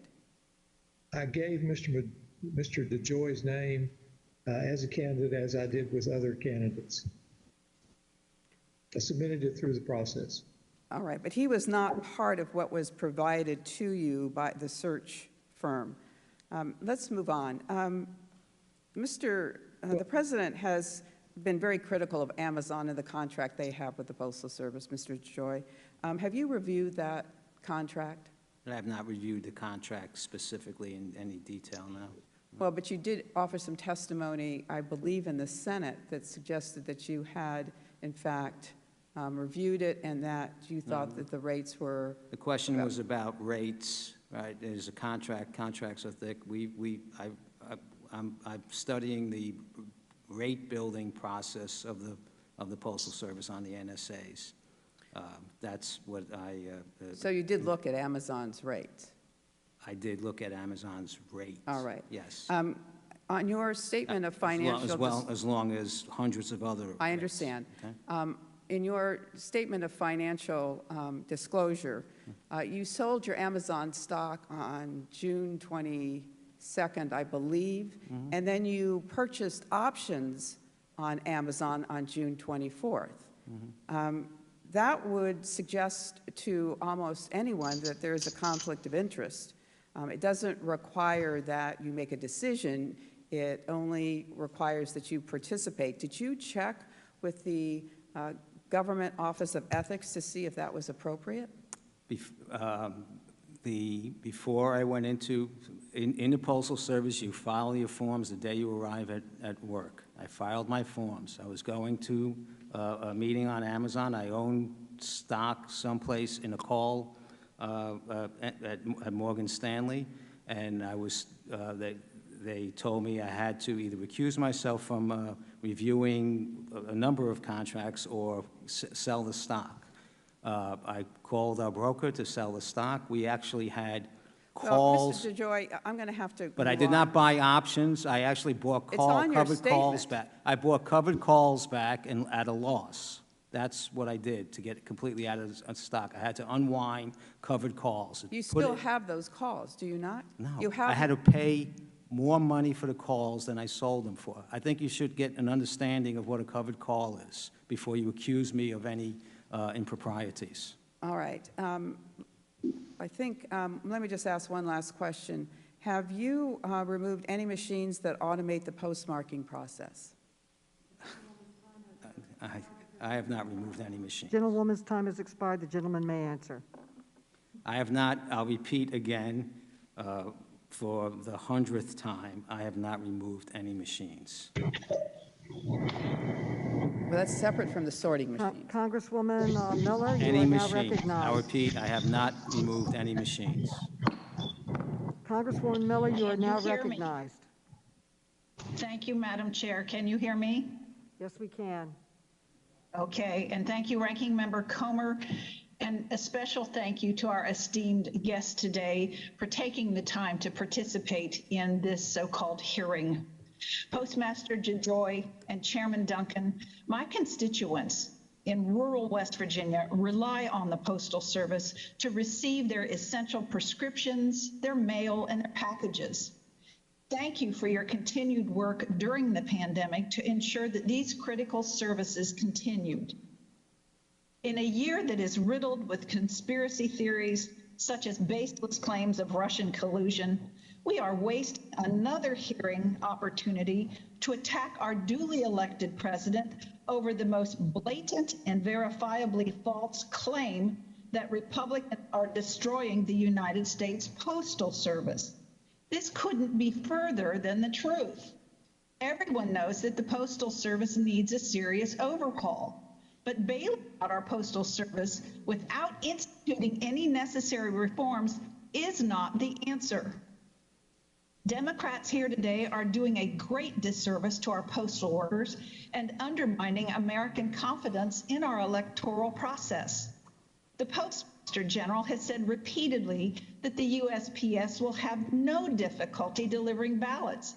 But my colleagues across the aisle place the blame on the Postal Service instead of their own state's incompetence to properly hold their own elections. The USPS can handle the absentee and mail-in ballots from the 2020 election and has enough money to remain solvent well into next year, giving the Postmaster General and Congress time to work on a solution to put the USPS back on a sustainable path. While all of us here today recognize that the Postal Service is an essential duty of the federal government, there seems to be only one party that is serious about making sure that it works effectively for the American people. Postmaster DeJoy, on average, how many pieces of mail does the United States Postal Service deliver in a day? About 451 million pieces, ma'am. Thank you. If every single eligible voting age American voted by mail in a single day, about 153 million or so, would that United States Postal Service be able to ensure that these pieces of mail were delivered? I think we have adequate capacity to handle the mail, the election, yes. And you would be able to do this without significant impact to your normal day-to-day operations? You're asking me one day. I have not done that analysis, but the way ballots flow throughout the week, we would handle it very easily. Thank you. However, you cannot control what deadlines states set in terms of requesting and returning ballots, or how long it takes for these election boards to count the ballots to call a race. Isn't that correct? Yes, ma'am. We saw huge delays in election results in New York, as I'm sure the chair is well aware. The core issue why you are here today, Mr. Postmaster General, is to ensure that every American has their right to vote fully protected. What is becoming abundantly clear is that the Trump administration, Republicans in Congress, and the USPS are not obstacles to that right. Rather, you are helping to ensure voting access despite incompetence and partisanship on the part of a great many state election officials across the country. Last week, a scathing analysis by NPR found that at least 550,000 mail-in ballots were rejected in the presidential primary elections earlier this year. Of those, nearly half of those rejected ballots came from New York, New Jersey, and California, where there isn't a single Republican in statewide office. This November, we must ensure that all Americans can and should be able to vote safely in person at their local polling locations, and those that do need absentee ballots can and should be able to vote securely through the USPS as they have in past elections. I hope colleagues and our counterparts at the state level heed the recommendation of the USPS on how to execute this undertaking free from politics and partisanship. I yield back my time. The gentleman yields back. I now recognize Congresswoman Kelly. You are now recognized. Thank you, Madam Chair. I've been on this committee for over 7 years, 5 years in the minority. The hypocrisy around how witnesses are treated and around the post office is astounding. Thank you for being here, Mr. DeJoy. Small businesses are a vital part of the United States economy. They represent nearly 75% of all employers and account for 44% of all economic activity. Small businesses, many without significant savings or access to credit, have relied on the Postal Service to stay afloat during this pandemic. The Postal Service plays an important role, as you know, in enabling their growth and commercial success. Last Friday, you testified before the Senate committee, and I quote, "You feel bad about the dip in our service." Well, there are a few businesses that feel pretty bad, too. Cassidy Lavender, a Louisiana business owner, was forced to abandon the Postal Service after losing nearly $10,000 due to his shipping delays. Beth Nolan, a Michigan business owner, had to fire an employee to recoup the costs spent making up for her delivery delays. A 2013 OIG report found that small businesses are a key customer segment for the Postal Service, generating more than $9 billion in annual revenue. Before implementing the numerous operational changes discussed here today, were there any analysis performed on the impact such changes would have on these key customer segment? There was not numerous operational changes. There was one request that we adhere to our transportation schedule, and I did not perform any operational analysis myself, but we had a team looking at how we would plan to roll out the change. And that team was across the whole country, an existing team, not a new team. I don't know how much analysis we would need to do to comply with our schedules that were already established. Thank you. It seems decisions were made without taking into account the real-world impacts. A beauty salon in my district has not received mail for a week to 10 days. The owner is concerned about bills that might be delivered late, which can have a terrible impact on their business. Another person I spoke to said she receives her mail now every other day and still hasn't received a check she's relying on. When I went to the post office myself to mail a package, the postal workers there said, "We know who you are and we just want to apologize, but we're just doing what we're told." I didn't get those phone calls when President Obama was the president. Will you commit here today to reversing any policy or practice that has the effect of slowing down mail and package delivery? I represent the Chicagoland area, and I'm hearing from postal people themselves, and they want you to address the lack of staffing and the late start times, which they feel has greatly impacted the delivery of the mail. Ma'am, we're very, very concerned about every delayed package or piece of mail, and we are also very interested in fostering the support of small business.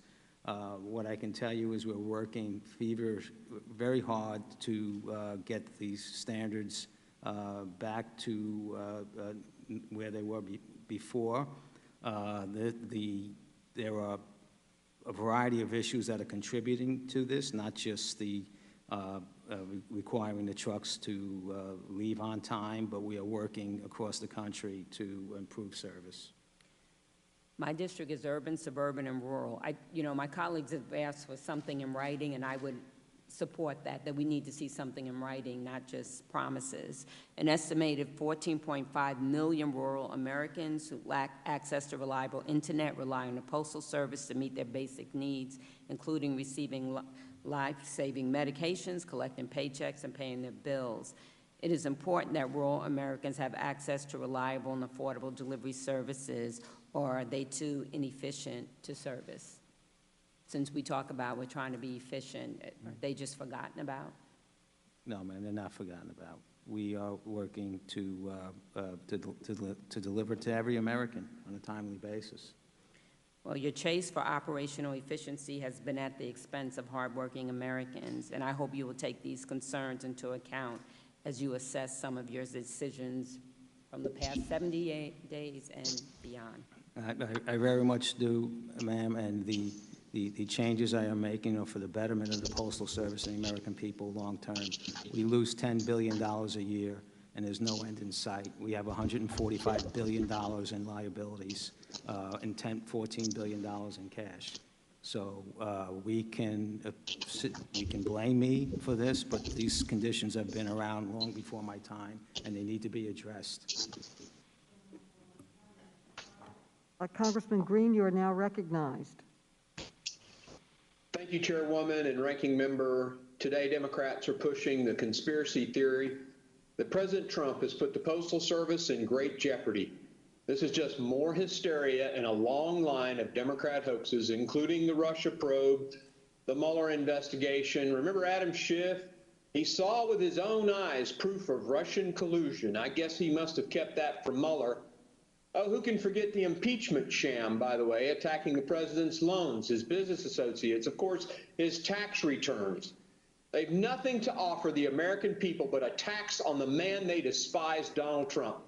The Postal Union should realize, and I know they've endorsed Joe Biden, but they should look at this. The Democrats are throwing the postal carriers under the bus just to get at Trump. It's despicable.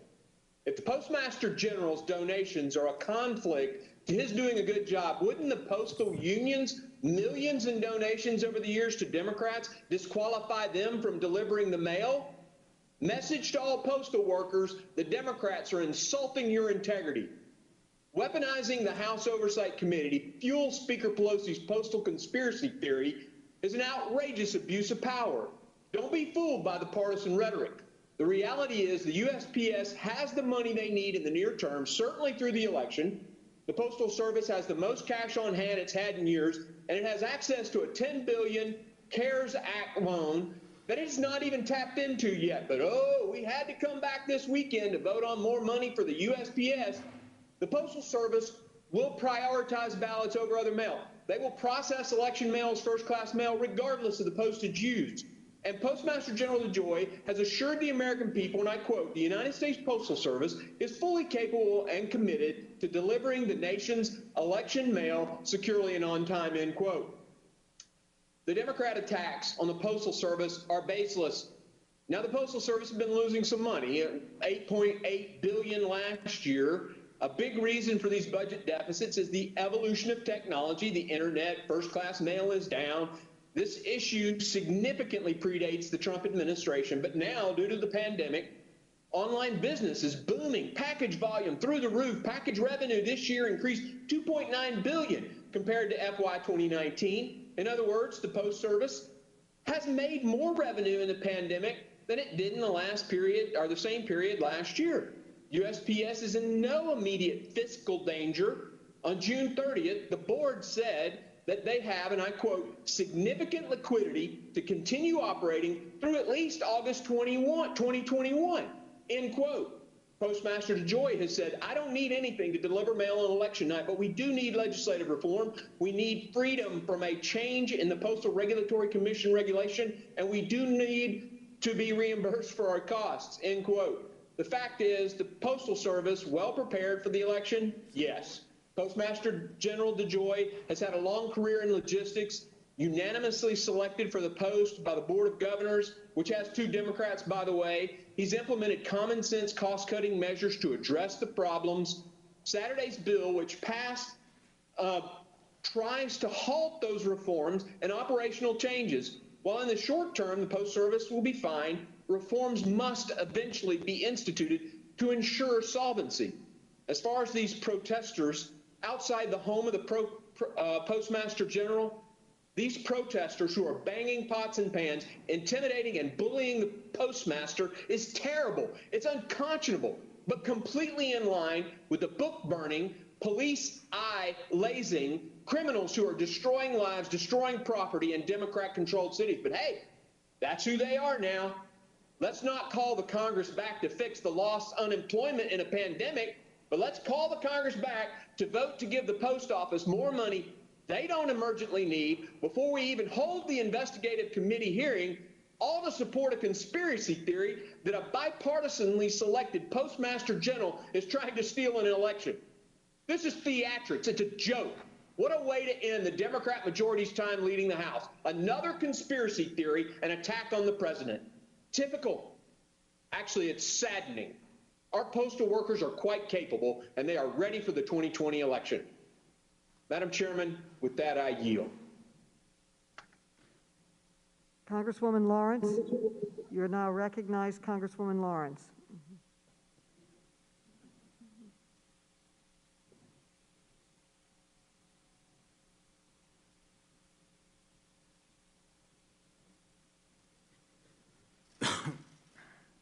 Thank you, Madam Chair.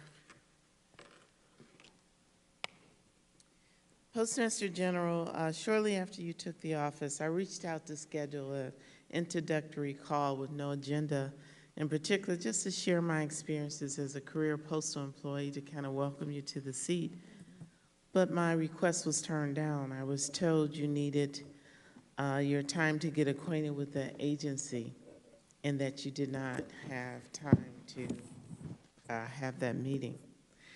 But I've seen since you've been in office, the time to get antiquated to make these really, really impactful decisions on delivery and processing of the mail, you were comfortable with doing so. I want to ask you, Mr. DeJoy, are you familiar with Chapter 1 of 39 U.S. States Code? No, I'm not. Okay. The United States, the code reads, the United States Postal Service shall be operated as a basic and fundamental service provided by the people, to the people by the government of the United States, authorized by the Constitution, created by act of Congress, and supported by the people. Mr. DeJoy, did you take an oath of office when you became the Postmaster General? I did, ma'am. I remember when I took my oath of office, when I was sworn in to be a employee of the Postal Service. And to just tell you my journey, because I'm sure you're familiar with some of the names. I started as a distribution clerk, working Tour 1. Then I moved to being a letter carrier, then to being a acting supervisor, then a supervisor of delivery and collection. I served in HR, I served in safety and health, I served as an EO investigator. I had the entire state of Michigan in a district role of the women's program and for career counseling and development. And I ended my career after several task forces that I were put on to monitor and to track the mail before we made decisions like taking out equipment, density counts. As a supervisor of delivery, I know what it took to remove a post office box. It's called a collection box. It's not a blue box, it's a collection box. So I wanted to talk to you about, have you ever served as a letter carrier? First off, man, I'd like to congratulate you on your career path. And no, I have never served as a letter carrier. So I did serve. So the Postal Service is introducing a new initiative called Expedited to Street Afternoon Sortation, and it reduces the morning office time to allow carriers to leave for the street earlier, and then upon returning from the streets, the carriers are then to sort any undelivered mail for the next day. Are you aware what that initiative that you have rolled out, the impact it has on delivery, carrying? The intent, that was a program that was on the shelf. The intent of that program is to adjust for, there's been a significant decline in mail, as you know, and to adjusted. That was worked out with union leadership to run a pilot. The pilot, I stopped the pilot when I stopped everything else. So the intent of it is to get the carriers out earlier so they can come back earlier. And that's basically in the day. Well, Mr. DeJoy, I really stress that you do some deliberate work. Excuse me. Do some deliberate work to understand the impact that it has, because if a carrier does not come back, because this is the challenge that we have all the time. A carrier, if he has only one piece of advertisement, must stop at every home. So regardless of the volume, if you're making the same amount of stops, you're not going to shorten the time. And so when you do that, the carrier's going to be out basically the same amount of time. And so when they come back, you're delaying the mail. I have complaints in my office from people getting delivery 1 day a week now, sir. That is not according to your oath. That is not according to what the Chapter 1 of 39 says your role is. I want to, in my short period of time, Madam Chair, I was interrupted. I would just like to end this with, some of my colleagues have said this is a theater. Why are you here? Well, you're here because the citizens of the United States rely on the Postal Service to deliver. Our seniors, our veterans. One thing is clear. You have been a major supporter of the president, as documented. I don't resent you for that. You have that right. But when you are getting messages daily in tweets that the Postal Service says we don't make a deal, they don't get the money. The money means that you won't have universal mail-in.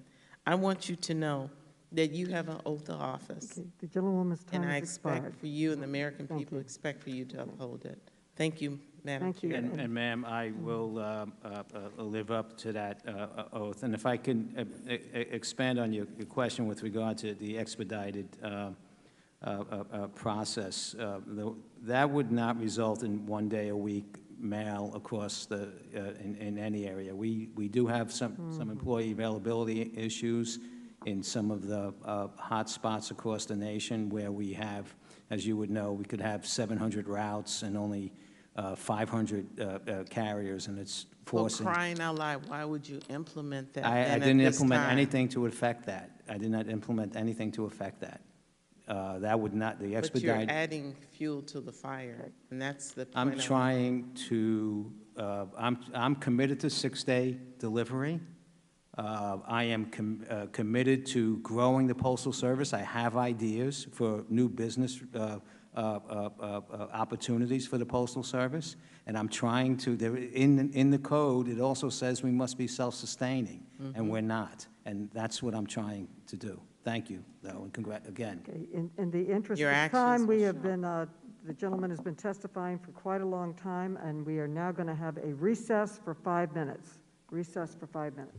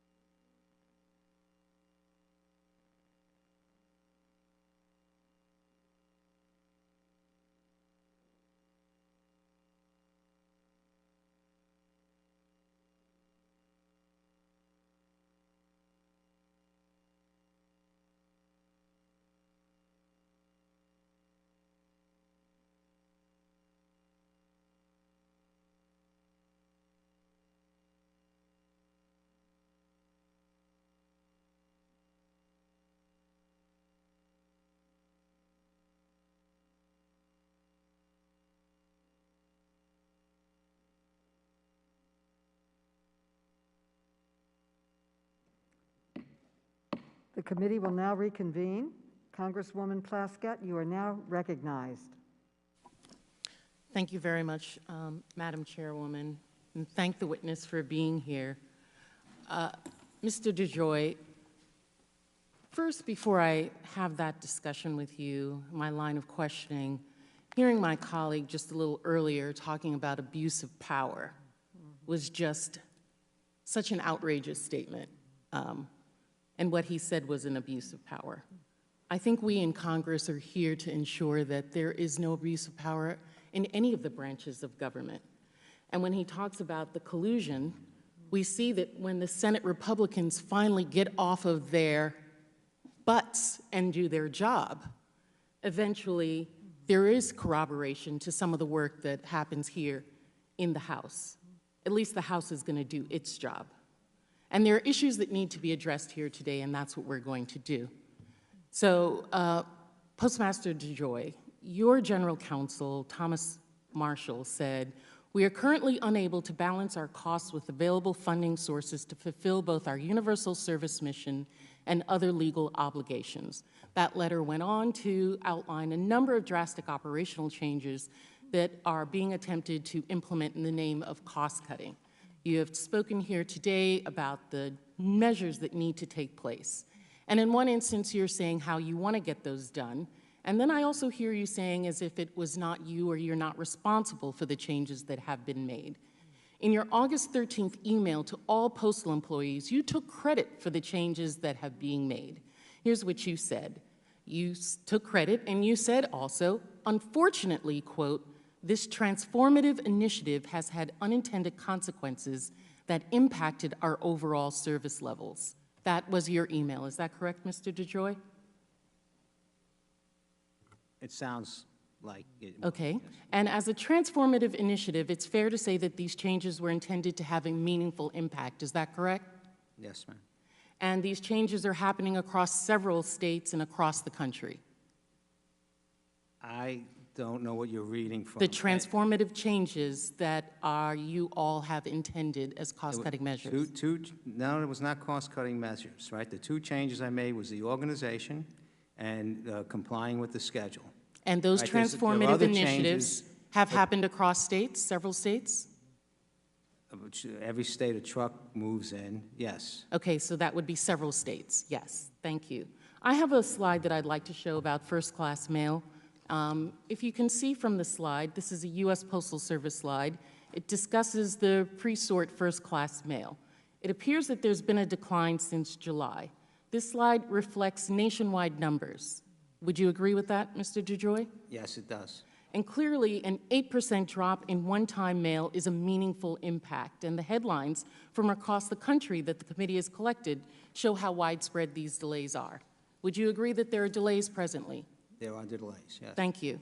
I know in my own district, which relies heavily on the mail because we cannot drive to different big boxes or other locations, being an island, Leona Blake, her Cigna prescriptions usually take 3 to 5 days, have taken 2 weeks. Shannon DeSig, who runs a small retail store on St. John, usually 10 days max for priority, which is kind of long for priority, but we are an island, and now takes weeks. Ivan Jacobs, priority mail, typically takes 4 days. It's now taking 12 days. Sherilyn Stapleton, summer college program items have disappeared. It goes on and on and on. Now, in 39 U.S.C. section 3661-B provides, when the Postal Service determines that there should be a change in the nature of postal services, which generally affects service on a nationwide or substantially nationwide basis, it shall submit a proposal within a reasonable time prior to the effective date of such proposal to the Postal Regulatory Commission, PRC, requesting an advisory opinion on the change. Now, you have agreed with me in previous questions that this has been a change that has substantial nationwide basis. It generally affects postal services, and that it is a change in nature of postal service, which generally affects service on a nationwide substantial basis. Have you, sir, submitted a request for an advisory opinion to the Postal Regulatory Commission? a request for an advisory opinion on asking the organization to adhere to their transportation schedules is not required. I didn't ask you about the transportation schedules. That's I the only asked you. change. That's the only change that If I may finish my statement, sir, I'll let you finish yours. That when a postal service determines there should be a change in the nature of postal services, which generally affects service on a nationwide or substantially nationwide basis, the changes that have occurred have had a meaningful impact on service. One, under Buchanan versus U.S. Postal Service, the 3 factors for legal requirements are a meaningful impact on service, a change that must be in the nature of postal services, and a change which would, quote, affect a broad geographic area. Is that not the case? The gentlelady's time has expired. The gentleman may answer. Thank you. The change that was made was not expected to have the impact it had for the duration of the period that it had, but it also did not contribute to 10 and 12 and 2-week delays. Mail that was processed that didn't make it on the truck would have gone on the next truck. If you looked at that chart, you would see that as soon as we went into day +1, we were back up into the 90 percentile. There are other factors that are contributing to excessive delays throughout the country for these longer delays. Yes, COVID. Yes, ma'am. As well as others, and the fact that you would institute these impacts after that has happening to this country really questions your logistic expertise. We are working very, very hard across the whole country to get all the mail on the trucks, and we're seeing rapid recovery, and we will, once this is put back in balance, we will have a better system and a much more cost-effective system. Okay, the Congresswoman's time has expired. Congressmember Gomez, you are now recognized, Vice Chair of the committee. Congressman Gomez. Thank you so much, Madam Chairs. I want to focus on the change that you take credit for, which is making sure that the trucks have gone out on time. So I'm going to read a series of questions. Most of them at the beginning are yes, no. You instituted a change to sharply reduce extra mail delivery trips by, quote, requiring trucks to run on time and on schedule, correct? Yes, sir. And referring to this new delivery schedule, you told the Senate, quote, our production processing within the plants was not fully aligned with the established schedule, so we had some delays in mail, correct? Yes, sir. Mr. DeJoy, when precisely did you implement the change of requiring the trucks to leave on time, the date? It was the second week, I think, second week of July. Second week of July. Thank you, sir. So you told the Senate that the U.S. Postal Service did an analysis showing these changes theoretically would mean, quote, all late deliveries would have been improved. Then you told Senator Rosen that didn't happen, quote, for a variety of reasons. Then you continued, quote, the analysis we did would show that we would improve service to every constituent. Can you briefly describe the variety of reasons that that did not happen? You confused me. Basically, the fact that you said that this would actually improve by the delivery of mail on time, you said that would happen. And then later on, you said, for a variety of reasons, that did not happen. What are those variety of reasons? Yeah. So this will improve service and reduce cost substantially. And it will also be the fundamental baseline of operation for, for postal service. Mr. DeJoy, I'm going to reclaim my time. I'm asking you specifically, because you said this in the beginning of your testimony. You said for a variety of reasons. So a variety of reasons has to do why mail delivery is down across the nation. With regard to this specific change, the production schedules within the plants were not aligned with the transportation schedules going between the plants. That was there's about 10% of the mail was not aligned. The production plants were getting done late, and the trucks were leaving. This was not a mandate that every truck leaves on time. We still have a significant amount of trucks that run delay and a significant amount of extra trips.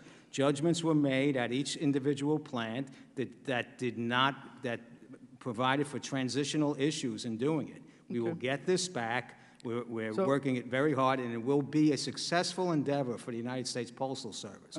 Well, that's what we're hoping. Mr. DeJoy, you couldn't make this commitment to the Senate on Friday, so I'm going to ask you again. Do you commit providing the analysis that you use regarding the truck schedules that would show that there will be lower late deliveries?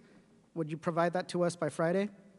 I will go back and see what I can. I have it for you right here. This is what you said. I can read a quote. Okay, well, I'll go back and look too, and if it said that, You sound- if I have something, I'll send it to you.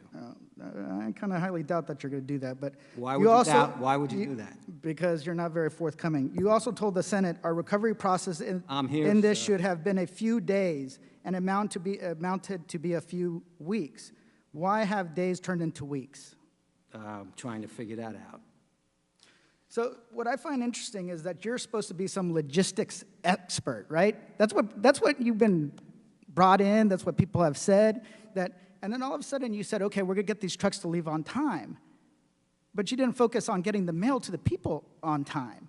And that you said that that would actually improve, right? Mm-hmm. You would reduce late deliveries. But the opposite happened. And then you would say that it would take only a matter of days to fix. But that didn't happen, right? Mm-hmm. I know people that work in operations. My wife works in operations, very good at it, and they're looking at data all the time, and seeing what little operational changes can be done to change the flow of whatever you're trying to accomplish, right? So that's what people are questioning your ability, right?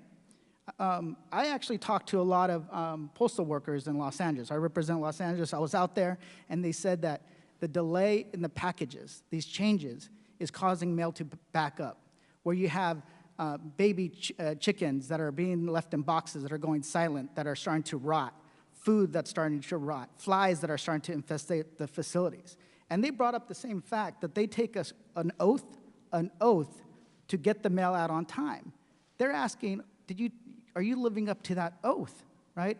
I was actually avoiding following other colleagues who called on you to resign, but I do think now it's time for you to resign. Not because there's this grand political conspiracy, but just the incompetence that we've seen when it comes to the Postal Service. It's time for you either to step down and have somebody that can run it, or the Board of Governors should fire you. I yield back. The gentleman yields back. Congresswoman Ocasio-Cortez, you are now recognized. Thank you very much, Madam Chairwoman, and thank you to Postmaster DeJoy for coming in and offering your testimony today. Mr. DeJoy, when your announcement in your new position as Postmaster General was announced, there was some folks that were flagging concerns that you would be the first Postmaster General in 2 decades without previous experience or service directly in the USPS. But to be fair, and as you mentioned, you do have extensive career experience in supply chain logistics, correct? I do. And in fact, you served as CEO of your own supply chain company, New Breed Logistics, for 30 years, correct? I did. And that was up until about 2014 when you merged New Breed Logistics with another company, XPO Logistics, where you also served as CEO for a year and then served on its board of directors until about 2018 when you submitted your resignation, correct? Yeah. Now, Madam Chairwoman, I would like to submit to the committee 3 documents for the record. The Postmaster's new entrant report detailing his financial disclosures, publicly available data detailing the USPS top suppliers for the last 3 years, and the recent XPO SEC filings.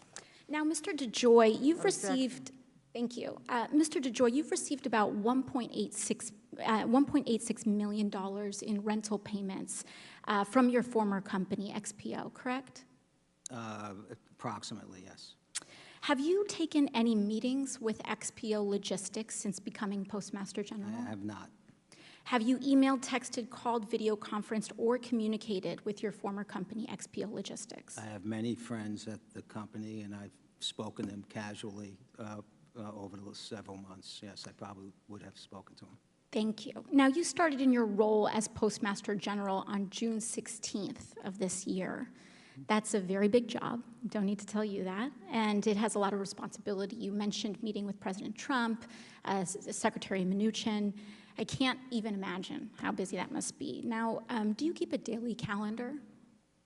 I do, yeah. Have you or your staff made any deletions to your calendar since becoming Postmaster General on June 16? I don't think so. You don't think so?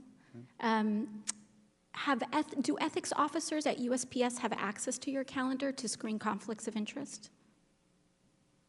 We have an ethics officer that looks at meetings that I have, yes. And they have full access to your calendar? They will work, yes.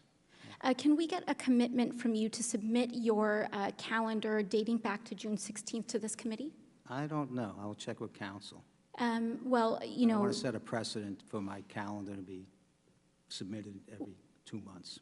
Well, according to regulations that we currently have, electronic calendars that are submitted and maintained on USPS computers are agency records. And so can we get your commitment to hand that calendar over to this committee as a matter of course of our investigation? I'm new to this. If that is in fact a process that our counsel says I must comply with, then I will do that, yes. Thank you. Madam Chairwoman, I would say, you know, the details of this calendar are extraordinarily important to the committee's investigations, and if we cannot receive them voluntarily, I would recommend consideration of a subpoena for these details. Now, lastly, and selfishly, I represent New York's 14th Congressional District. We have written the agency several times regarding accessibility for a ramp in our historic Jackson Heights post office. And I would greatly appreciate return correspondence to make sure that we can ensure that our disabled and elderly constituents can get access to the post office. And thank you very much. I yield my time. Thank you. The gentlelady yields. Whenever.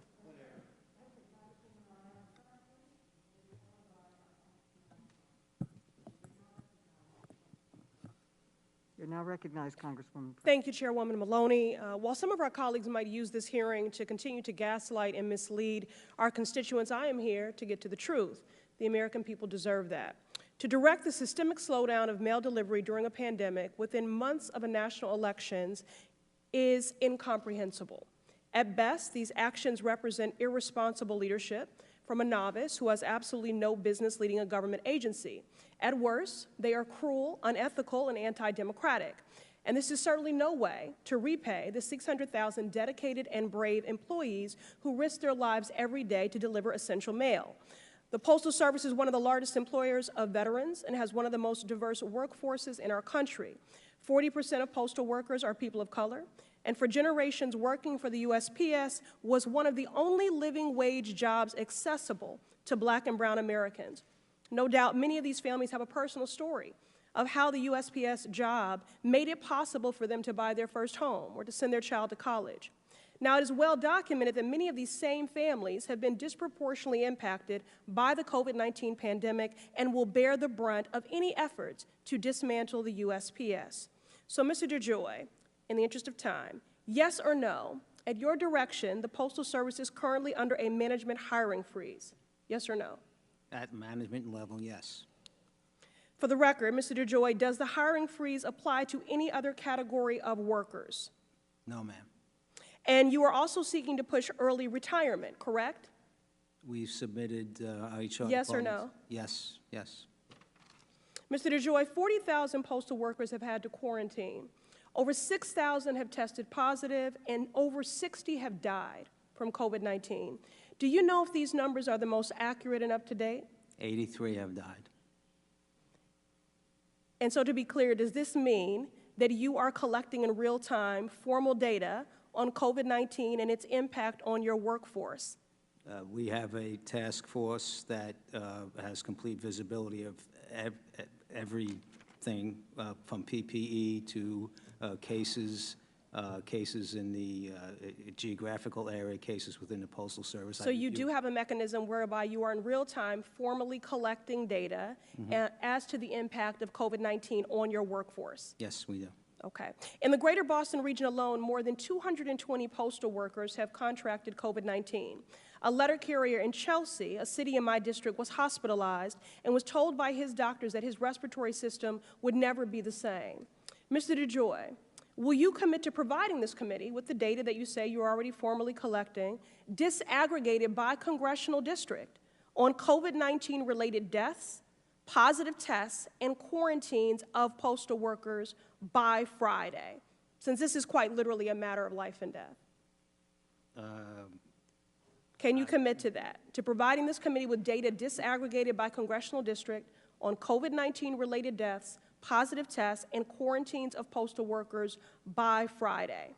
I will look into our ability to provide that to the Congress, and if it's available, we'll certainly do it. It would certainly be in keeping with the oath that you took and what you've offered here. So I look forward to receiving that by Friday. Now, a few days ago before the Senate, you said the delays in delivery are attributable to, quote, unquote, employee availability in many, many parts of the country. So isn't it true that pursuing a hiring freeze and early retirement when your workforce is already stretched thin by coronavirus would exacerbate delays in the mail? Yes or no? Pursuing a hiring freeze has to did not have anything to do with the craft. Yes or no? Your workforce is already thin. No. Mr. Duncan, were you aware when you selected, where is Mr. Duncan? It's not here. Okay, here you go. Okay. Mr. Duncan? Yes, Congresswoman. I was just looking to direct Yes. myself. Okay. Were you aware when you selected Mr. DeJoy that his company, New Breed Logistics, was determined by the National Labor Relations Board to have acted with anti-union animus? Yes or no? No. Were you aware that the Equal Opportunity Commission won a $1.5 million lawsuit against New Breed for sexual harassment and retaliation? Yes or no? No. Were you aware that 4 women working for New Breed suffered miscarriages because the company refused to accommodate their requests for light duty? Yes or no? No. Did you make any attempt to investigate these labor and employment practices before making him the head of one of the largest and most diverse federal workforces? If not, why not? Yes, we have various background checks. Russell Reynolds hired a D.C. firm to do an additional background check on him. We've worked. Well, I question the integrity of that background check if you don't have answers to these questions. And Mr. DeJoy, the hardworking people of the United States Postal Service deserve a better leader. In my opinion, the only thing you should be delivering is your resignation. Okay. Congressman Armstrong, you are now recognized for 5 minutes. Thank you, Madam Chair. I'm the last one on our side that gets to go, so I'm going to ask probably the most important question of the day. We passed $25 billion from the U.S. House of Representatives yesterday, and if you don't get that money that we passed on Saturday, will the post office be fully operational on November 3rd? Yes, we'll be fully operational. Thank you. I sat right there in that chair in April 2019, the last time that we had a hearing on the post office and postal reforms, and we listened for a day as we heard about the systemic problems, all of the consequences, the years long of losing money, and all the strategic disadvantages that exist in the post office. And something happened. The witness in your seat at that time managed to do something which is unique in this committee. And she drew equal opportunity criticism from both sides of the aisle. Now, just to be clear, you weren't the Postmaster General in April 2019. No, I was not. I was on a telephone briefing in April of 2020 when we heard about the impacts of COVID from overtime to your postal workers contracting to the disease, and where the Democrats of this committee absolutely said that we needed $25 billion or the postal office wouldn't exist. And I do want to say I'm sorry for the 83 people who have died and all the people in your organization that have been sick. I didn't agree with it then, and I don't agree with it now, but to be clear, you weren't the Postmaster General in April of 2019, were you? No, sir, I wasn't. I'd ask unanimous consent to submit the memorandum from April of 2019. Or 2020. Without objection. So then we got to ask what this is about. And what it's about is driving fear, placing blame, and probably most significantly raising money. But it's not about raising money for the post office, it's about raising money for elections. And I have here DCCC, DNC, members of Congress, members of Senate, all running ads on the post office. You know what? About saving the post office. None of these ran in 2019. None of these ran in April 2020. So we're asking for the same thing we asked for in April of 2020, and we've waited until August to run these things. In fact, your organization had to issue a cease and desist to moveon.org, did they not? I'm not aware. I think I heard something about Well, that. I'm going to ask unanimous consent to issue the post office record on a cease and desist at moveon.org. Without objection. I love your organization. I love your carriers. I love your rural carriers. I was the only Republican on this committee to co-sponsor the pre-funding bill on the pension bill. Best thing I've heard you say all day is you're committed to 6-day mail. Because maybe one of the reasons we're not as disproportionately impacted in North Dakota is because we've been going through this for a long time. So that's the best thing I have heard all day long. But I do have a couple questions, and you have talked about making sure the elections and doing all of that. But some of this is based on, I mean, you're talking about votes as they come in throughout the system, right? So North Dakota, 23% of their votes is typically absentee ballot. Ohio, pretty important states, 21% of their ballots is typically absentee. Wisconsin, 28%. Now, I don't think it's beyond the realm of possibility that those numbers get to 60% this election cycle. Would you agree with that? They're going to be a great deal higher. But you cannot deliver a ballot unless it's requested. If a voter doesn't request it, the post office can't send it. But that's true, but in places where I don't know the particular state rules, but they're... And that's what I'm getting to. And so if the ballots track throughout the course of this in their normal theory, rate, that works. But Wisconsin doesn't require you to request a ballot until October 29th, and they're required to be due back on 11/3, on 11/3. The difference between 28% and 60% is about 2.9 million ballots. Ohio, the difference between 21% and 60% is about 2.1 million ballots. And they don't require you to request one till October 31st, and it's due back on the 2nd. North Dakota, my state, who got one of these letters, doesn't require you to postmark your ballot until the 11/2 for the election. And the difference between 23% and 60% would be 126,327 ballots. So my question for you is, how are we going to how do you possibly deal with different capacity issues as it exists there? Sir, the capacity to handle is not really going to be the issue. The issue is going to be, as with the dates that you identified, as we get closer, we've had situations where when the ballots come in on the same day, the turnaround time is so slow that we need to really scour and look amongst all the other 450 million pieces of mail, find ballots and make sure they get delivered and postmarked. And the problem comes in once we do that, we get it over to the state election boards, and it's what they decide to do with the timing and everything with the ballot that is whether the ballot gets counted or not. And then I just have one last question that actually doesn't relate to elections or anything, but you have seen an increase in packages volume at the UPS, or at the United Postal Service since the pandemic began. And we've seen the decrease in first-class mail over the course of time. Our law firm went from $30,000 a year to zero. But is there are you looking into, because you're making more of a profit on packages, that you may be prioritizing packages versus first-class mail? There's no, there's a lot of judgment used in each location, and one of the things I'm trying to get my hands around, and but the general intent is what comes in comes out according to its class, right? So if it's a first-class package, it would move, ahead. So there's no specific direction to do anything. And I appreciate your support on the 6-day-a-week delivery. I think there are many ideas we're working internally right now to help really connect with the American people in the new economy and grow some revenue and achieve sustainability. So thank you. Thank you. And the gentleman's time has expired. Congresswoman Tlaib, you are now recognized. Thank you so much, Madam Chair, and welcome to the People's House, Postmaster General DeJoy.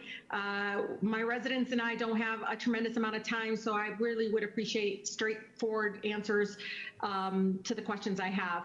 As a lawyer, Mr. DeJoy, I believe that is incredibly important that all the citizens, especially public servants leading major federal agencies, are fully aware of and understand fully the law. Do you agree, yes or no? Yes. Yeah. Good. Then as an educational exercise and to ensure everyone here is clear on the law, I'd like to start by paraphrasing 18 U.S. Code Clause 1701, which says, whoever knowingly and willfully obstructs the passage of mail shall be fined under this title or imprisoned not more than 6 months or both. I recommend that you and your lawyers familiarize yourself with this passage in particular, but as well as 18 U.S. Code Clauses 595 and 610. So, Mr. DeJoy, let's look at how you came to work for the impeached president. Before this role, you have never worked in the federal government as a public servant, correct? That's correct. So clearly you were not hired for your experience or deep understanding of the federal government. So let's see what experience you do have, your resume, so to speak. Before becoming the Postmaster General, you were for a time a Deputy National Fundraising Chairman for the GOP, and since 2016, you've donated approximately $1.2 million to this impeached president's campaign and groups that support him. On June 24th, 2020, you bought between $50,000 and $100,000 in what you refer to as, quote, covered calls in the Amazon Corporation. But let's be very clear, Mr. DeJoy, no matter what financial maneuvering you perform to try to hide it, the fact is that you have financial interest in Amazon. So, Mr. DeJoy, yes or no? Are you aware that Amazon uses the U.S. Postal Service for 40% of its shipping? I disagree with the premise that I bought stock. Do you know that they use 40% of its shipping? I know that it does a lot of shipping with us, yes. Okay, and I understand it. Your Amazon called covered calls expires in about October of this year. So you'll have to make a decision regarding this financial interest and may potentially have sensitive information about Amazon's business with the U.S. Postal Service, which may influence that decision. This appears to be a classic example of conflict of interest and insider trading. Yes or no, will you commit right now to divest any and all financial interest in Amazon to avoid illegal insider trading? Ma'am, that was a lot of time on an issue that doesn't matter. I don't own any Amazon. You have financial interest. You can call it whatever you want, Mr. I DeJoy. don't own It is a anything financial with interest. Amazon. You can continue Until to... you do that, your financial interest in Amazon will continue to be problematic and illegal and a conflict of interest. Regarding this matter, you have a simple choice, Mr. DeJoy. You can either resign or divest in that interest. It is very clear that you have vested interest in seeing the president remain in office, and your financial interest in Amazon demonstrates a clear conflict of interest that would be gravely concerning, even if you weren't in the process of dismantling the Postal Service, which you are. And I've heard from a number of carriers, a number of people in my Postal Service that completely conflict with what you're saying to us in this committee. Over the past few weeks, I've heard from folks that have said that not only are significant delays from changes you've made, but some of my residents have been critical medications, again, due to the delays based on your actions. I like to remind you that unlike in the private sector, Mr. DeJoy, where you served your own self-interest, your job as Postmaster General is not to serve your own profit schemes on the taxpayer's dime. You are to serve the United States Postal Service, its workers, and the American people. This impeached president, Mr. DeJoy, you have to realize has a track record of employing crooks who end up in a lot of trouble for their illegal activities, Mr. DeJoy. Rick Gates, Paul Manafort, Mike Flynn, Michael Cohen, Roger Stone, Steve Bannon. With all due respect, you are not in good company right now, so do the right thing and resign. And I thank the Madam Chair for bringing this to our attention. And please, on behalf of the 13th Congressional District, all we want is for our folks to have access to a qualified Postmaster General that understands the importance of medication, understands that the workers need protection at the workplace, and that we are going to actually get mail delivered on time. Because what we hear on the streets, Mr. DeJoy, is completely the opposite of what you're saying to us. And you've done so much damage in just short a period of time that you've been there. And I do believe there's a conflict of interest, and you need to understand there are legal consequences to that. Thank you, Madam Chair. The gentlelady's time has expired. Congresswoman Porter, you are now recognized. Congresswoman Porter. Mr. DeJoy, thank you for being with us today. What is the cost of a first-class postage stamp? 55 cents. Just wanted to check. What about to mail a postcard? I don't know, ma'am. You don't know the cost to mail a postcard? I don't. What if I want to mail you said 55 cents for a first class stamp, but what if it's like one of those greeting cards that's a square envelope? Then what is the postage? I'll submit that I know very little about a postage stamp. Hey, what is the weight limit? You are more in the shipping logistics business. What's the weight limit for priority mail? 70 pounds. And what is the starting rate for U.S. Post Office, USPS priority mail? The starting rate for what? USPS priority mail. Starting weight, 14 ounces. No, the rate, the price. I don't know. I don't know. Do you know about, within a million or so, can you tell me how many people voted by mail in the last presidential election? No, I cannot. To the nearest 10 million? Is that a no, Mr. DeJoy? I would be guessing, and I don't want to guess. Okay, so Mr. DeJoy, I'm concerned. I'm glad you know the price of a stamp, but I'm concerned about your understanding of this agency. And I'm particularly concerned about it because you started taking very decisive action when you became Postmaster General. You started directing the unplugging and destroying of machines, changing of employee procedures, and locking of collection boxes. As a professor, I've always told my students that one of the most important rules in life is to read the instructions. Did you actually read and independently analyze the major overhaul plans before you ordered them to take effect?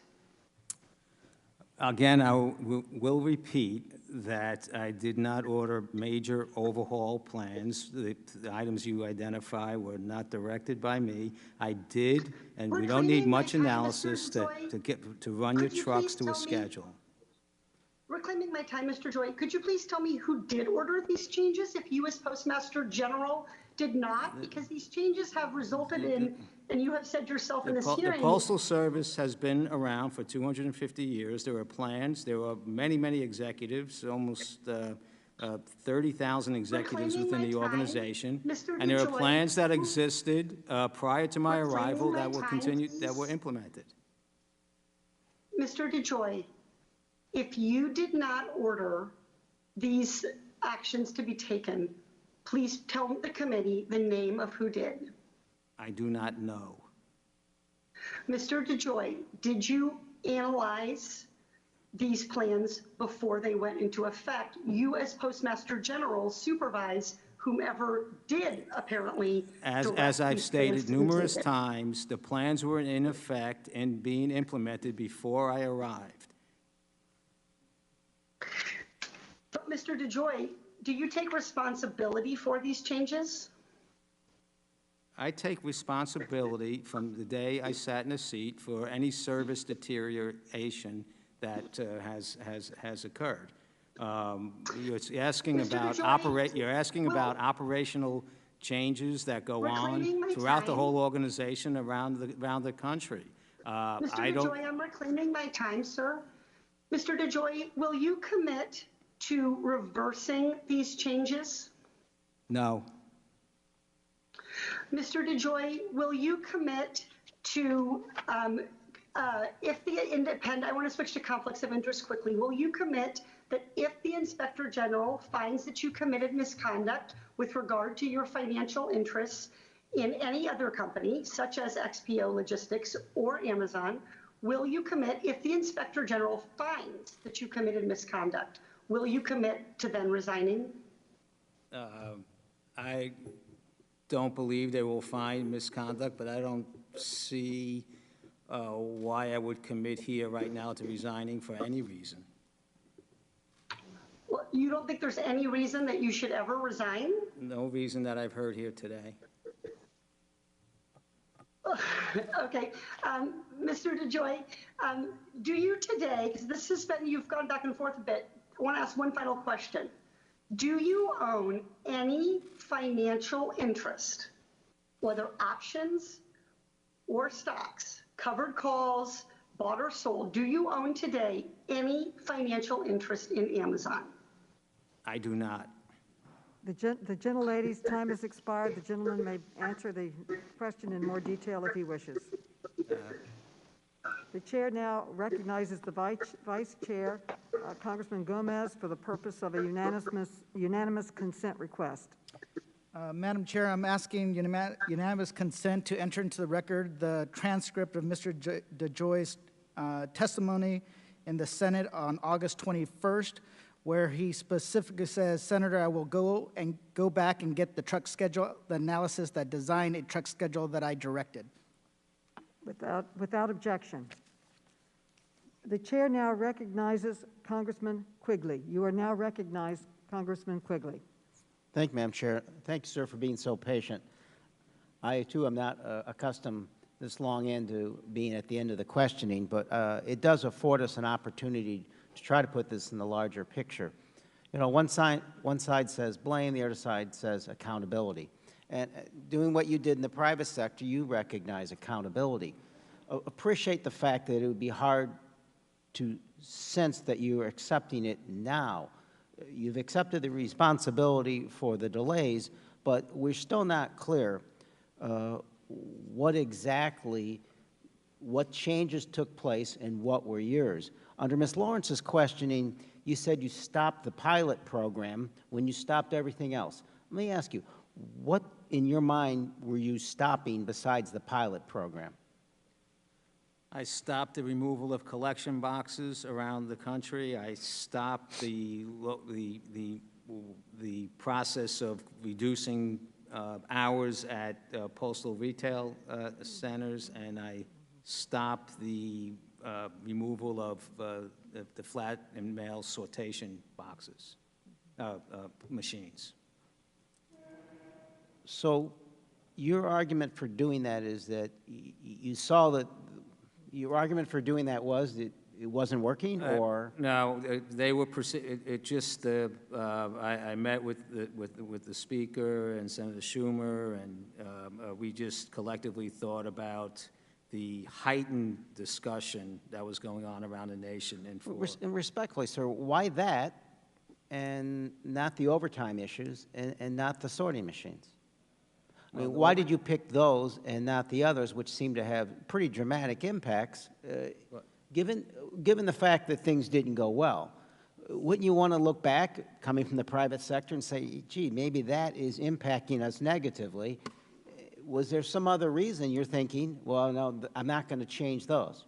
Not change the truck schedule and the overtime, the sorting machine? Overtime, I have spent $700 million, and we have spent $700 million. You recognize that there are many, including in my district, post office locations which are cutting back on overtime.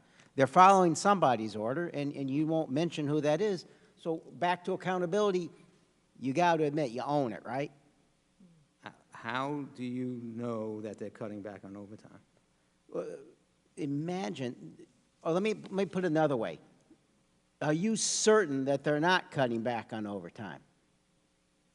The direction was given to stop cutting back on overtime in postal retail centers. When was that given? Certain? I haven't done an audit yet, but I would believe they're pretty compliant. Wait, when was that order given? Was that part of the order you just talked about? I don't know what you're asking me. Are you saying when you stopped everything else, it included the overtime issue as well? There was no directive to reduce overtime anywhere within the organization. And are you certain that no one was cutting back on overtime? No, I'm not certain. That's part of the problem at the Postal Service, sir. That's what I'm trying to get my hands around. There is a lot of, and that's why I did the reorganization. Respectfully, you can imagine, though, that there's a lot of judgment made in local areas that is not a normal. You're being selective in what you're taking credit for and not. And a cynical person could say you're just trying to avoid going before the regulatory body, because these aren't changes.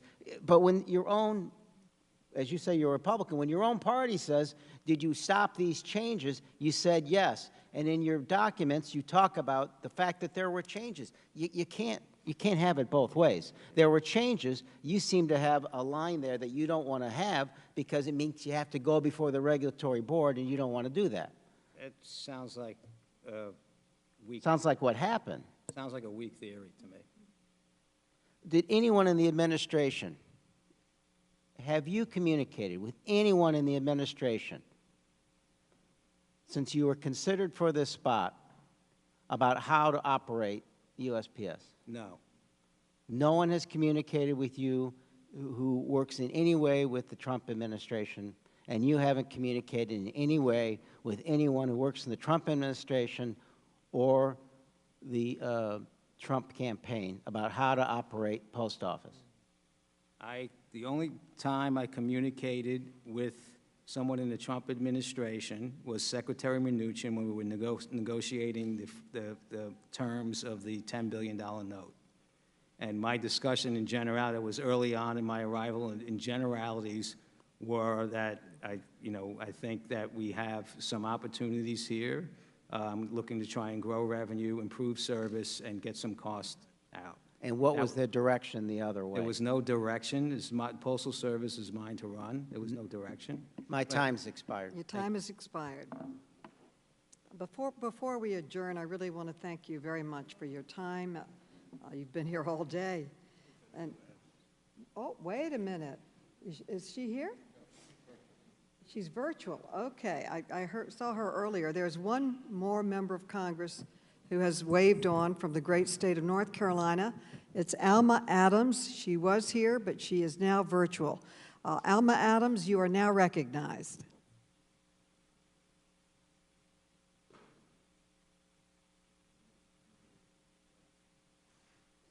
Alma Adams, are you? I assume she's not here with us now. Is she around or not? No, it doesn't appear that she's here now.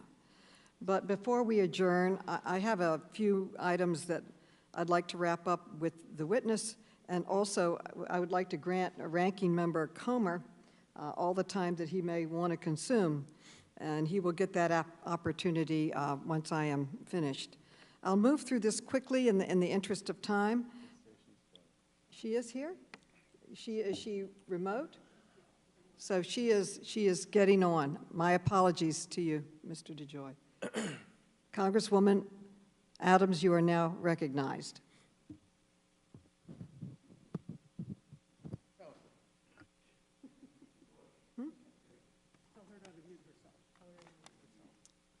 Congresswoman Adams, can you unmute yourself?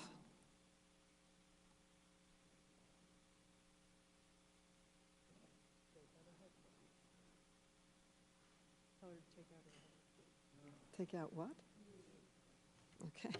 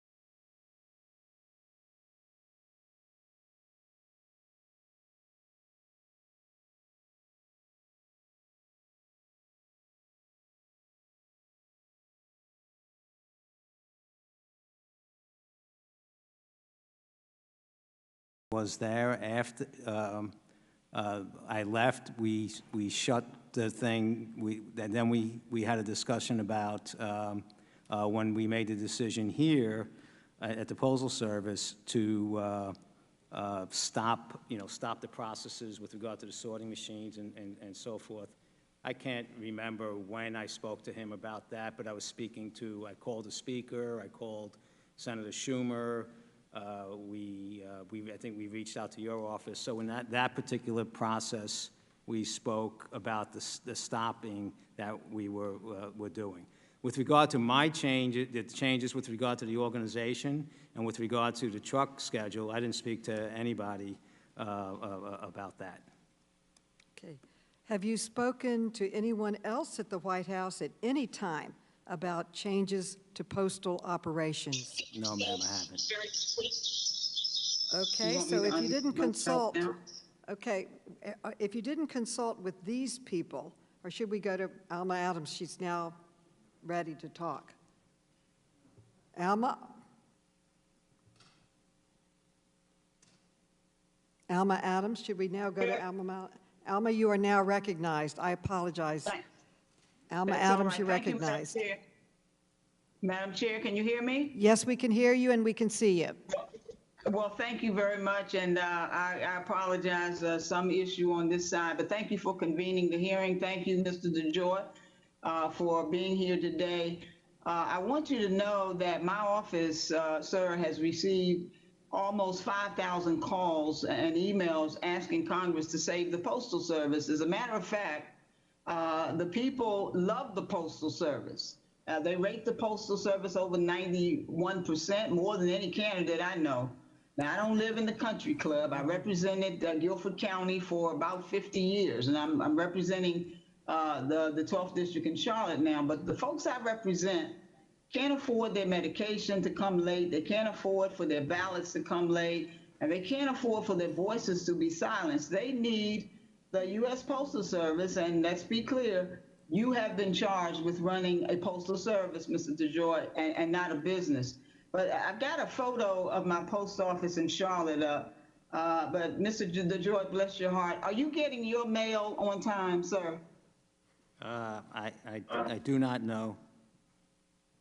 Okay. Well, I heard you say in your opening that indicated you didn't know who was or who was doing that. But since you are in charge, I think it would be helpful with all the questions that have been asked for us to know that. But since I'm mentioning this blue box thing, in my district here, the boxes have been covered with trash bags. I don't understand that, and I don't know if you know anything about it, but do you? And there's a photo. I do not know anything about it.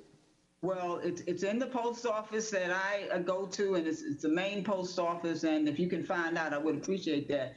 But yes, I did visit the center yesterday, the Scott Futrell Posting Distribution Center on Friday, and I was told that the USPS senior management said that you don't all foresee having any influx of election mail going into the election of November 3rd. Is that correct? I didn't hear the question. In other words, you're not going to have an influx of election mail going into November. Is that correct? I don't know how I don't know how anybody would say that. I think as we move to the election, we'll have election mail and we'll be able to handle it. Well, 7 machines are missing, have been removed from Charlotte, and we have a demand in North Carolina of almost 400,000 people requesting their mail-in ballots. In my district, 53,000. So, do you know about the sorting machines that are missing in my district? I do not know specifically about sorting machines missing in your district. All right. You also said that because you didn't have anything to do with that, and you came on and you accepted what was here. So, do you think you can be helpful and at least putting things back. I know you said that that's not something you wanted to do, but considering all of the testimony today, all of the stress that citizens are going through, not getting their mail, not getting their medications, things getting spoiled, insulin, those kinds of things. Do you think you could have a second thought about that, Mr. DeJoy? First off, we, as I said, we're all very concerned about each delivery. My goal right now is to have these truck trips filled with mail, and we're seeing a great deal of improvement, and I believe will be, with regard to the transportation, we will be in much better shape over the next okay, well, week. Let me stop you right here, because I don't want to know about that part. I wanted to know if you're having any second thoughts. I certainly hope that you would. So let me ask you about the, on August 18th, you announced an expansion of the Postal Service Leadership Task Force. On the 21st, the Board of Elections announced a bipartisan mail committee. Is this initiative different from the task force that you announced on the 18th, Mr. DeJoy? No, to be clear, we had a task force. There was a task force at the Postal Service before I arrived. After review, I expanded the task force to include the union leadership. And then the board, we were at a board meeting, decided to, just to show the connectivity of the board to the management team through the 650,000 workers, that we're all, to represent to the American public, that we're all together on guaranteeing that we would have a safe and secure election. Congresswoman, your time has expired. Congresswoman, your time has expired. I will allow Mr. DeJoy to elaborate more if you'd like, but your time has expired. Okay. I just want to know if he would allow you and the ranking member to appoint a staffer to participate, at least as an observer on this committee. Well, I'm going to let him reply in writing because our time has expired right now. Okay? But I think that's a good request, and I'm sure he'll give it good consideration. Now, Mr. DeJoy, so if you did not consult with these people about the operational changes, we are also interested in who you did consult with before making these changes. The unions have raised concerns that they were not adequately consulted, for example. So my question is, will you provide this committee with a complete list of the people you did consult with about the changes? People inside the Postal Service, at other agencies, and any outside parties in the government or in the private sector.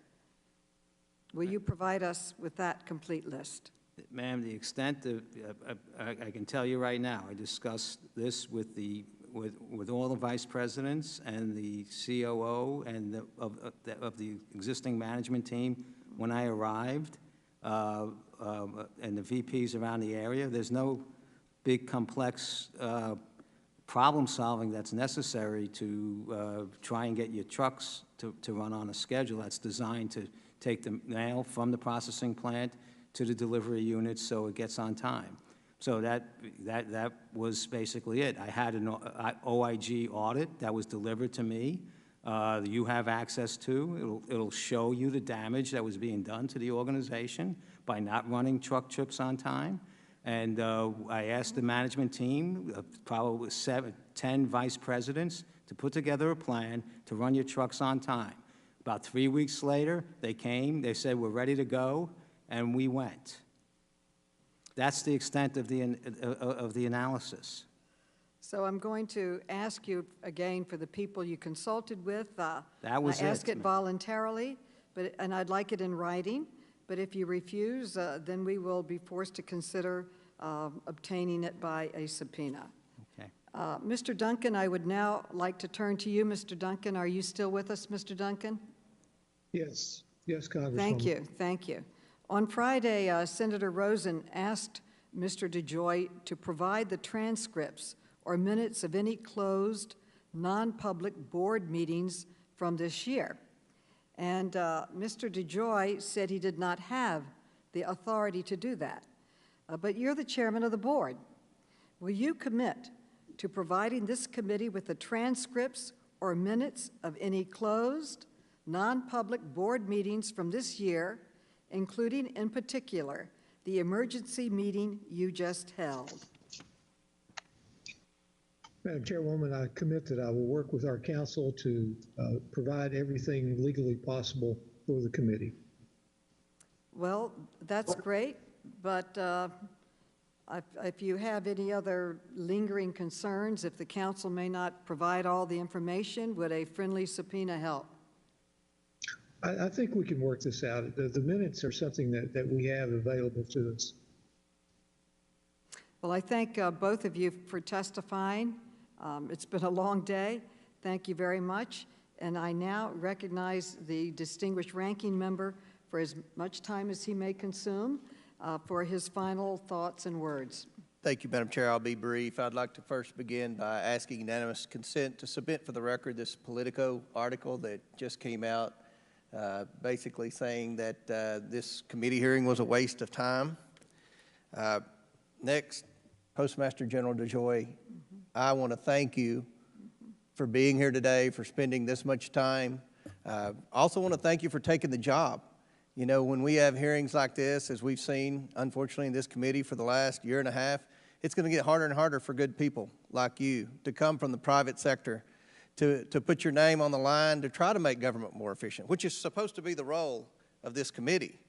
You know, I don't know what was more disturbing for me to watch today, listening to Democrats who have never owned a business, much less a logistics business, try to tell you how to deliver anything quicker, or listening to a couple of those Democrats struggled with what a covered call actually was. But nevertheless, today's hearing did serve to confirm our suspicions of Democrats' motives for this whole hearing and the bill that they passed on Saturday. Our suspicion all along was that it was politically motivated, as we've seen with the picture that I showed of Representative DeFazio, obviously a photo op to try to get more tweets and likes and to fire up their base, who's not fired up about their presidential candidate, apparently. It's also an opportunity to raise money, as we saw with Representative Armstrong, with his mountains of evidence, where members of the Democrat Party are fundraising off the post office. Our suspicion was that the majority had little more than conspiracy theories and baseless, frankly irresponsible charges to make against you. And we've seen that. And our suspicion was that the Democrats have no interest in doing anything to address the real issues that affect the Postal Service. We heard that today. They provided the Postal Service $25 billion because, quote, it's a worthwhile institution. I agree it's worthwhile, indeed vital, but it is unsustainable unless we help implement reforms. Mr. DeJoy has made it clear the steps he has taken since becoming Postmaster General are good faith attempts to improve his organization. I would love to say that all the time we've spent over the past several days has moved the needle in a positive way.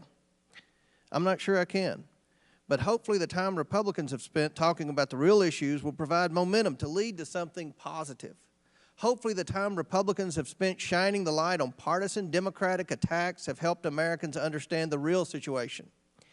If the majority is serious about fixing the long-standing financial and operational challenges, then we stand ready to work together.